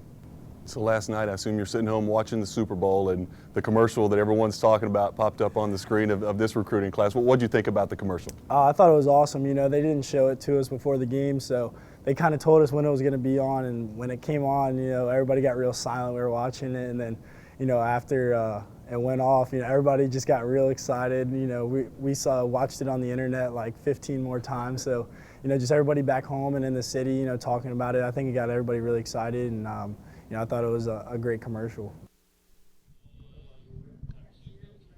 Welcome back to part of the war room here at the UK football offices, joined now by UK Athletics Director Mitch Barnhart. I told Mark earlier, I said, in the South in particular, in SEC country, National Signing Day is like a national holiday. Kentucky is fully participating. We are fully participating. It started last night. I was getting texts from friends last night saying good luck on signing day, and you don't realize the impact that it has on your fan base and the impact it has on your program. And to have a day like we're having with the effort that these coaches have put forward is really special. It's incredible what they've done in a short amount of time. What's your take on how they're doing it, the message that they're selling, why it's resonating? Well, I think a couple things. One, I think there's two or three things. One, obviously the ability to play in our league against really great competition is very, very important. I think that the opportunity to come in and have playing time in a system that is absolutely a player system. And by that I mean an aggressive attacking defense that Mark and DJ are working with, and having Neal's offense. Once they get the pieces of the puzzle exactly they want, it has a chance to be electric. And I think those two pieces combined with our league, really, really important. And the thing that's happened and I'd say from a university perspective, we've been very fortunate that the president, our president, Dr. Capilouto, and the board of trustees have allowed us to renovate our stadium and add a football training facility, and that's given us great momentum. But I will tell you, all those things are good, but if you don't have coaches that are out there working the recruiting trail and really working hard, making connections with kids, being personable, and selling your program, it doesn't. All that can be done, and it doesn't work. And these guys have done a fabulous job of that. I think it's been really interesting to watch with this class and it started kind of with Drew Barker, the guy we just heard from, making his commitment early. Mm-hmm. But there's been a momentum that Kentucky has continually kind of re-energized through this process, and it's almost a year now of this momentum that the staff and the program has been riding. Well, I was talking to Dan Brezowitz, our director of recruiting, and Dan was saying that it really started last year on Junior Day. Right after signing day last year, we had a junior day, and they all came and they participated, and we came and they were part of that. And it was amazing how many of those kids committed after that. And that class was really, the class started, and with social media being what it is, they work it themselves. And they all, hey, you come be a part of this with me. Let's all do this together. And if you think back, when we first started getting it going good, with Coach Brooks, it was a Wesley Woodyard who did that kind of a thing. He got on the phone and said, "Hey, I need you to come be a part of this with me," and I give Drew Barker a lot of credit for just sort of galvanizing a class and saying, "Let's go do this," and it's possible, and the why not. And so you've got to have the energy from both sides. And the kids have brought energy. The coaching staff's brought amazing energy. And then you couple it with the things that you put around your program, and it gives you a chance. And clearly, and Mark, I was just talking to Mark, he said what's really been amazing is how committed and steadfast this group has been.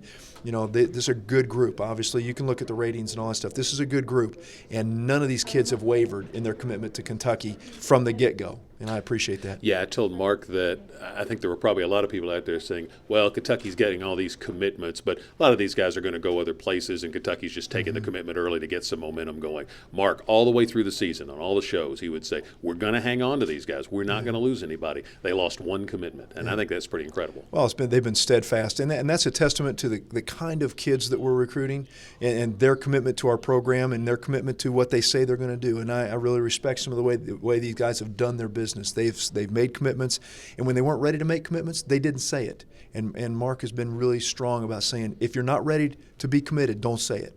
When you're in, you're in. And they've done that. They've been in it, and they're really quality athletes, some really good students. I'm really proud of the class they've put together, and I'm really thankful for the effort that this group has put out there for us. You referenced the class with Wesley and Jacob and Keenan and all those guys, and there was a special quality about them that came through pretty quickly. You get to know a lot of these kids as they come through on their visits. Do you sense that same kind of quality? Yeah, you really do.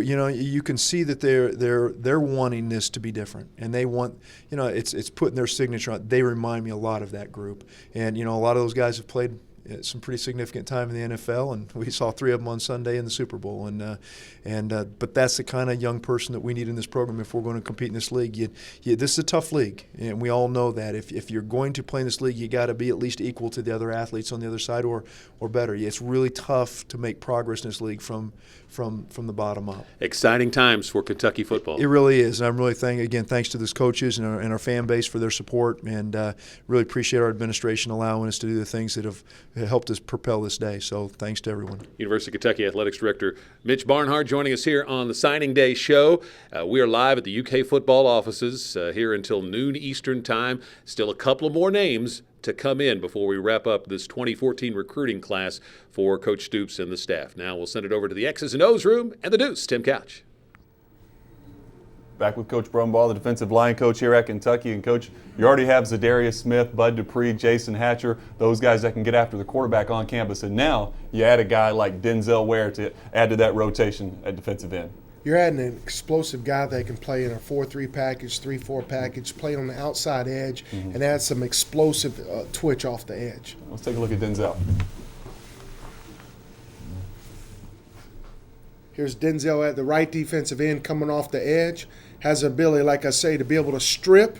As a defensive lineman, you want to be able to secure the tackle and also strip the ball. So he does a good job of coming over the top with a tomahawk trying to get that ball out. You can just see the effort that he plays with right off the bat. He's relentless in pursuing the quarterback. Relentless, and you want that. You want relentless defensive linemen that have a knack to be able to do those kinds of things. Here he is again at the right defensive end, coming off the edge here, able to bend the corner right there, and then explodes. He has burst right there towards the quarterback. That enables a guy. If you time a defensive lineman, the fastest time that when they're on the field is when they turn that edge and they see that quarterback's in sight, he's going to burst towards that quarterback. Yeah. So he's bursting right here towards the quarterback. And he's physical when he hits him. Right. You watch him right here with his lateral pursuit. He gets flat down the line of scrimmage, and then he's able to open his hips and run. You know, and like I said, add some speed and some twitch off that edge. I assume this is a guy, Coach, that you can play a lot like you play Budge. You can play him as a stand-up outside linebacker in some situations. I know you guys were a lot more multiple last year, switching from 3-4 to 4-3, or you can put him down at defensive end. He's versatile enough to do both. Really versatile. You know, we're able to make a call and stem the front over, and he can be a 4-3 defensive end playing a 6 technique, and then all of a sudden he can be on the outside edge, dropping in coverage or coming off the edge. Great. Take a look. One more play here from Denzel. Here he is again on the left side coming off the edge, you know, and his COD and being able to close towards, you know, the tackle and being physical. That's what we really like about the guy. Here he is again coming off the edge and bending. Now you can see his burst. Right. You know, he has a knack of getting that ball out, you know, as a high school guy. I like that play. That's an effort play there. They try to bring the back over to get a chip on him. He's able to go around that, pursue the quarterback from the backside, and get the football out at the end of the play. That's just one of those effort plays that you like to see out of your defensive end for sure. Yes, sir. We're excited to have him and glad that he's here with Bud and Zedarius. Absolutely. He's going to be a great addition to this defensive line. We'll send it back out to Dick and Freddie. Thanks very much. And we hear a lot about through the years, you know, they get kids out of Florida. Well, Florida can't get them all. Florida State can't get them all. They are beating these schools now for these quality athletes. I'm going to start with where I'm going to go directly to the offer sheet. Who Kentucky won this recruiting battle over. And these are not all of them. Alabama, Clemson, Florida, Florida State, Georgia, Georgia Tech, Ohio State, Ole Miss, Texas, USC. Come to Kentucky. And he chose Kentucky. Why not? I've been saying it for years. Why the heck not? Come to Kentucky. And this young man lived up to that. Number 26 defensive end in the country. As coach and Tim were talking, very athletic, can run, got a second burst, great dip move coming around the defensive end. I know Coach Brumbaugh got a little technical and I didn't understand it, but very, very technically sound football player. Played in the National All-Star game. ESPN has him ranked 113th of their top 300, which is impressive. This is a big-time player coming out of Florida. First team All-State 7A in Florida. So he was one of the top players in that state. He comes in with a tremendous resume. He's known for his athletic ability and the knack to finish as far as getting to the quarterback, and is very physical at the point of contact. This is a tremendous pickup for Kentucky at that weak side defensive end position. And a frame that can handle more weight. A frame that can put on 30 pounds and not lose a step. Exactly. And I think the key to his development is his athleticism and his speed and his lateral movement. Extremely shifty to be that big. To be 6'2", 6'3", one thing I noticed on film is he has very long arms to be 6'2", 6'3". So that is something that defensive ends need to break engagement from the offensive tackles, get around, swim, move, get to the quarterback. And that's what his job will be here at Kentucky. I was teasing Jimmy Brumbaugh with all these signees. I said, you suddenly got a lot smarter as a coach. He said, yes, I did. Now let's go back to the war room with Tom Leach. Tom? Thanks, Gabe. Joined now by Kentucky's offensive coordinator, Neil Brown, and got a lot more to work with in 2014. A lot more bodies, a lot of talent coming in. Yeah, we're really excited about this class. I know a lot of people sit in this chair and talked about that, but yeah, it gives us more depth. You know, we were thin last year. Played a lot of young guys. You know, they're going to have a year of experience under their belt, and then we'll add these guys to it also. Going into spring with these guys that are already here. What will you be looking for to see, okay, this guy can help us, no, this guy needs a year? Well, I'm really excited with this. We got I guess, was it 5 guys I think on campus now for offense, and that's a huge benefit for us, especially with having Drew here in the spring to be able to go through spring practice. That's a huge benefit. I'm really excited about the guys coming back. You know, the JoJo Kemps, the Jeff Badetts, the Ramsey Myers, Nick Haynes, those guys that redshirted, Ryan Timmons, those guys, I'm really excited to see how much growth there is from year 1 to year 2, because I really think that's where you see the most improvement throughout their college career. Yeah, the thing folks need to remember about this class, too, Ryan's a good example. He's a guy that was a multi-sport athlete, so it wasn't like he was spending all his offseason in the weight room like he does when he becomes a college football player only. And so they don't get as developed, and it's great to play a variety of sports helps out a guy. But then when you get them here and they focus strictly on football and get the whole benefit of a year-round program, they're going to really, a guy like Ryan's going to make a big move in his second year. Some of these guys, it may take them a year before you see the best of what they can do. Sure, I think we have several guys that are going to be able to contribute right away. Okay, especially at the skill positions, it's always easier to play at the skill positions. And we have a couple linemen like Josh Crock from a physical standpoint, a Bunchy Stallings. You know, those guys are big enough where they have a chance to come in and compete right away.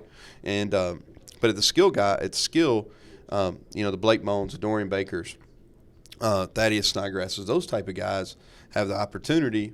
Garrett Johnson's another one, have an opportunity to come in and contribute. One, because we don't have as many numbers at that position. Two, because it's an easier transition. But again, I think if you look at Jeff Badette and Ryan Timmons, and what you said are great examples. Jeff Badette, a guy that was a track kid. Okay, Ryan Timmons was a 3-sport kid, track, basketball, and football. This is really the first time they've really gone through a serious off-season program.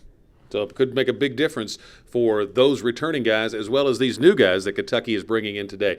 Neil, thanks very much for stopping by. It's offensive coordinator for the Cats, Neil Brown, joining us here on the Signing Day Show at ukathletics.com. And right now we're heading back over to the X's and O's room in Tim. Back in the film room, defensive coordinator DJ Elliott. And DJ, we already talked about one guy, Ryan Flanagan, who was a versatile guy that played a little bit of safety, and now he's a linebacker. Here's another kid, Colby Walker, that can do some of those same things as well. Yeah, I'm fired up about Kobe for some of the same reasons I am about Ryan. Because in this game today, you have to be able to cover and play the run. And guys that are former DBs that we moved to linebacker have those skills. Yep, got to be able to play in space right now. That's right. That's for sure. So here's Kobe here on the perimeter, okay, and you can see how he's long. So when you're long, when you take on blocks, okay, you can extend and not let the blocker get into you. You can see him get off a block there, shed the block, accelerate to the football, and have a good tackle. Okay, now he's blitzing off the edge, but he recognizes that it's run, and he doesn't run up the field. So he sets it down, and he reads the mesh between the handoff to see who has the ball, and he makes a play on the ball carrier. And again, with those long arms, you can see him reach out there and grab a hold of that ball carrier. Now he's playing safety. So this shows some of his coverage skills. Okay, he's breaking on the football, covering a lot of ground, and great ball skills, okay, to look the ball in, secure it, and then just finish the play here. We may move him to running back after that. There, but, yeah. So I'm waiting to get his blockers. Set up those blockers. Yeah. He wanted to make Boy, sure. his size jumps off the screen. You talked about how long he was, but 6'3", get him on the outside, like you said, that's going to be a big plus. Just getting that type of range out on the field. Exactly, goes a long ways, and then the ability to cover too. All right. So here again, you can see him at safety. Okay. Catching the football, finishing it off. Okay, his yak yards are unbelievable. At least he's got the ball in the right arm. That's right. You know? That's right. He knows what he's doing. Yep. So, wow. Again, it's a versatile player that we need. Yeah, another guy that's going to help this defense, no doubt about it. But let's take a look at another linebacker that's in as well. Nico Furious. This is a guy that you're probably expecting to play in the middle of your defense. A very smart guy, kind of a quarterback of your defense. That's correct. Nico. You know, Nico's kind of an old school, tough, physical, okay, smart football player that's got a nose for the ball, you know, makes a lot of plays, okay, and he's a guy that we expect to play in the middle, can communicate, get guys lined up, be a leader, but yet is still athletic enough to make plays in space too. So we're excited about him. You can see here he's, you know, I'm not sure a blitz was called there, right, but sometimes that's the best time to rush the passer. You know what I mean? He saw an opening there and he took it. And then see how quick he keyed this play here, okay? So there was no wasted movement. Okay, if he hesitated one step, this guy would have blocked him. Right. Okay, but he read the veer scheme here, and he got to the right place and made a play on the ball. Instincts are pretty obvious. This kid can read and diagnose. He's tough in the middle, but like you said, he's not only a physical guy, but he can run as well. Probably in the 4.5 range. Yeah, he's been timed. Yeah, exactly. He's been timed at a combine in a 4.5, so he's got good top end speed. Okay. He gets off a block here, makes a play. But, you know, one thing on defense that's critical when you're getting off blocks, too, is the ability to understand where the ball's going. So as you can see here, the ball carrier starts like he's coming inside, but Nico doesn't waste himself inside. He holds point on this blocker to find out where the ball is going to declare. Then it declares outside, and he escapes outside and makes the play.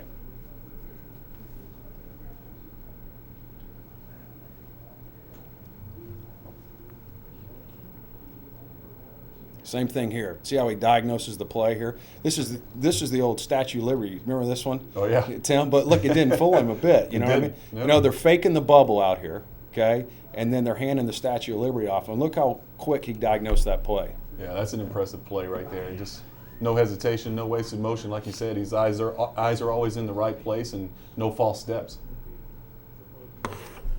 Another good linebacker. That's you got to be excited about these kids that you're bringing in. We've seen some really good defensive linemen coming in. We saw Denzel Ware on the edge. You got to be excited about him as a pass rusher, and these linebackers as well. Yeah, it's going to go a long ways. You know, you're only as good as you are up front, and bringing in these type of players is going to make us better. Yeah, I thought it was really interesting what you said about these linebackers in today's college football. How they have to be able to go spread out and cover guys, because now you're facing guys, you know, the Georgias, the Floridas, the Tennessees, and all these guys that you guys play. They're going to spread you out and make you cover sideline to sideline. It's not like the old days where the linebacker just had to work that box and you had to make tackles. You got to be able to cover tight ends who are like wide receivers now. That's exactly right, and they'll expose you if you don't. You know, they'll find that guy and try to pick on him all game long. So you got to have those skills. Right. We heard a big roar from coaching staff when Matt Elam's paperwork came in. I know you're excited to get Matt in here. And what type of player is Matt going to be for you guys? Matt is one of those rare players that has unbelievable size, but what a lot of people don't realize is he's got great change of direction and speed too, and quickness. Right. You know what I mean? He's going to be able to explode and come off the ball, bringing that type of weight and just create havoc. We're all looking forward to seeing these guys get in here, and we'll go ahead and throw it out to Dick and Freddie. Thanks, guys. And, of course, DJ just got a lot smarter with these linebackers as well. But Kobe Walker, interesting, coming from an area of Maryland where you don't see a lot of Kentucky recruits, but clearly he was worth the trip up there, and a versatile guy with a frame that can carry more weight. Exactly. He comes from Our Lady of Good Counsel, which is in Olney, Maryland, located between D.C. and Baltimore. Good Counsel is one of those national football programs similar to DeMatha in the same area. DeMatha Catholic produces a lot of football players, coached by Bob Malloy, which is a legendary coach. I mean, he is a very well-known, one of the most winningest coaches in America, and has produced Division I players year in and year out. I really like Kobe Walker. I like his size and length, 6'3", 6'4", 200, 210 right now. Before you blink, within a year, he will be 240, 250 of muscle. Yeah. Keeps his athletic ability. He runs the field well. The 11th best player in the state of Maryland. The number 35 safety in the nation. First team All-State. Offense, defense, All-American Bowl. I mean, go on and on. The upside and the projection of this young man is tremendous. His best football is ahead of him once he picks a position, stays with it. Chose Kentucky over Boston College, Hawaii, which you said. He's great to get a visit there. But Miami of Florida, North Carolina State, Oklahoma State, Rutgers, Syracuse, and Wisconsin. Nice offer sheet. I liked hearing DJ call Nico Furious old school, because that's what it looked like when I was watching him. And the way he picked those holes reminded me of Marty Moore, who seemed to know where the ball was going before the thing was snapped. He does remind me of Marty, maybe a little bit more athletic than Marty. No offense, Marty. No offense. Please don't punch me with that Super Bowl ring that you carry around. I really like Furios as well. From Florida, Longwood, Lyman High School. Has the 19th best linebacker in the nation, which is very impressive. And ranked number 7 in the greater Orlando area. Coached by Jeff Gerke, was just a tremendous player there in Central Florida. I like the way he's built. I think he's very compact. He has great lateral movement, closes on the football, plays well in space, tackles well in space, which is needed against spread offenses, but also can meet the fullback or meet the blocker in the A or a B gap and make the tackle. He can fight off blockers, has great arm extension, and just a tough old school football player. Tremendous pickup for Kentucky. I really like both these linebackers. And I tell you, Furios, a smart player in a position where you need a smart player. Well, speaking of smart players, let's go to Tom Leach with a guy who likes to talk. Thanks, guys. Kentucky lost 3 seniors in the middle of the defensive line from last season's team. So there's an opportunity to play there. Here's a guy who's going to be right in the mix, C.J. Johnson, defensive tackle, and coming to Kentucky from up in the Jersey area, but originally from Columbia, South Carolina, right? Yes, sir. How you liking Kentucky? I love it here. the fans are great. I mean, the fans alone want to make you love Kentucky. I love everything about it. The school, the stadium, the food. It's just great here. What's CJ stand for? Brian Gumble. You got a sense of humor. Tell me what it was that sold you on Kentucky. I mean, originally talking to Coach Brumbaugh all the time, I just got comfortable talking to him. And then, it wasn't like, no, I'm going to call you tonight and call you 2 weeks later. Me and Coach Brumbaugh talked all the time. And so it's just like, some nights I'll be like, all right, so what time Coach Brumbaugh going to call, And then, it got to the point to where me and him would talk so much, I'd be looking at the phone like, man, Lord, we still on the phone. But at the same time, it's like I love talking to the man. It's great here. A lot of the guys that talk about this is a staff that just is real. I mean, that you can believe them, that there's a real high trust factor. And I guess that's a big part of why all these names are up on this board. Yeah, most definitely. Me talking to these coaches and coming here my first time ever, it's like everything they told me, it was true. And if they tell you something, you best believe they're going. If it's not happening right then, they're going to make it happen. And the off-season program that you're into now, going really well, you tell me? Oh, I love it. The key point is on the weight room is they always change the workout. So it's just like you can't get a routine with the workout. So because they always switching it up. So it's hitting like a different muscle every day, and every day you can just feel yourself getting stronger. You eat right.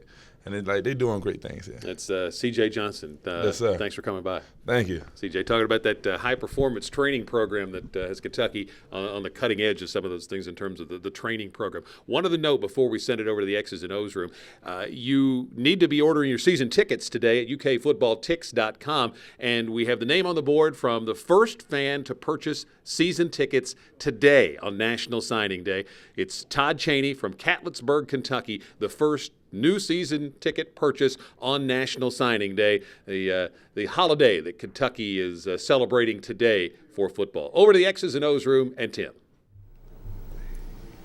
Coach, we got a tight end here now, Darrell Long. This is a position of need for you guys. You guys lost 4 senior tight ends last year, so this is a guy that you're going to be counting on to probably come in and play right away. Yes.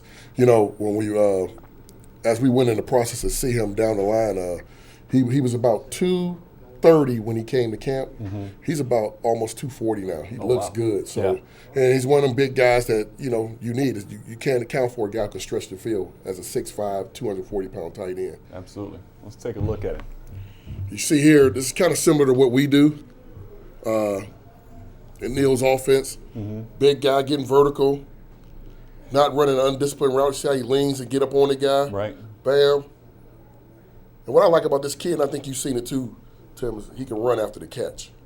Yeah, really does look like a wide receiver with the football in his hands. Yes, yes. I think that's a big deal for, like you said, playing in Neil's offense. He's going to be asked not only to be an inline blocker, but to spread out and play in the slot and get those matchups on those linebackers and safeties that you want to take advantage of.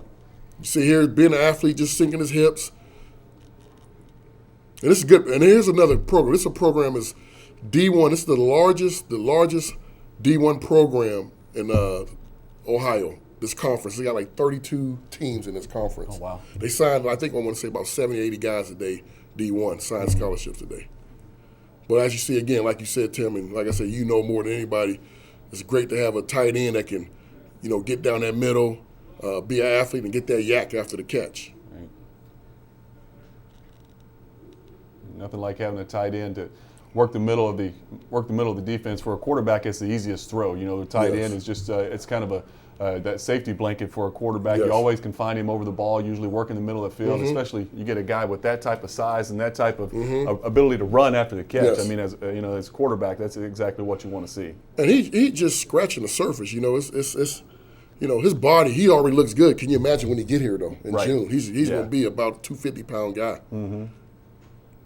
So here's against Dublin Scioto, another Division I team in Ohio. This is one thing about this kid. They played, it's kind of like SEC football in high school. They played, every team they played had D1 guys on it every week. Like you said, it's good vision. Right.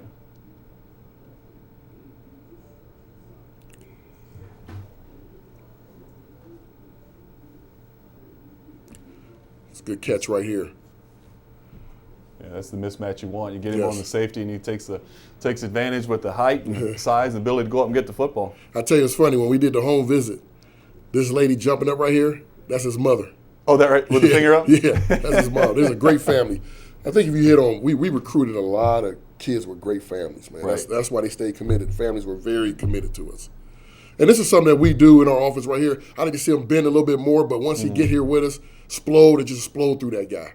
Right. But if you can get a guy that can do this, Tim, move him around, and you know this, move him around, that guy's hard to account for. Absolutely. And the thing you want to look for in a tight end is that the fact that he's a willing blocker. Yes. You can always teach him the technique once you get him on campus, but you can see from the film here, he's a willing blocker. Yes. He doesn't shy away from contact, Yes. and he does a nice job, especially down here in the goal line where it's much more physical. Yes.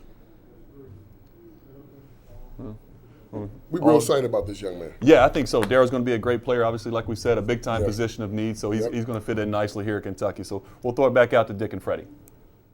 Thanks, guys. And, of course, the gold standard here for tight ends has become Jacob Tamme, and why not? All-conference performer in NFL and 2 Super Bowls. And it's tough to live up to that, but, again, why not? Why not go for a tight end who you think might become another player like that? And the 2 things I took away from that conversation just now, Freddie, is Coach Merrill says this kid can stretch the field. This is a tight end now, can stretch the field.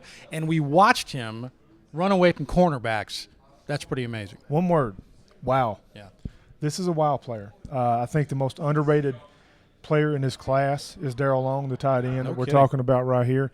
6'5", 240. Coach Morrow said he's already up to 240. He'll be 250. Or will be, yeah. Yeah, he'll be 250 by the August. Mm-hmm. So I think he's an early player. Comes in and plays immediately. Upgrade at talent at that position immediately. 3-star type player, again, very underrated. The 19th best tight end in the country. 33rd best player in Ohio. Look at his offer sheet. He chose Kentucky over Louisville, Missouri, Minnesota, Indiana, North Carolina, Purdue, Illinois, and Boston College.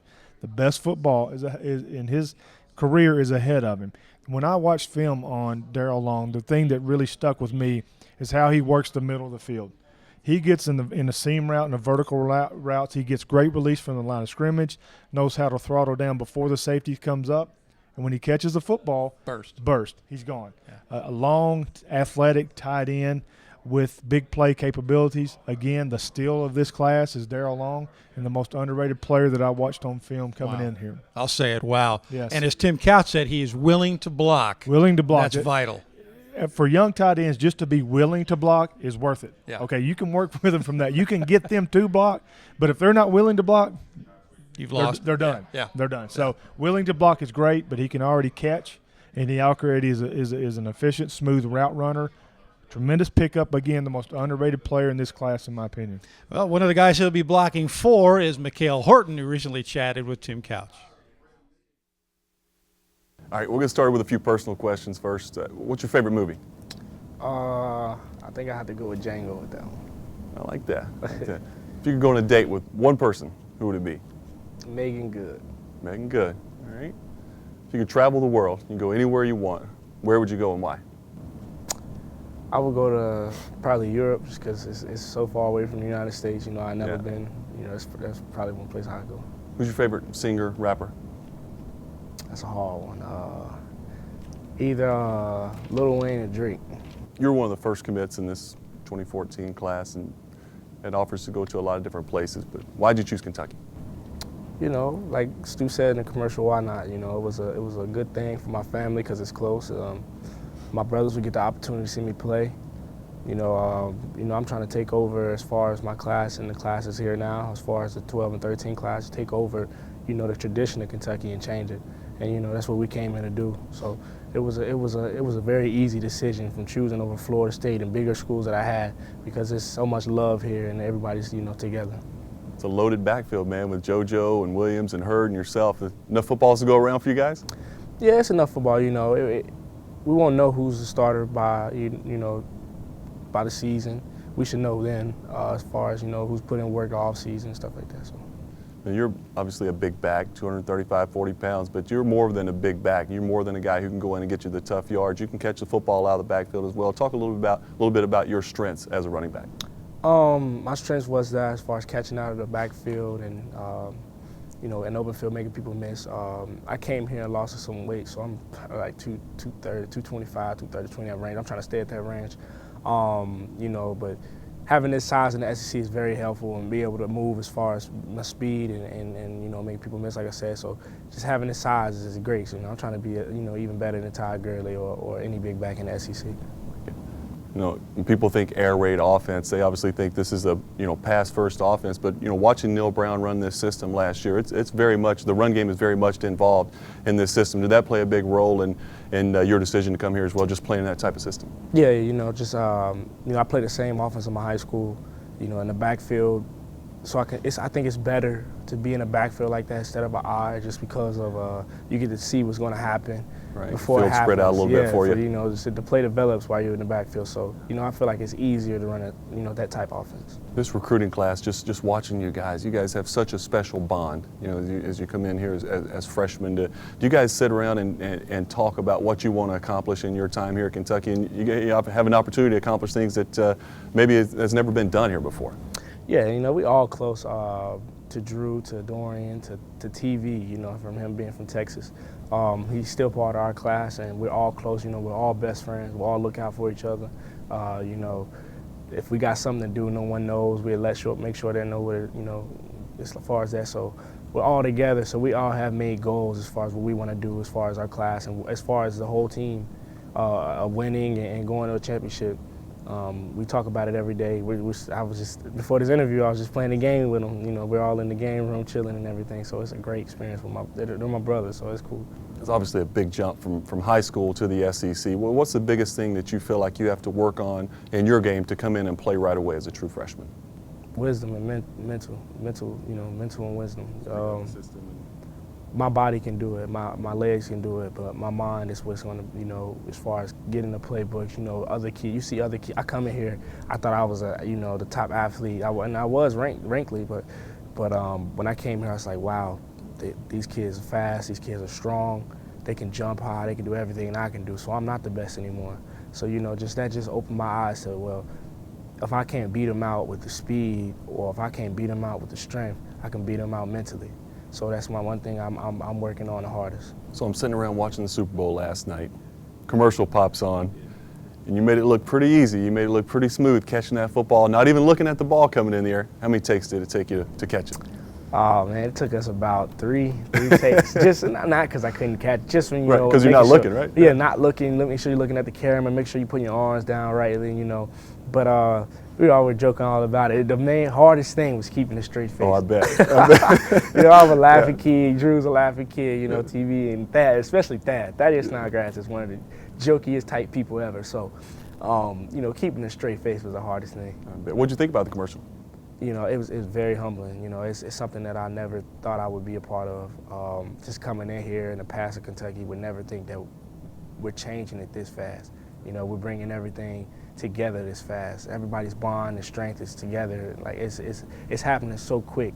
It shouldn't happen this quick if it was some other program, but it's going real fast. So the Kentucky people at BBN is going to be, you know, wowed by how quick this process is going. I'll tell you, I've been around Kentucky football a long time. Obviously played here.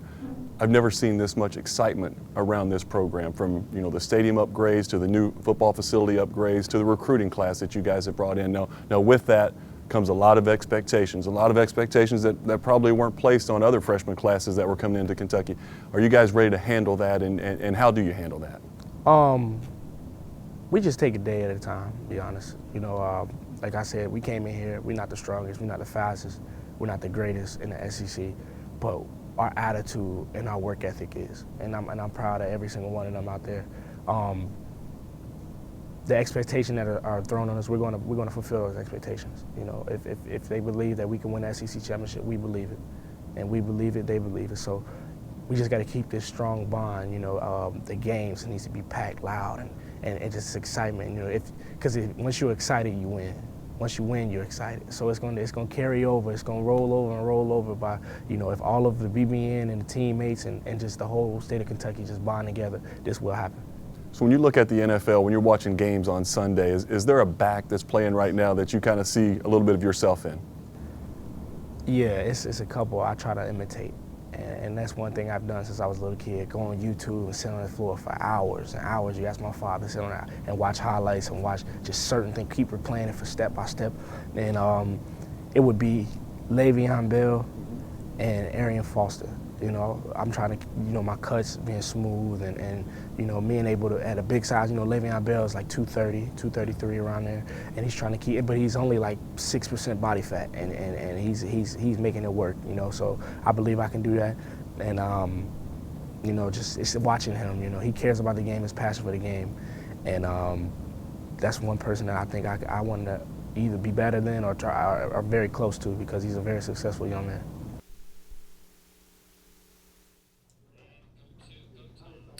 We're here in the War Room on signing day for UK football, and it's a huge day for the program. So much excitement that really started building almost a year ago with commitment like the one from Drew Barker at Connor High School in Northern Kentucky, a quarterback who's already enrolled, one of the 7 early enrollees. Today, Kentucky is filling out that class up to 28, and the board now shows 26 names. There are 2 more to add to have the hay in the barn for this recruiting class. Now, these guys, Coach Stoops and his staff, already working very hard on the 2015 class, and they have several commitments. Obviously, we can't talk about those on this show, but those commitments are already coming in. But today, it's all about the 2014 class. These guys will, 7 of them already here, and the rest will be here in the fall. Coach Stoops coming in the room now with number 27 on the list, Tamir DeBose from Youngstown, right up in your home area. That's right.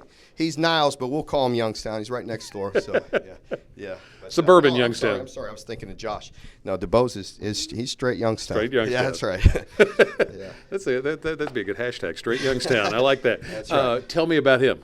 Tamir is just a very big, athletic defensive lineman. He could play defensive end, grow to an inside guy, but very athletic. He needs to mature and grow up a little bit, but he's very talented, and he's got great size. And just added the 28th name, too, and this one just announced within the last few minutes at Seneca High School in Louisville. Lloyd Tubman is now officially a Wildcat. He's officially a Wildcat, and I tell you, we're very proud to wrap up this class with Lloyd. It's been a long process. We're very proud that he decided to come to Kentucky. He, again, has great length, great size, 6'4 plus. He's going to be a monster in a couple years. Let him grow up, put on some size, lift. But he's a great student, fine young man, so very proud to have him. Another 4-star recruit there. And a lot of guys with tremendous upside. A guy like DuBose only played, I think, 1 year of high school football, right? Yeah, he was a basketball guy and just very athletic. Just great size, great length, and athletic. We've got to get these guys in and develop them and teach them and all those things, but very athletic and really good work ethic. There's a lot of excitement among fans about the stars and all the 4-star guys you guys have brought in your first 2 classes. And certainly that's a big part of it. But it's not all of it. You've got to, as a staff, trust your instincts to know a guy that's maybe a 2-star or a 3-star can be coached up. Absolutely. I'm not sure what bunch he's rated right now, but I'm going to tell you, we love him. And he was a guy down the stretch that we really battled to the end. Very important to our class. We loved him and how athletic he was inside and all that. And so there's a perfect example of it. Once they get here, although none of those stars matter, they have to put in the work. You never know. Some guys you're anticipating to come in and have an immediate impact aren't quite ready. Other guys maybe you're not counting on, think they may need a year or 2 to redshirt and grow up that second year, but they may come in and surprise you. So you just never know. We're very proud of these guys, and we love the way they play and how athletic they are and their size and all those things. So we feel very good about it. But, no, we don't base our recruiting just on stars alone. I've heard Cal reference this in basketball recruiting about guys who are gatherers. He, particularly Michael Kidd-Gilchrist, was that kind of guy, just would gather guys together. You seem to have guys in this class, like a Wesley Woodyard, Keenan Burton, that had those kinds of personalities. Very good. Great group. I mean, they are just such solid kids, and their families are such good people. I've said it on air a couple times today, but going around and getting in all these people's homes and all these recruits and visiting with their families, it was not a hard sales job. It was like getting in there and celebrating with them and just spending time and breaking bread. So it was it was just a lot of fun. It's a lot of work, but it was a lot of fun getting to know these recruits and getting to know their families. It is hard work, but you have to, as a staff, all your guys, and you had to find these guys, I'm sure, as you were recruiting your staff, have to really enjoy this. CJ was just in here, CJ Johnson, talking with Coach Brumbaugh every day. Yeah. It wasn't like it was Coach Brumbaugh checking off, okay, I've got to call this guy today. I want to talk to him. Absolutely. And this staff has done an unbelievable job. There is nobody on this staff that's selfish. You know, some guys may get credit for this guy or that guy, but I'm going to tell you, it was a total team group effort. Everybody was willing to put in the time. You know, it's hard. Sometimes you may get those phone calls at midnight, or you may get them when you're trying to put your kids down, or, you know, have dinner with your family, whatever it may be. And this staff is always willing to continue to build those relationships, answer questions, spend time getting to know these kids and these families. And it was a total group effort. We're talking to, in this kind of show today, and radio shows, to you and your various assistants, but that team that you're talking about is much more expansive. Guys who manage social media like this, Yes. and all the buzz that you're creating there. The video, this is a great Yeah. show you're doing today. There's Right. a larger group of people that deserve recognition. A large group, and we have a great group of young guys, graduate assistants that work in here that do an unbelievable job. Director of operations, Frank Bufano, and one guy that doesn't get enough credit is Dan Brezowitz. Brez is just the man behind the scenes. He's the guy that keeps us all on point, keeps everything organized. He's in charge of all the information that we send out to all these prospects and all the creative things he does. But the thing is with Dan is I've known him for a long time. I tell you, he had 5 kids at one. I don't know this. You have to ask him. We get Dan on here. He's earlier. coming But actually when next. Is he coming next? We'll ask him. But when we worked together at Arizona, he had 5 kids. They were all young kids, and he would leave work, and I'd see Dan dragging on a dolly all his boxes. Now, you'd think he'd have a computer even back then, you know what I mean, all this information on a computer, but he'd have all these boxes, and he'd have a dolly. He'd carry that dolly, drag it out to his car every night. And after his 5 kids went to bed, or he helped them get to bed or whatnot, he'd be up working all night long, coming in there. He'd be there first thing in the morning and always working, never wants any credit, doesn't say anything, but he just has a great work ethic about him, and he's very talented at what he does. Put together a class like this, you've clearly were thinking about this, the things like what you observed there out at Arizona with Brez, thinking about what you were going to do when you finally decided to take one of those head coaching offers and make this happen quickly as it's happening here. Well, one thing I'm going to do, Tom, is hire talented people, and that's what Mr. Barnhart gave me an opportunity to do, was hire quality people. And we have a great staff and a lot of support, and that's the smartest thing I've done since I've been here is hire talented people. Let's talk about the 7 guys that were signed before today that are already enrolled, and how's the offseason program going for them and the returning guys? It's going very well. They're fitting right in. You always worry about the high school guys that come in at mid-year. You know, it's always a little bit different for them. They're not there wrapping up their senior year, going to prom and all those things, you know, having fun like a lot of the guys. I mean, they're here and they get thrown right into some serious work. I mean, that's awfully difficult to get in and get in that weight room and in the winter conditioning and the drills and all the training that we're doing right now is not easy. But those guys are fitting right in. They have a great work ethic about them. They have great leadership skills, and they're fitting right in. We see the full list of 28 names now. Did you fill every need you felt like you wanted to fill? Absolutely. People ask me that all the time. Well, what do you need? Well, we need a lot of good players, you know, at every position, and you're constantly trying to build depth. But we really, I felt really good about some playmakers. You know, feel really good about the running backs, quarterbacks, and wide receivers. We needed some size. We felt like we hit those with the O-line and D-line, and you know, we needed some secondary guys. So really feel like we hit it across the board. A little insight for fans into the process as you guys are evaluating who to offer. Is it somewhat like maybe an NFL combine in that you have a prototype of what a linebacker should look like? And everybody won't be exactly a fit, but he needs to be this. Same thing for an offensive lineman. We do. We have those guidelines, but we will also take into consideration, you know, maybe some extra speed or some heart or some playmaking ability, the intangibles. You have to weigh those as well. Congratulations on a tremendous job. Thank you. I appreciate it, Tom. That is Mark Stoops, the head coach of the Cats, talking about this latest class of signees for 2014. Going to be a lot of exciting plays produced by these guys. Let's go over now to the X's and O's room. Here with wide receivers coach, Coach Maynard. You've already had a couple big-time guys come in, Dorian Baker, Thaddeus Snodgrass, bigger guys that you want to play out on the outside. Now we get a guy in TV Williams, not the biggest guy, but he brings a lot to the table as well. Yeah, he does. It's a guy that we had a previous relationship with. He's from McKinney, Texas. Neil and I were at Texas Tech together and had a couple camps that TV came to a couple junior days, and so we knew about him at a young age and built that relationship. Coming here, we wanted to find the best slot receiver we could find and look nationwide, and we ended up falling in love with TV, and it was a good fit for him, and it worked out for us. So, yeah, he's going to fit that slot position for us that we're looking for, the jitterbug position that can make people miss in space. Absolutely. Let's take a look at TV.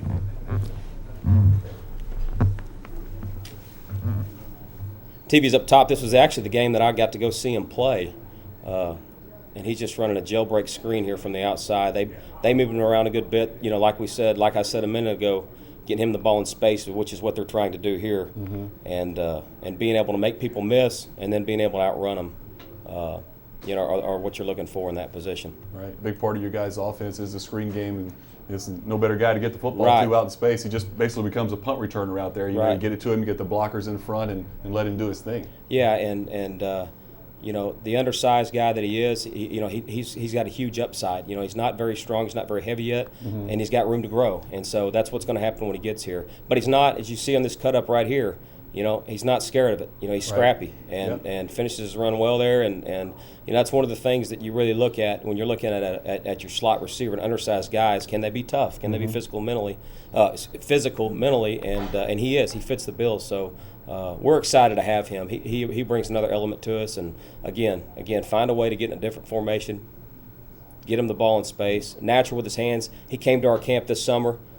Here at one of our Saturday camps and just did an excellent job, and we're glad to have him. I think he's going to be a great fit for this offense. I played in this same offense, and I know that run after the catch is a big part of it, and this is one of those guys that can do that. And I played with a guy named Craig Yeast that was an undersized guy, was 5'9", but when he left Kentucky, he was the leading receiver in the history of the Southeastern Conference. So it can be done. These type of guys can fit in this type of offense. You don't have to be 6'3", 6'4". You get these guys out in space, and that's what this offense allows you to do. Right, and we mentioned it with Thaddeus earlier, you and I did, but see how he comes off the ball really well here, and watch him stick his left foot and accelerate right there and burst out of that cut. Right. That guy didn't have a chance, and so he's got some of those skills that we're looking for. So we're glad to have him. We think he's got a huge upside, and he was banged up a lot of this tape. He had turf toe and fought through some things that tells us that he's going to play hurt, and it also tells us that he's got he can get better. He can get better. Absolutely. So one thing that jumped off to me on the film is the separation he creates. Like there, he's running the skinny post. A lot of times you see it's kind of a bang bang play. The guy catches the ball and he's down, but he created so much separation. He's able to make the guy miss and take it in for a touchdown, and that's going to be a big part of this offense. And now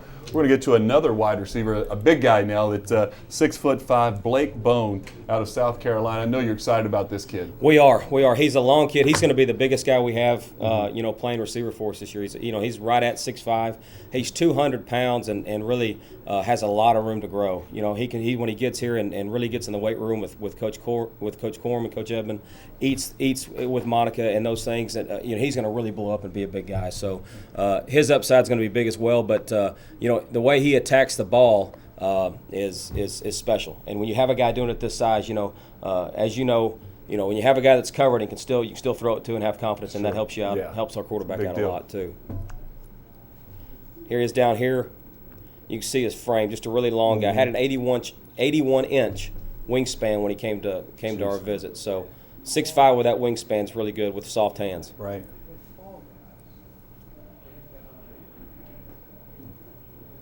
Strong kid, running, breaking tackles, running through some things, finishing runs. Very competitive. Had, I think, 72, 75 catches this year. Yeah, 72 catches, over 1,200 yards. Right, without going to the playoffs. They went to him a lot, was double covered a lot, and so they had a lot of confidence in him. Yeah, this is what you want to see out of your big wide receiver. Right. Like you said, Coach, even when he's covered, he's not covered, because as a quarterback, you see a one-on-one situation and you have a 6'5" wide receiver going against a 5'10" defensive back. You still feel like you have the ability to throw it up and just let him go make a play for you. Right, and he's covered. Right, he's covered well. But we can't. It's hard for us to coach that right there. Right. At 6'5" with those long arms and good hands, good concentration, and we got that out of him. We're hoping with him that red zone he's going to affect our red zone in a good way, and so we need him. We think he can, and we need him to come in here right away and be able to catch those high balls for us when we get down in there close to the end zone. Strong kid, and like I said, he's got lots of room to get stronger. He's just so big, he's hard to tackle. See him just pulling people. Right. Not a burner, but fast. Take a look at one more play from Blake here. I really like the release at the bottom of the screen. Press coverage, a lot of time these big wide receivers, they get jammed at the line of scrimmage because they're so tall, so much area to jam them, but he's able to get the swim move over the top of the defensive back and then the play at the end. Right, One fights hand. through it, and Yeah. this shows his ball skills. You know, he's a great basketball player. I think he had 22 points last night. Right. Had 35 last week. This shows you why he's such a good athlete right here. He's able to do that. And, you know, that's a tough catch. He knows what coverage it is right there. He knows it's cover 2. He knows there's a safety over the top. Right. He knows he's going to probably take a hit, but he's staying in there, makes a good catch, concentrates on the ball, and is able to secure it on his way down. Yeah, you can definitely see the basketball skills in him, in Blake Bone. But, you know, I think I'm excited about this group of wide receivers. You mix in Timmons and Blue and Badette with the guys that you've signed today. Right. It's going to be a deep, really good group of wide receivers. We're able to do some things tempo-wise, changing guys out and playing faster like we want to do that we weren't able to do last year. So that's going to be a big, you know, we got a great group. We're excited too. Absolutely. We're excited. Dick? All right, Tim, thanks very much. And literally the long and the short of it there in the Kentucky wide receivers. Let's start with TV Williams. And I'm so glad that Tim mentioned Craig Yeast, because that's a guy who absolutely got it done, and it wasn't a skyscraper. Right, exactly. TV Williams, 5'10", 165. Overheard earlier he's already gained 12, 15 pounds since he arrived on campus, eating and working out. From McKinney, Texas, caught 30 passes for 454 yards and 5 touchdowns. What I like to see on this, he ran a 4.3 140. So what that tells me, and after watching him on film over the last little while, he brings an upside not only to the slot receiver position to run those bubble screens and quick hitches that Kentucky likes to run in Neil Brown's offense, but he brings an instant impact to the return game, something that's been missing, that when there is a change of possession, there is a chance of a touchdown for the good guys. So that is something that I really like about him.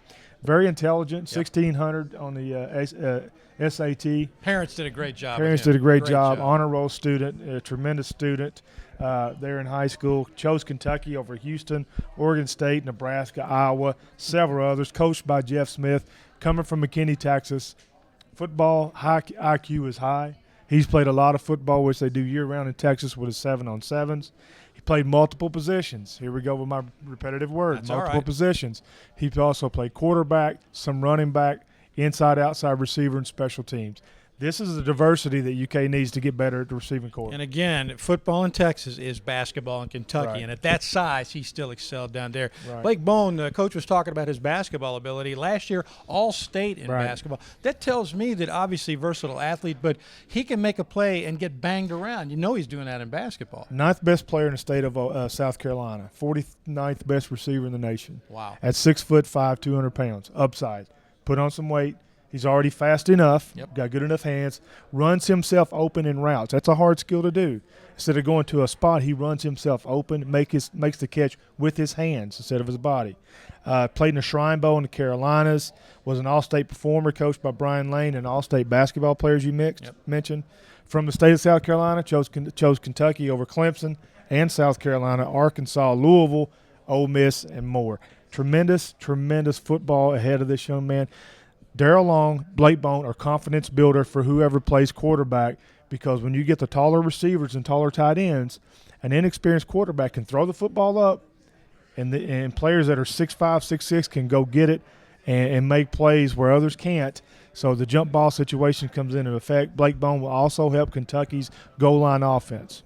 You got to love that about a tall wide receiver. Yeah. And by the way, he made a visit to South Carolina early, and he said fell in love with the place, but the Kentucky coaches never let up, and he eventually fell into deeper love with the Bluegrass. Well, So you got to welcome both these young men into the Big Blue Nation family. All right. And where are we going next, guys? Back to Mr. Leach? Guys, we're here with Dan Breswitz, Director of Recruiting, and a.k.a. Brez. Coach Stoops was just telling us a story about you from your days at Arizona. You had 5 kids under 5, right? Yep, 5 under 5, and they used to make fun of me. That was before Coach Stoops saying, "Kids, he'd be, what's taking all your time when you leave here?" So now when I see his 2 boys running around, it's funny to see, to remember that's what mine were doing. So tell us what the Director of Recruiting, what all that entails. Really, for me, it's organizing the day-to-day stuff that we do in recruiting, kind of keeping everybody on the same page with the compliance stuff we have to keep track of, to the paperwork when kids come on visits or when they're here for a game or tickets or all the things that go into the mail, the social media, all the stuff that we do. And, we've got Steve Montalvo works with me and does a great job on graphics and video stuff. And, and then when you add in what Shane and Cliff have done with a lot of the weekly videos we're doing, we're really trying to attack social media in recruiting, because these kids, as you see on Twitter, that's where they get all their information. Everybody's using Twitter and social media for instant information, and we can tweet out a graphic, what we call an infographic, and it reaches, thousands of people immediately. So you gotta make sure you put out the right stuff, So we're really, we really work on what we do, but it gets there faster than anything else. And it's the videos, obviously it's top of the line. So that in itself sends a message that this is big time here. We're at the top of, we're in the SEC. We're doing it like everybody else right. does it. Well, and I think that's the commitment that you see from President Capilouto and Mitch Barnhart to how important they want football to be at Kentucky, with the stadium renovation and the facility for Nutter, the new Nutter that's going to be built. All that tied in, kids see that, because we're competing against some really good programs in our conference and outside our conference in our region. And we when Coach Stoops came, he said recruiting was going to be one of the most important things we do, and we do it on a daily basis. Whenever we meet, we talk about recruiting. Whenever, part of every day involves some type of recruiting, whether it's video evaluation, whether it's writing notes, whether it's coaches, messaging kids, or whatever the process is, or what we're going to do for that day. Every part of every day involves some type of recruiting. Nothing creates a buzz in social media like great visuals, pictures, videos. When C.J. Johnson sat down, his eye was first drawn to this really cool looking helmet.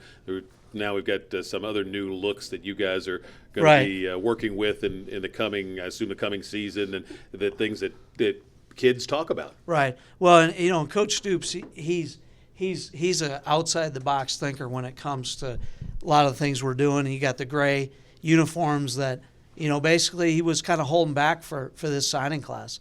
We had them, and he was kind of saving them for this group of guys in next year's team. And you got the gray, and when you tie it in with this helmet down here, there's a lot of neat combinations that we can do. And that's cool. And you can really make the blue and the gray and the black and the chrome kind of tie in. And kids now, they're, when you look at what Oregon's doing, Baylor, all the teams, that, other than say like Alabama or USC, they're traditionals that'll never change their look.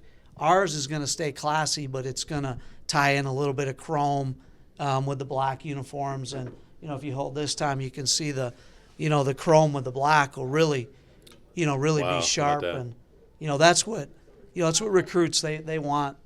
They want that kind of stuff. They like the graphics and the technology and, all the stuff that Coach Corum's doing with high performance, and our guys have iPads and all that stuff tied in, really shows that there's a commitment to what you're doing. So those pictures of uniforms, they're going to get tweeted out today, and maybe some kid in the class of 2015, 2016, he sees it. It's not what brings him here, but it gets you a chance to get in the door. That Kentucky's playing up there in the same level as everybody else. I'll listen to what Coach Stoops or Coach Marrow, whoever is saying. Right. And our goal is, from day one, is to get kids on campus. That's our number one goal, because we feel like if we get them on campus, they'll like what's going on in Lexington. They really like the university. They see what the fan support is. And so last year, this whole process with this class started in February with a junior day. In the Missouri game on ESPN, game day, we had a huge group of juniors. That game went, I think, into overtime. Yes. It was crowd was unbelievable and rough. And then those kids got to experience what was going on. They got to go through our weight room. They got to listen to Coach Corum. They got to see the uniforms, Coach Stoops, meet with our coaches, academics. So they got a snapshot of our program in a day, go to a basketball game. Then we get them back for the spring game.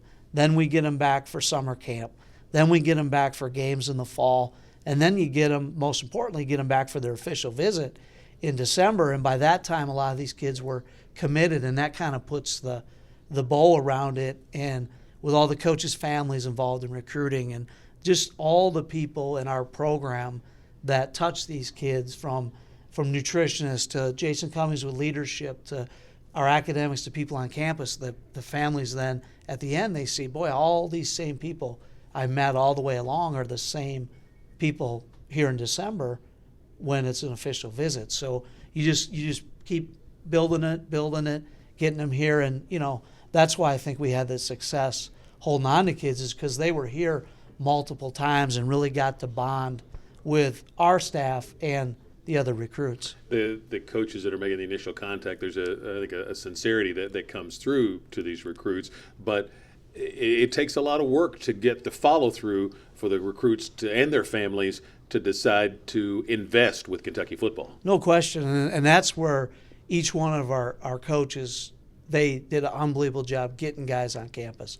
Because as an assistant coach, as an area recruiter, your job is to get as many kids as you can to come to campus, to get them here for junior day, to get them here for camp, and let them be around. Very seldom do you get a kid to commit off of just one official visit. You've got to, that's why Florida has got all the athletes, and that's why Florida State, Miami, those schools do pretty good in recruiting because those kids are there a lot.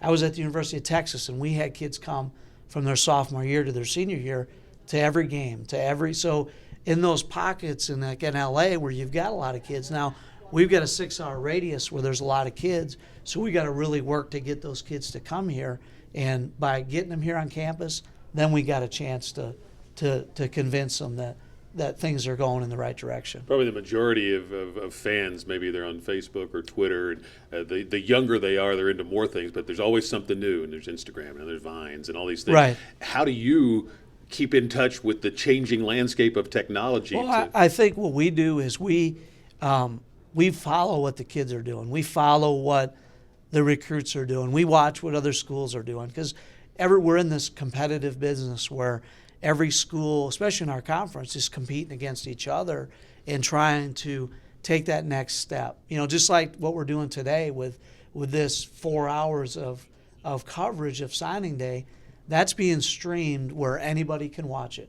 A 2017 kid, 16 kid, 15 kid, maybe a 7th and 8th graders watching it that say, man, I want to play at Kentucky someday. And you never know what it's going to take to touch somebody to spark their interest to make them come. So all this stuff we're doing today is all tied into social media and video and kind of where the SEC network's heading in our conference, and just showing that, we're Kentucky, we're going to, like what Coach Stoops the other night, why not Kentucky? Yeah. We're going to do what everybody else is doing, or it doesn't matter what they're doing. We're going to do what we feel is the right approach to recruiting. Like we took a lot of heat for mailing out a large number of notes to some kids, but at the time, strategically, we had a plan of when these kids needed to do it, and then other people started doing it. Our marketing group started sending it to the season ticket holders. At the right time, there's different methods to what you need to do to reach a kid. Some kids want a lot of mail, some kids want social media, videos. It's your all's job to understand. Yeah, and you just got to kind of work through it. Right. Brez, good job. Thank you. Dan Breswitz, Director of Recruiting for UK Football, and he's part of the staff celebrating a big 2014 signing day. Head man is over in the X's and O's room with Tim to talk about Matt Eel. Here with Coach Stoops. Coach, first of all, congratulations on this great signing class, man. Thank you, Tim. I appreciate it. It's good to have you here today, and it's been an exciting morning. It has been exciting, and we both know that the SEC especially is a line of scrimmage league. If you can't stop the run, you can't win in this league, and you got a really big piece to doing that here. Well, it was great with getting Matt. He was so important to this program and what we're trying to do defensively. Mm-hmm. You have to have, just like you said, you have to have D linemen. I said that from my very first press conference on campus, that you have to be physical, you have to have D linemen and O linemen. And getting Matt was a huge piece of that. Not only is he so talented, but just he has a great charisma about him. He just carries himself so well. People are attracted to him. Mm-hmm. He's fun to be around, and he's a great player. And he's from the state. You know what that's like. That's important for us. It is. Let's take a look at some of the video on Matt and see what everybody's talking about. Yeah. Well, the thing that jumps out at you about Matt is obviously his size and everything, but how sudden he is for how big he is. I remember going and watching him play, and I was amazed at you see there just the raw power right there. Yeah. The poor O lineman there has just no chance, and I don't care if there's one or two or three guys in front of him. Just the power that he has, and he's just very sudden. That's what makes him so unique. There's a lot of players that are big, as you know, but guys that have this type of flexibility in burst are just very rare. But I was saying, as I went and watched him play, and just watching him warm up, the fact that he was when he was sitting there, he could sit and go Indian style, put his feet up. Flexibility, the flexibility that he has just sitting and watching him stretch, I was amazed at. So he's very rare. It's a great play there. Yeah, you just see, again, he's disruptive. He's quick off the ball. He finishes plays. He's the whole package. You see how quick he is off the ball there for his size, and again, that's just very rare. Right. We see how big he is going against some of these offensive linemen. Obviously, it's going to be a different game for him coming into the SEC. What technique-wise, what will Matt have to work on to be a contributor in your world? Well, the thing that is about Matt is he understands. He is very confident in his ability. He could play anywhere in the country. Right. He knows that, and he's not afraid of that. But he also knows he needs to do a lot of work. Sure. And I think that's one of the reasons why he did choose to come here, because we had a great relationship with him. I have a great personal relationship with Matt. I love Matt, and just he's a joy to be around. But we were very serious when we talked football with him and showed him exactly what we're going to do. I think he looked at our history, where I've been. Just if you look at our previous stop being at Florida State and the way we developed defensive line, Coach Elliott was the D-line coach there at Florida State and did a great job teaching those guys and developing those guys in the pro players, and that was a big reason why that I'm here, because of the impact that we had at Florida State was with our D-line. Then we bring in Coach Brumbaugh, who's a Pete Jenkins disciple, and the way we teach D-line.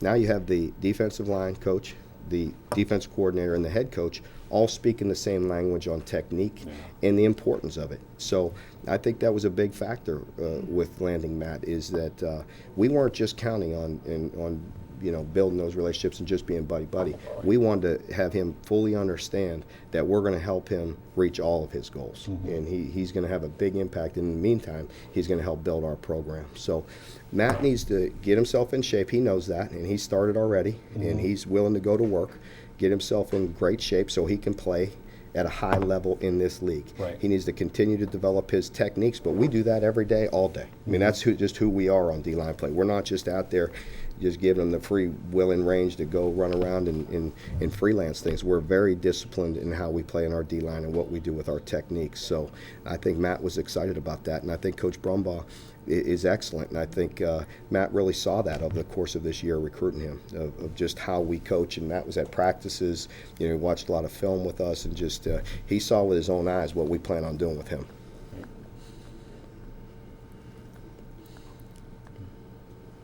Play fighting through double teams. You see, just at the high school level, well, you really couldn't do anything with it. Well, you just can't. That's just it.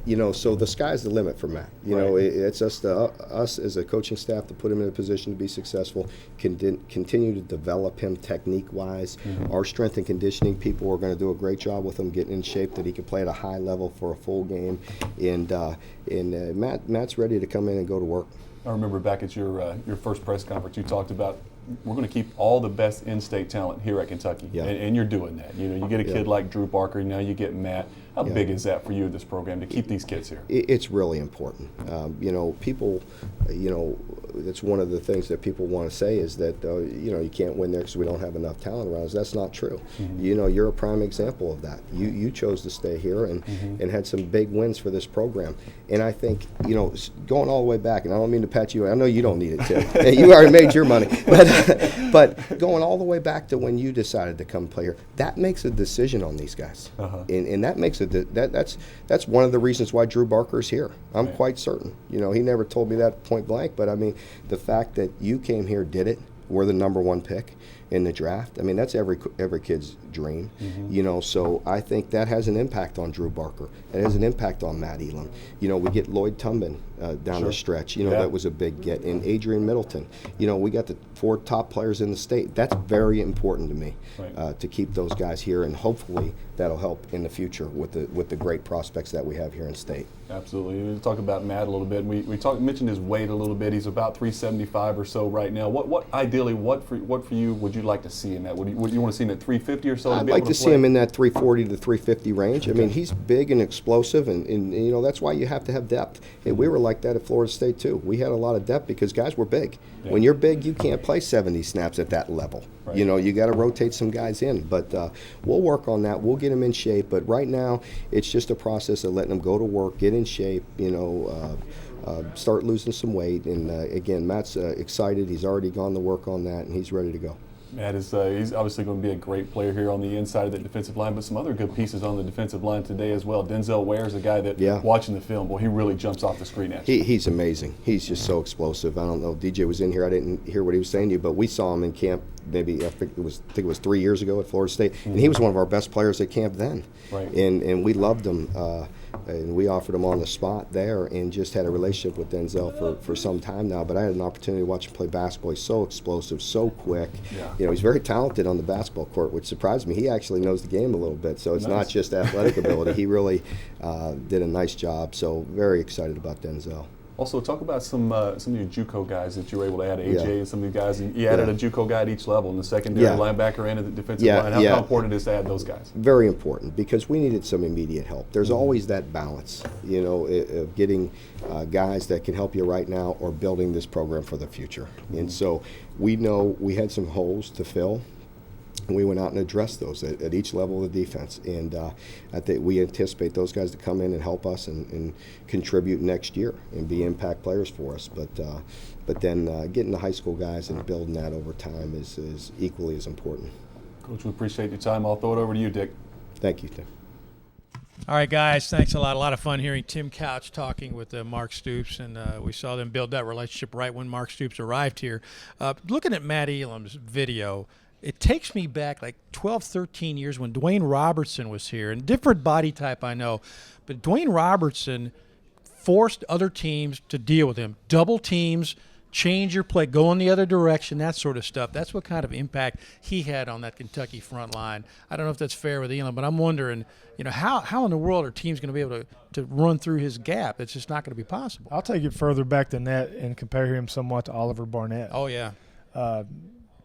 Big body, yep, athletic, great feet. With Matt Elam, I'm gonna go through his listings first, then we'll speak about him. 5-star player, sure, number 13 defensive tackle in the country. Paul Horning Award won. Paul Horning Award winner as a Kentucky Player of the Year. Virtually every All-State award, every award you can win. Played in the U.S. Army All-American game and played well. You get first play in, got a tackle.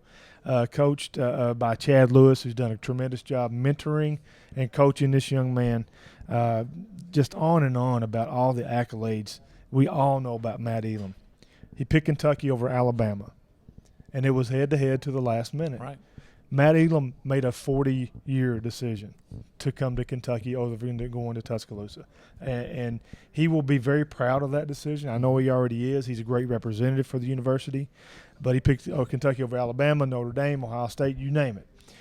His impact on this program will be one that he will, when he eventually leaves this he will leave a mark as a program-changing, myth-bursting player. When I say myth-bursting, I meant for years I've heard Kentucky cannot do this, can't recruit this player, can't out-recruit, can't, till I got sick of it. And I've been one of the few, and you and I have talked about it. That, you know, I know it's a mantra now, but for years I've said, why not? Yeah. So myth-bursting is landing Matt Elam, a 5-star player, one of the best players in the nation, going head-to-head with traditional powers and beating them. And that's what Kentucky has been doing. And just as a player, Matt Elam controls his own destiny. He knows that. His conditioning, his weight, he is aware of that. He's a very self-aware, charismatic young man that appears to have good leadership. Comes from a good football program at John Hardin. So I believe he will take care of his own business, get here in shape, and contribute immediately. Tremendous pickup for UK. And the fact that he's surrounded now with the, Right. with the tremendous caliber Right. of incoming teammates will Yes. help him even more. And once you sign your name, and from Cumberland, we put it on a carrier pigeon up here. I don't even know if fax machines were invented yet. But once you sign your name, it gets real. Oh, yeah. I mean, the recruiting is over with. You're a It's grown-up real. now, You're a grown man that just signed a contract. You got to get to work. And I believe he understands that. He's going to be a great player here. He's going to be fun to watch. Let's go back into the X's and O's room and learn more about Mr. Williams. We call him Boom. Yeah. Let me get a picture of you looking at your tweet, and then tweet it. Yeah. Stanley Boom Williams. This is a guy that can do it all. I know you're excited to get him here in this offense. Absolutely. He's going to be a fan favorite, too, crowd favorite. You can hear that boom. Hear the boom, huh? But Boom definitely has some big playability. Yeah. I'd like to get into it. Check him out here. Cool. But what Boom's going to bring to the table, you look at his high school highlight film, he definitely has some speed to play with, some speed we actually need. You see him do a lot of things like reversing the field, but he's going to bring a lot of versatility to the game. I think one of his biggest assets is his ability to get up to full speed right away. You see, like right here when he gets in this cut, how fast he's able to get to the second level. Oh, yeah. And I think that's going to be huge in this offense is his ability to be able to get up to speed, right away and get up to the second level. Because once he gets in space, he's special. Absolutely. I think a good thing about this offense is, it's obviously the field's going to be spread out for Boom, and he's not the biggest of backs, he's only 5'9", but you get him out in space like we saw right there. Get him one-on-one with a safety or one-on-one with a DB. He's the type of guy that's going to make you miss and take it to the house. Exactly.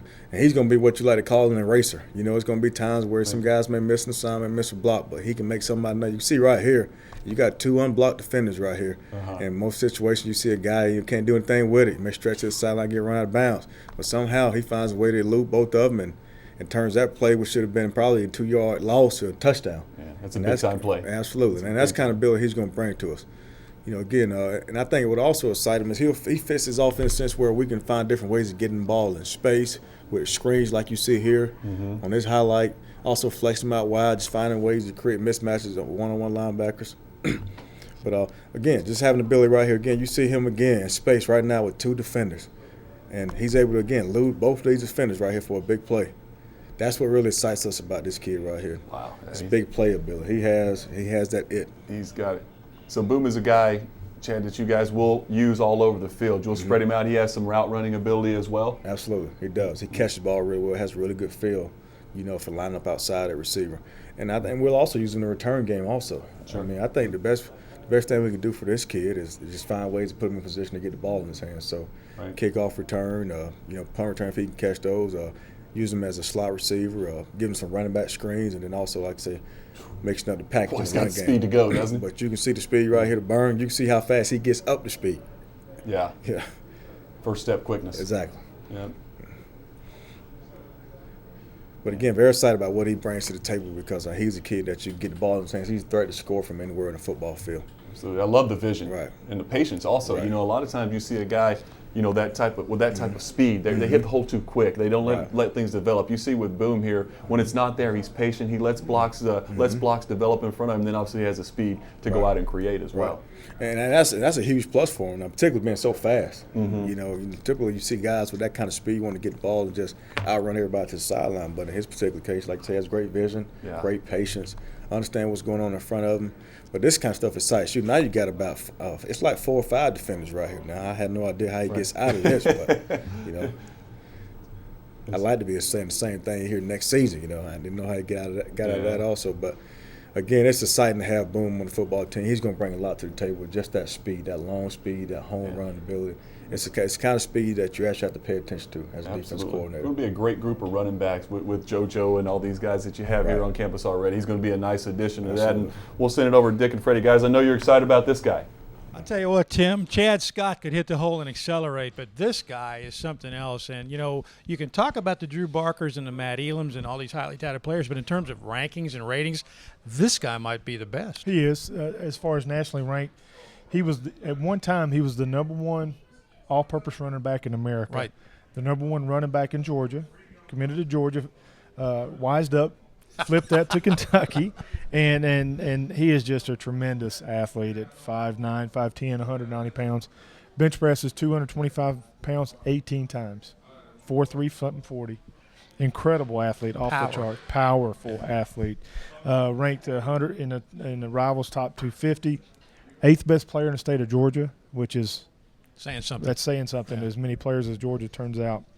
Again, the number 1 all-purpose running back in the country, ranked 208th in the ESPN 300. Played in the Offense and Defense All-American Bowl.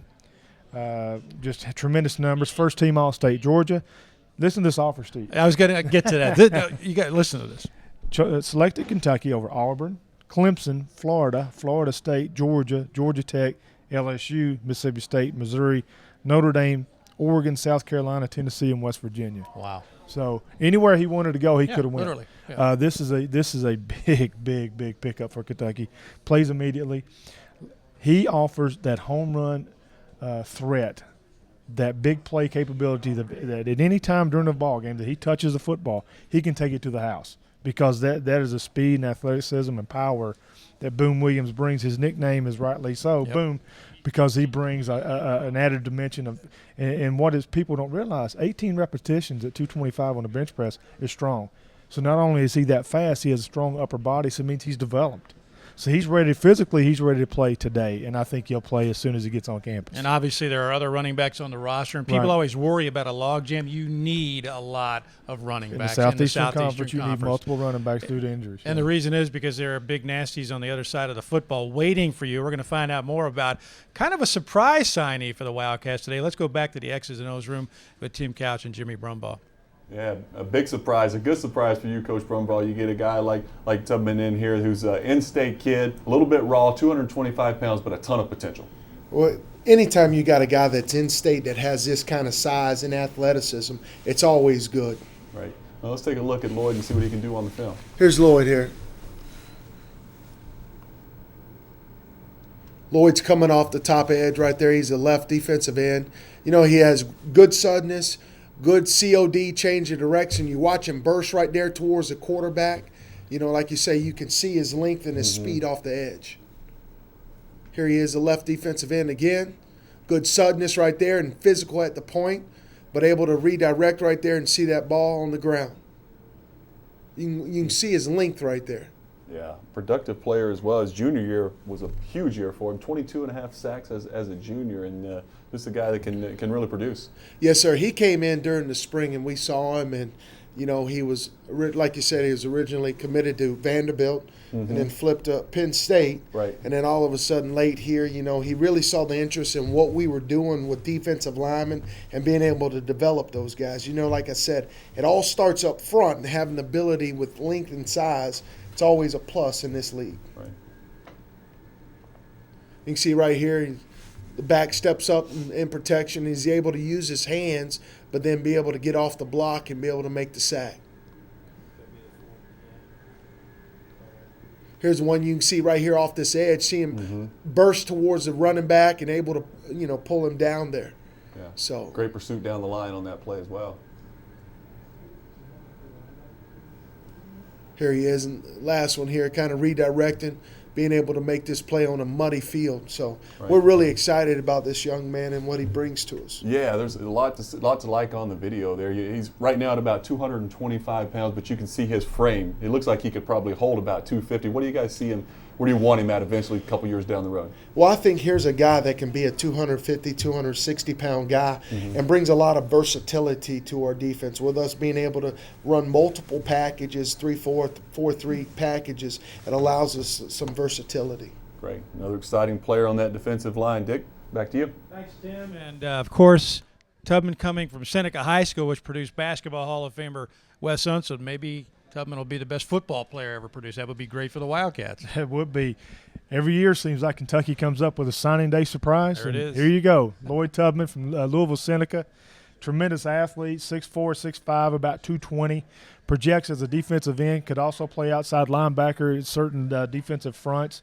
The number 4 player in Kentucky, so that's 4 for 4. Kentucky gets the top 4 players in the class. I think that's a first since the ranking system has come about, which is a tremendous job by Coach Stoops and his staff. The number 12 weak side defensive end in the nation. He had 22.5 sacks as a junior. which means he's been productive for a long time. He's very active. He's a long defender with great first step. Will develop his upper body to become more of a pass rusher going straight at the defender. Now he's really relying on his athletic ability for his swim move, get around, pursues the ball well on the backside. Coached by Lavelle Boyd there at Seneca, very well coached young man. Chose Kentucky over Penn State, Louisville, Nebraska, and many others. Was originally committed to Vanderbilt, to Penn State, and then went back and signed with Kentucky today. And Coach Stoops does it again. A signing day surprise, and this is a good one. And this protects the borders, which you like to see. And I love to say that, and I'll say it again. This is another fence post around the borders of Kentucky. Coach Stoops is keeping the best players here in the Commonwealth, and that has to happen. And not only does he go to Kentucky, but he does not go, due respect to Vandy, and Kentucky's battling right now an SEC Eastern Division opponent, so you pick him up and keep him away from a school that's really become a rival. It has. And Kentucky and again, I know that's metaphoric, and I like to use the fence, but I don't think that can be understated how important that is to win your state. And right now in recruiting, Kentucky is a state champion, and that bodes well for the future of this football program and speaks volumes for Coach Stoops and his staff, who is just – I don't know if you can see it out in Big Blue Nation viewing land, but the energy of this staff it started fast. Hear it. And it's remained fast. Yeah. I mean, their energy is contagious. I mean, I'm worn out, and I'm just sitting there talking. They've been running up, downstairs, drinking coffee all day. I mean, they are very excited. And this, I can see why. And when Tubman became official, this place went crazy. There was a roar. And rightly so. This is a big-time football player Kentucky gets out of Louisville. One place the Wildcats needed to improve and have is defensive backs. And, of course, that makes Bradley Dale Pivotal awfully happy, and he's with Tom Leach. Thanks, guys. We're going to talk about a couple of DBs. First, Bradley Dale, let's talk about Mike Edwards. Tell me what first attracted you guys when he jumped off the tape. Well, you know, Mike's very athletic. He's got a lot of speed. He returns kicks and punts, which is very exciting for me personally with special teams. He's very physical. He's got very good ball skills. Got a great family. He's from up the road in Cincinnati, so he was a guy that we were very excited about. You know, if you watch him right here, that's a great job playing middle third, going and getting the ball. Shows his ball skills there.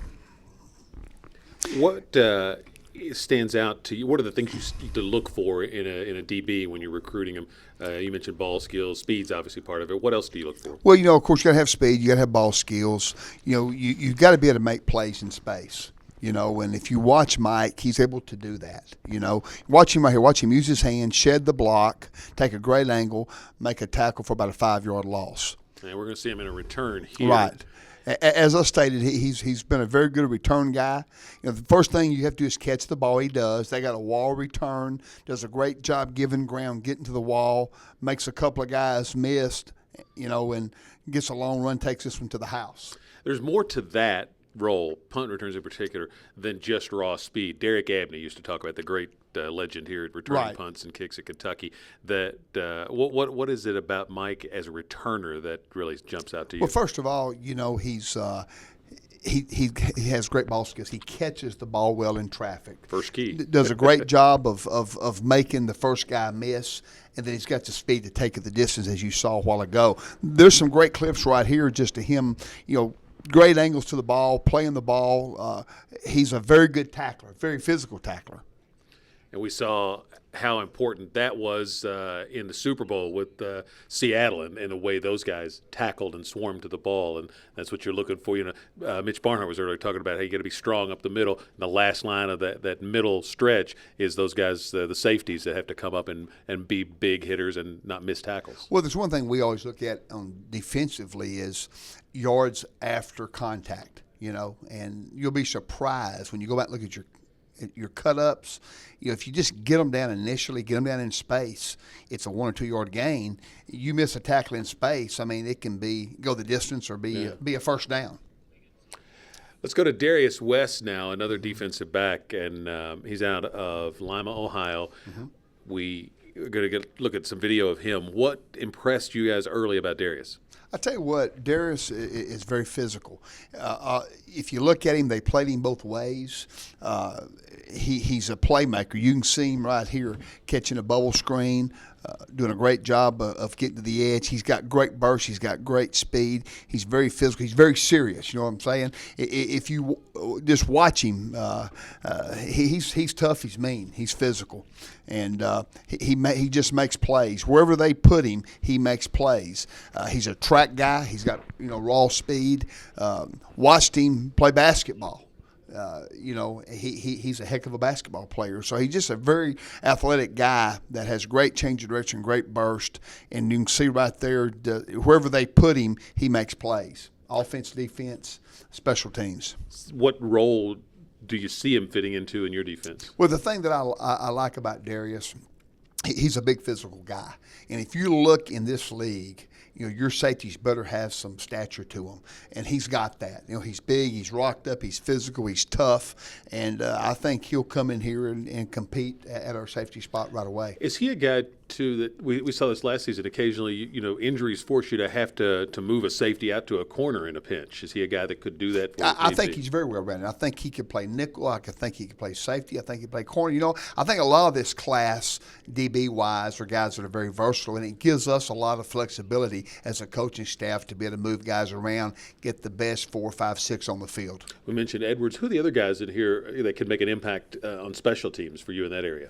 Well, you know what? I'm not going to start. This class is good. There's 28 guys.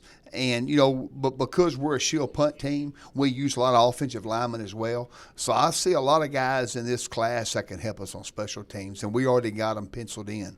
Big and fast can always help. Big and fast helps always. That's right. Bradley Dale Pivoto joining us to talk about Mike Edwards and Darius West. We'll send it back over to Dick Gabriel and Freddie Maggard. All right, guys, thanks very much. And again, Kentucky improving itself enormously in the defensive secondary. And Mike Edwards from Cincinnati, used to be impossible to get kids out of there, but he's one of the best, again, in the state of Ohio. Yes, 5'11", 185, cornerback, defensive back, athlete. Versatile. Or you wrap all that in one, he's a football player. There you go. The kid's a football player from Winton Woods, which is a traditional program there in Cincinnati. 4-star prospect, the 14th best player in the state of Ohio, first-team All-State.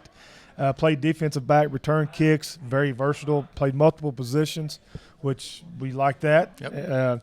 First-team All-State in Ohio. Coached at Winton Woods by Andre Parker. This school produces players year after year, and that's a great get for Kentucky to go in there and sign a player of his stature. This is a physical football player that breaks on the ball, is very instinctive, as we saw in the film. He breaks on the receivers as they're coming out of their routes. He takes the proper angles to make an interception. Big tackler, big hitter.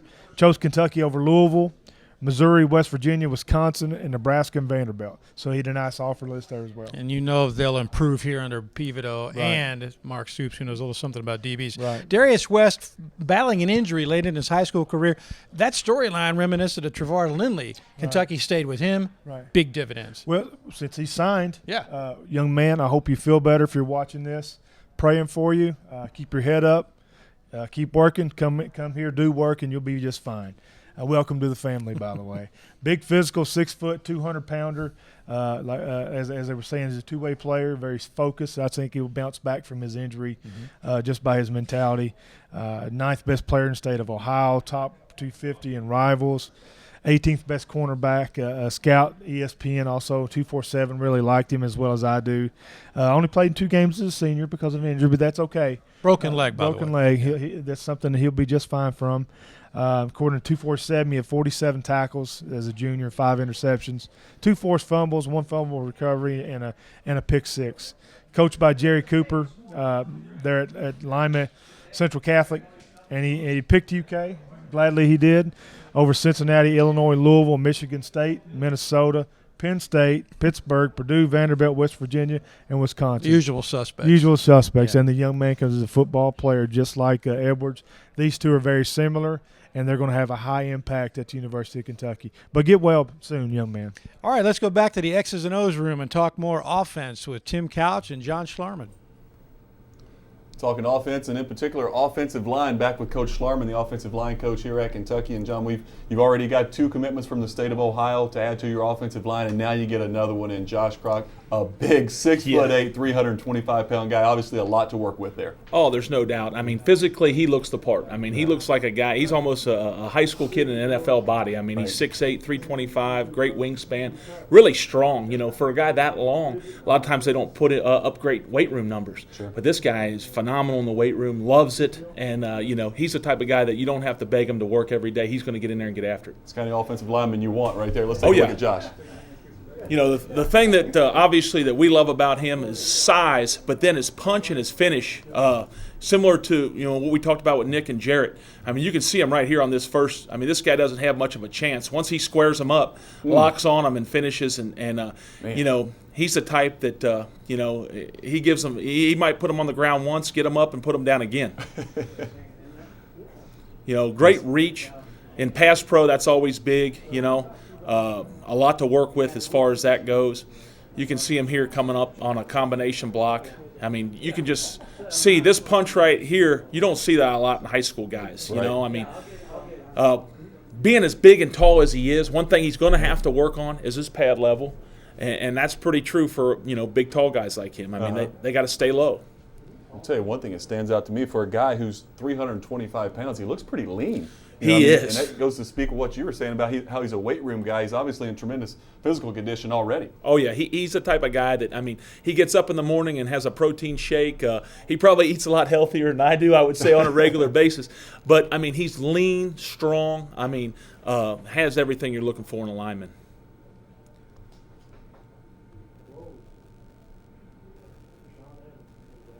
This is a good one right here. Kind of see his punch. Yeah. All right, right there. The explosiveness he has right there on a punch. I mean, that's pretty impressive right there. And he gets after it. Wow, that's an explosive offensive lineman. That's an exciting guy to add to that offensive line. A big offensive tackle, obviously. Now let's move on the inside of that offensive line. Bunchy Stallings, a kid out of Alabama that I know you're pretty excited about.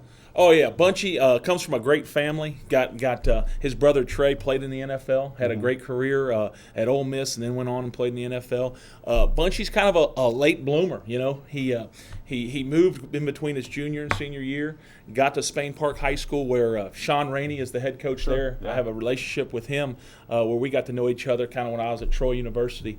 And that's who really brought Bunchy to our attention in December. Said he really came along well towards the latter part of his senior season. And, boy, the film shows that. All right, let's take a look at Bunchy. Bunchy plays center, which, you don't see a whole lot of 6'3" to 6'4", 320-pound centers in high school. You really just don't. But you can see here, all right, they run a very similar offense to us. So he's used to making calls, calling out the front, setting the protections, doing all those types of things. There he gets out on the screen and does a great job of getting a pancake on the second level. Run a shotgun-style offense. So, again, just being familiar with, some of the things that we're going to ask him to do here is a huge, huge bonus coming in.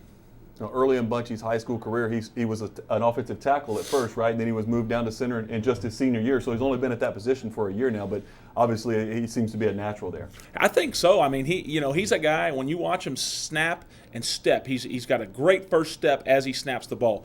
And sometimes for guys that maybe haven't played center, that's the hardest thing.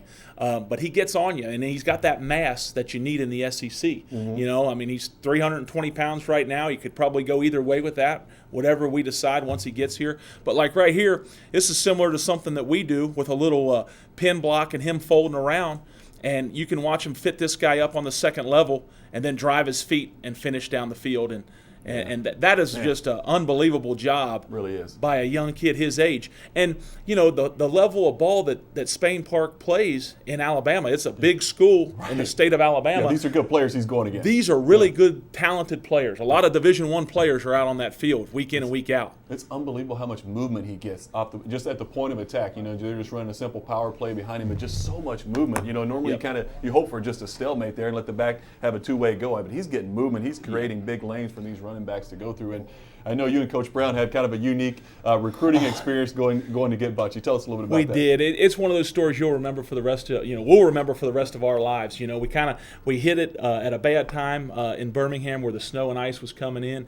Took us about 7 hours to get to what it should have taken 20 minutes, right. And actually had to park the car and walk the last mile just to see him in the school that day. Right. And whether that had he says it had a little bit of a part in him coming to Kentucky, it probably didn't hurt. It showed him how important he was to us, at least. Whatever it takes, right? Hey, whatever it takes. There you go, Dick. Back to you, Coach Schlarman and Coach Brown, doing whatever it takes to get these guys to sign in Kentucky. I can't top that story. We won't even try, but it paid off. And we'll talk first about, Josh Kroc, who just enormous, passes the eyeball test, and from a real football part of the country in Niles, Ohio. Exactly. Physical, nasty Ohio offensive lineman. This young man finishes blocks. If I'm going to a fist fight, and I know I'm going to fight somebody, I'm taking Richardson, LaRubio, and Kroc with me because they wouldn't stand quit. behind them. Well, no, I'd be in front of them and then duck and let them fight. But these guys are maulers. I mean, they are absolutely maulers. They get their hands on you, you're going to the ground. Very impressed with Kroc. He's more 6'9"ish, 320. So he's bigger than his. At that point, Yeah, at that point, it really doesn't matter. All-State. 23rd player in the state of Ohio. Here we go back in, and we're taking the borders, and we're putting it past the river.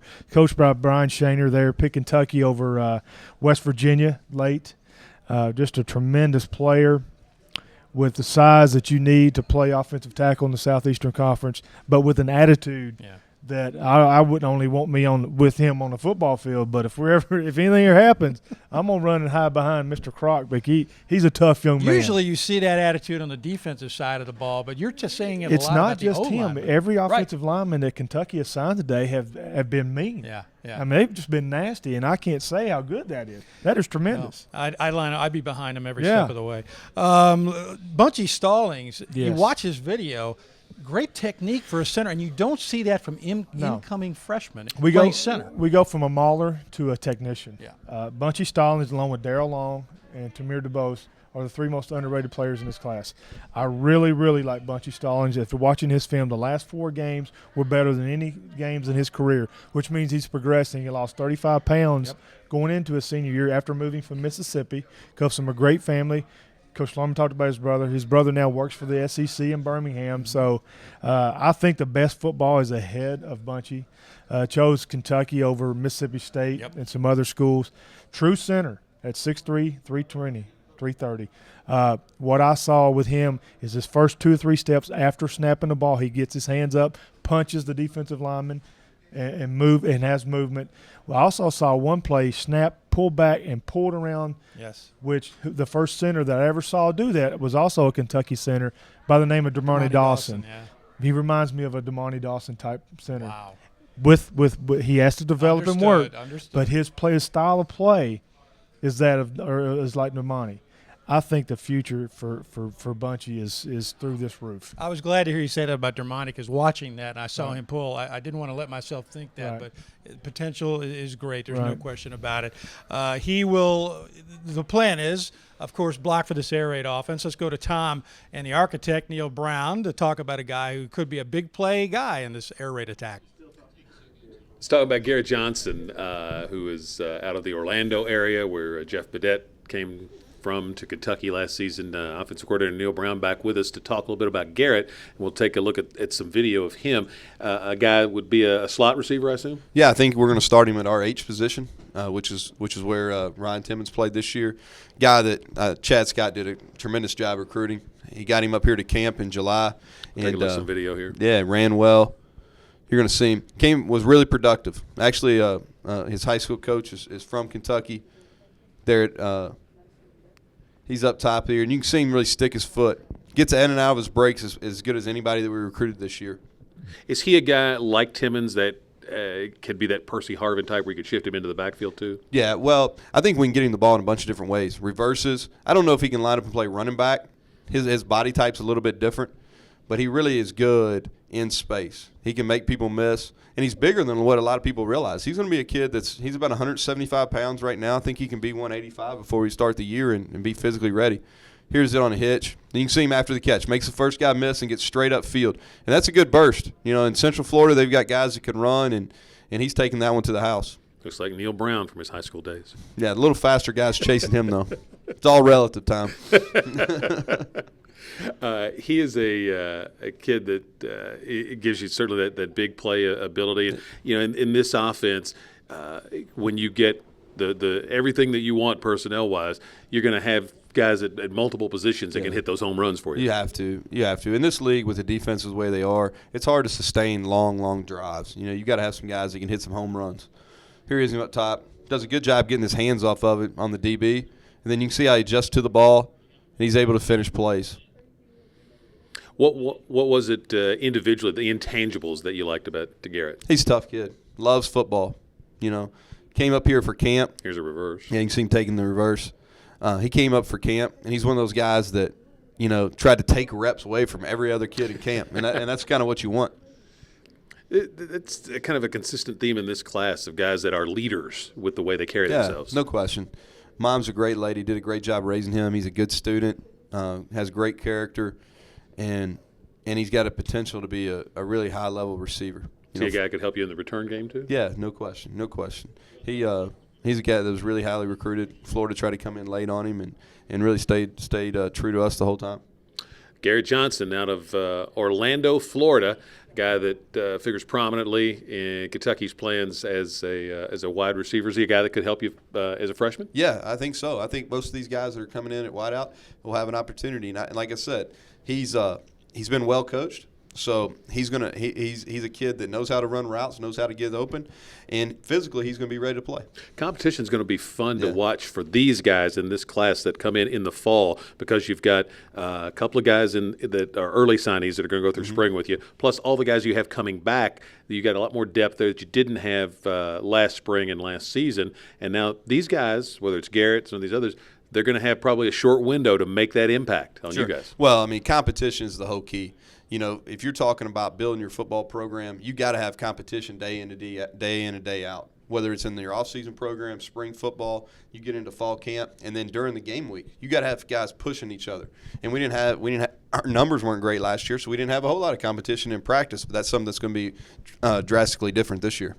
Exciting times. Thanks, Neil. Yeah, it's fun. It's Neil Brown, the Kentucky offensive coordinator, who will be working with these guys in the spring here real soon that are already on campus, and then guys like Garrett that'll be coming in the fall. It's been a great day here at the UK football office. A lot of excitement with this 2014 class. Hayes in the barn, 28 signees that are in Kentucky's football class for the upcoming season, and already deep into working on the 2015 class. So a year from now, mark it on your calendar for another one of these sessions here at ukathletics.com. Thanks for joining us. All right, guys, thank you very much. And, of course, Garrett Johnson, part of the wide receivers coming in. That's another spot where the Wildcats really needed to improve, and they have done just that. And this kid, a top 100 player in the state of Florida. Met needs at wide receiver. Yep. Like Coach Brown talked about, competition at each position. I mean, what I like about Garrett Johnson is he brings swagger. He brings an attitude, a Florida attitude.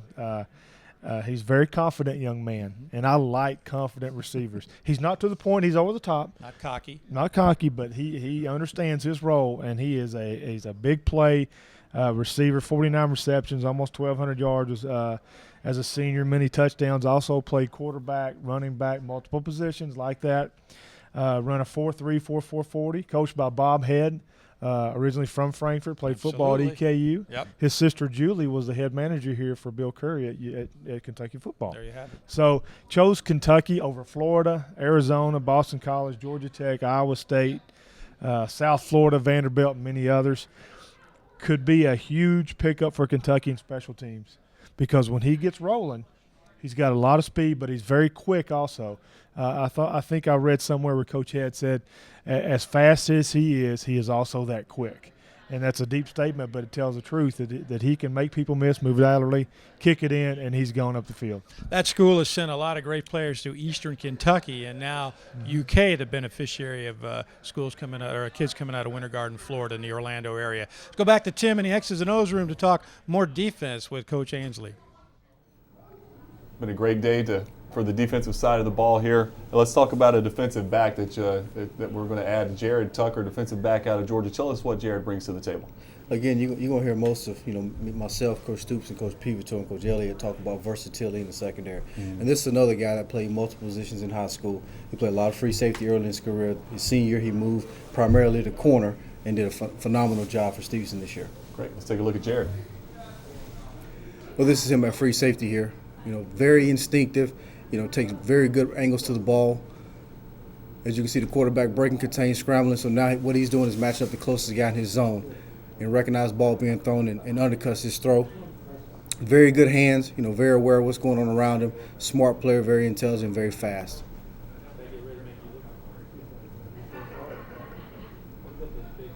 This is, again here, him at center field. Really good job on the angle tackle here. Yeah, great pursuit from the safety position. We've seen the first two clips of him lined up at the safety position. You also said he's plays out on the corner as well. Where do you anticipate him playing here at Kentucky? Well, we're going to play him at corner. At corner. Because he's got very good speed, very good recovery speed, and we're going to put him to our field corner and let him break on the quick routes.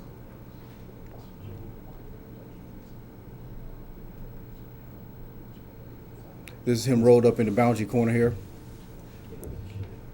Now again, he's in cover 3 here, so he's secondary support. His primary goal is to make sure that receiver don't get deepest behind him. So once he recognizes run, he triggers and comes up and sets the edge and makes it for a loss. Nice physical tackle too from your corner as well. Not the biggest guy at 5'11", but certainly a willing tackler to come up and make a play and set the edge. Absolutely. And one thing that you see here is if he doesn't get here and set this edge, they got a blocker for this linebacker here. And if he lets his ball get outside of it, it's going to be a big play. So he understands leverage, understands angles. Here he is again. This is one of the primary things he's going to do for us in our defense. He's going to play to the field, which means he's going to play off majority of the time. Mm-hmm. And he's got to do a good job of breaking on quick short throws and making sure those hitches don't turn into big gains, and which is what he does here. Seems to be a really sure tackler as well. He comes up and breaks down. And he's got to do a good job of breaking on quick short throws and making sure those hitches don't turn into big gains, and which is what he does here. Seems to be a really sure tackler as well. He comes up and breaks down really nicely, doesn't allow the run after the catch.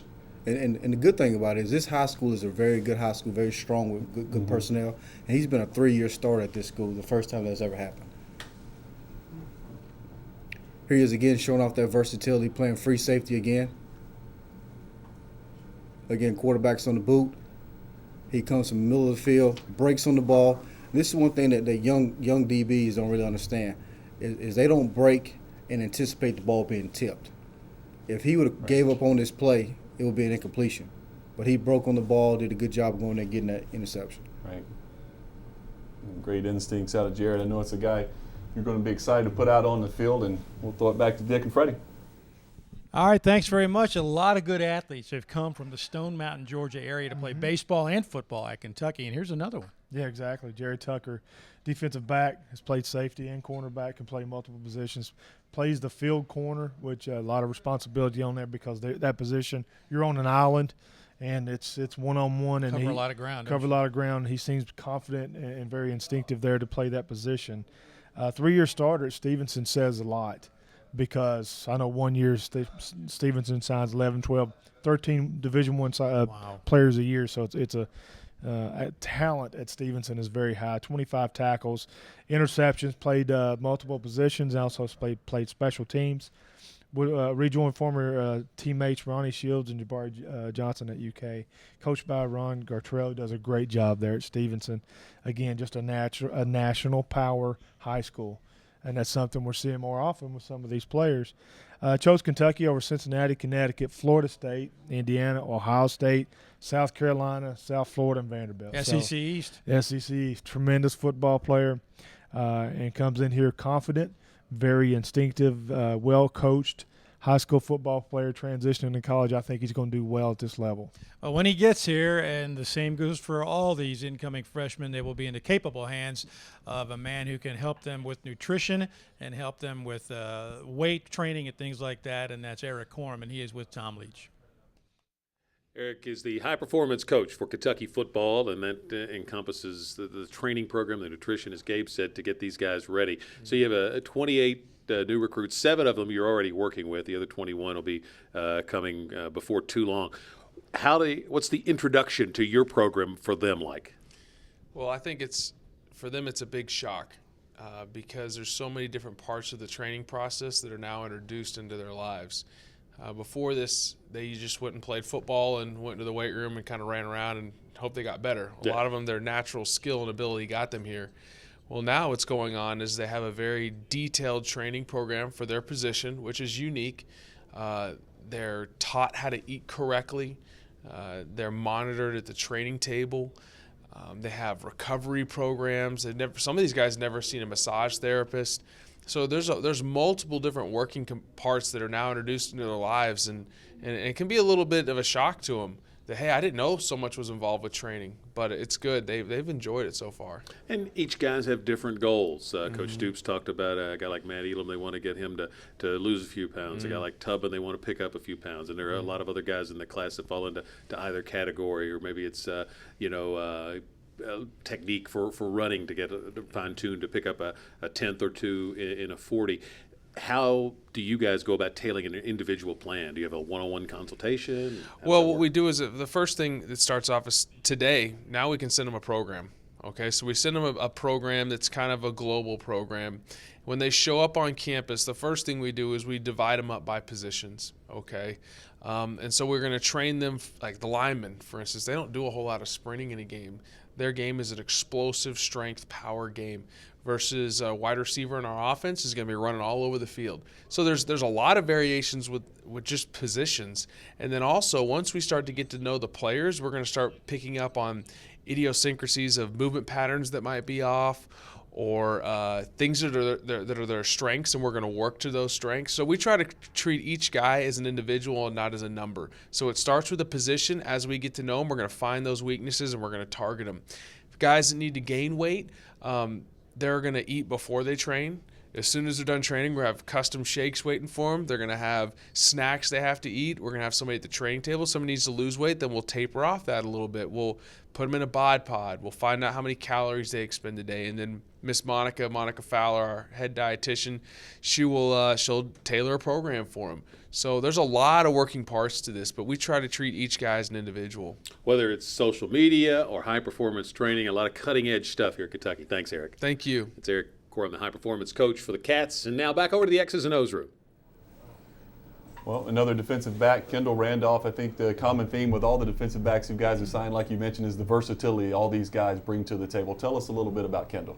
Well, one, he's an outstanding football player. Great kid, great character. Everybody in the community in Tallahassee loves him. And he's what we call a 4. He can play all 4 primarily cover positions, left corner, right corner, nickel, and dime. So we got really high ceilings and really high expectations for him coming in. Great. Let's take a look at Kendall. Again, his versatility, he's playing free safety here. Obviously not going to play free safety for us here, but just shows his range, his recognition, his pursuit of the football. I will not be denied attitude here. And he comes up, feels the alley with what we call a near leg, near shoulder tackle. And he gets the guy on the ground, and it's a really big knockback tackle. Playing against some serious competition, too, at a great high school there, Tallahassee, Lincoln, going against those kids. So great competition as well. Absolutely. This is him up top at the boundary corner. Again, we talked earlier about having the ability to play man-to-man. You got to be able to play man-to-man in this league, and you also got to be able to judge that ball in the deep part of the field. Critical factor. Right. If you don't have those two things, you can't really play corner in this league or at the next level. And he's showing everybody he can do that right here. Press man, good feet, good hip turn, get in his hip pocket, cuts him off, and goes and tackles the ball at the highest point. One thing that's impressed me with all the defensive backs that we've seen today, that the ball skills that they all have. I think you guys have done a great job of scouting that. I think that's such an underrated thing. So many times in college football, you see guys that are in position to make a play, and they're in perfect position. They just can't find the ball and go up and either knock it down or intercept it. The guys that you guys have signed today seem like they have tremendous ball skills. Absolutely, and that's a critical factor at DB. If you don't have that, it's going to be hard for you to make plays and turnovers. Again, this is him at free safety, a good trigger. Coming up, setting the edge, good open field tackle. We talked about that earlier too. You got to be able to play man-to-man, but you got to be a great space tackler, and he definitely demonstrates that here, coming out filling that alley. It's a lot of space there. Right. If he doesn't get that guy down, he got potential to make a big play. Again, that corner up top, which is going to be his primary position here. Good ball judgment, good ball skills. That ball's tip, it's hard to judge where it's going to go in this tip. Right. Just like when a D lineman tips it from a quarterback. You got to be able to look that thing all the way in, focus, and then again turn defense to offense is what we need here. Absolutely. This is him up top. Good disguise by him. Just shows you his awareness. His instincts. He's showing press, but really he's playing a cover 3 concept, which is we call press bell technique. So he's very aware of what's going on. That quarterback sees that single high safety, and he sees this guy press.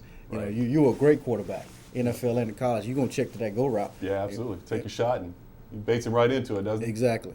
And goes up and gets the ball again, looking to go score with it. Yeah.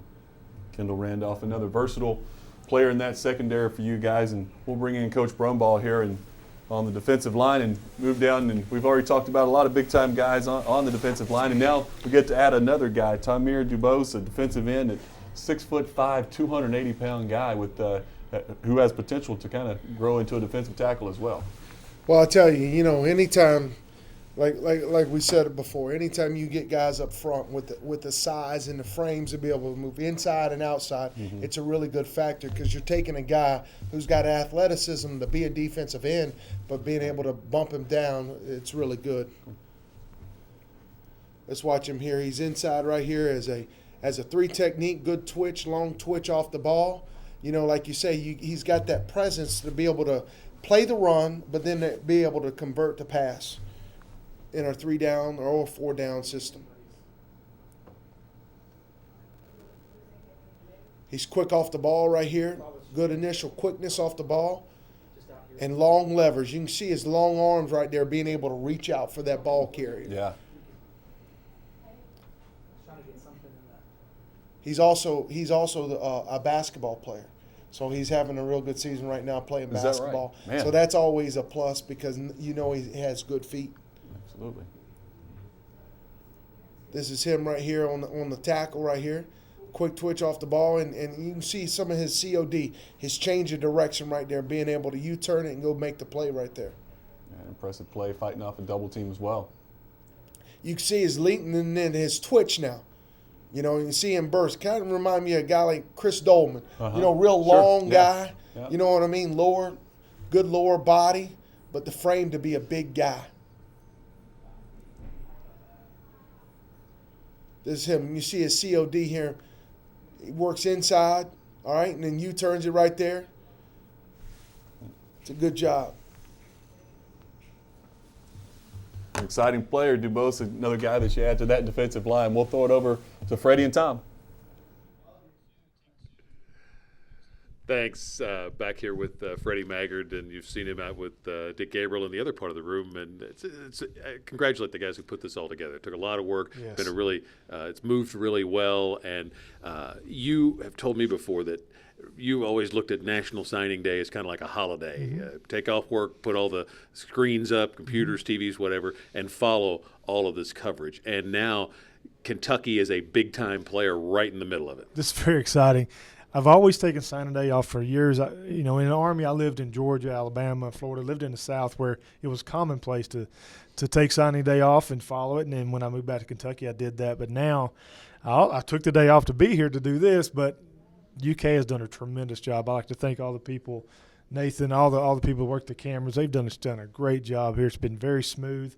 I'm the only non-professional media guy on the show, but in my untrained eye, it's been very efficiently ran and planned, and they've done a great job. When it looks big time, Right. very professionally done, that even in itself sends a subtle message to recruits that are watching. It's like, Kentucky's serious. Right. It goes back to what Jerry Rice says. You look good, you play good. Yeah. You can translate that over to recruiting shows.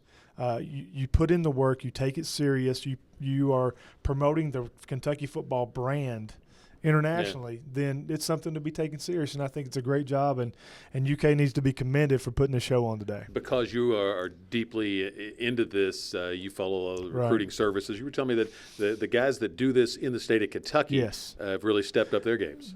the state of Kentucky has some tremendous recruiting service writers, bloggers, journalists, and just the Kentucky Beat period. All the major publications and internet sources, the major papers, Herald Leader, Courier Journal, all the fan sites have done a tremendous job. Nowadays, if you're a Kentucky fan, you're almost in overload because there's so many great internet opportunities to follow Kentucky radio shows like your show and others. I mean, it's a great time to be an athletic fan in Kentucky because the media out there are doing a great job and the possibilities are unlimited. Freddie, great job today. Thank you very much. It's been a lot of fun. I mean, what amazed me is the coach's energy was high when they got here, and it's stayed high, and they've worn me out. So, I mean, I don't know how they've done it. This is a great class. It's an historical day. It's a myth-bursting day for the Kentucky football program, and I'm sure these coaches are already working at 2015, and it's going to be exciting to see how this recruiting class translates to the football field in wins and losses. But Can't as far wait as to see them on the field, since the star system has been put into place, this is by far the best class Kentucky's signed. Yeah, and that's exciting for the Kentucky football program. Thanks to all of you for joining us today, whether you were here for all of it or came in and out. And if you didn't see it all, know that the entire show, the 4+ hours, going to be available to be seen in its entirety on the Kentucky Wildcats TV channel on YouTube. Just type Kentucky Wildcats TV into the search box. It'll take you to the Kentucky Wildcats TV page, and you can see all the great work that they do. But in particular, you can rewatch this whole show over and over again if you want until the spring game or the first game next fall. Thanks for joining us here today on the National Signing Day show from the UK football offices. Where's the makeup? I mean, if this was a serious production, we'd have some makeup. Let's start with the main man right here, Coach Mark Stoops. An exciting day for you. Intangible, he's got it all as far as character. He's a leader, and his leadership, people that have been following him on Twitter and all that kind of stuff, they understand that he's really helped this class stay together. How's your leg feeling? Well, good deal. Just make sure you do everything they tell you, right? Just be careful and just take care of that business. Coach Stoops, it is Darius West. Darius West, the 21st. Look how excited the coach is there for number 21. It is. All right, man. You are a big one now. We got a lot of them guys, but you gonna be a big time player now. Very talented. But what jumps out at me is their leadership. It's pretty cool to see all these guys, that no one wavered on their decision. Coach, I know you're excited about this kid. He's a disruptive guy. You can really just look at the future and see how great things are going to be here with all these up-and-coming players, and it's going to really open a lot of players that's, in the younger grades coming up still looking for schools. They can really look at Kentucky and say, man, this is a place I might want to be at. What an exciting day. We've got this class put together, the faxes are coming in, and we're putting together something for the future. Today's a day of closure, but a day of hope too. So there's not a better character, we have on the football class. So we're glad to have you. We have the newest commitment, and it's a guy that you guys are going to be ready for. Good boy. Matt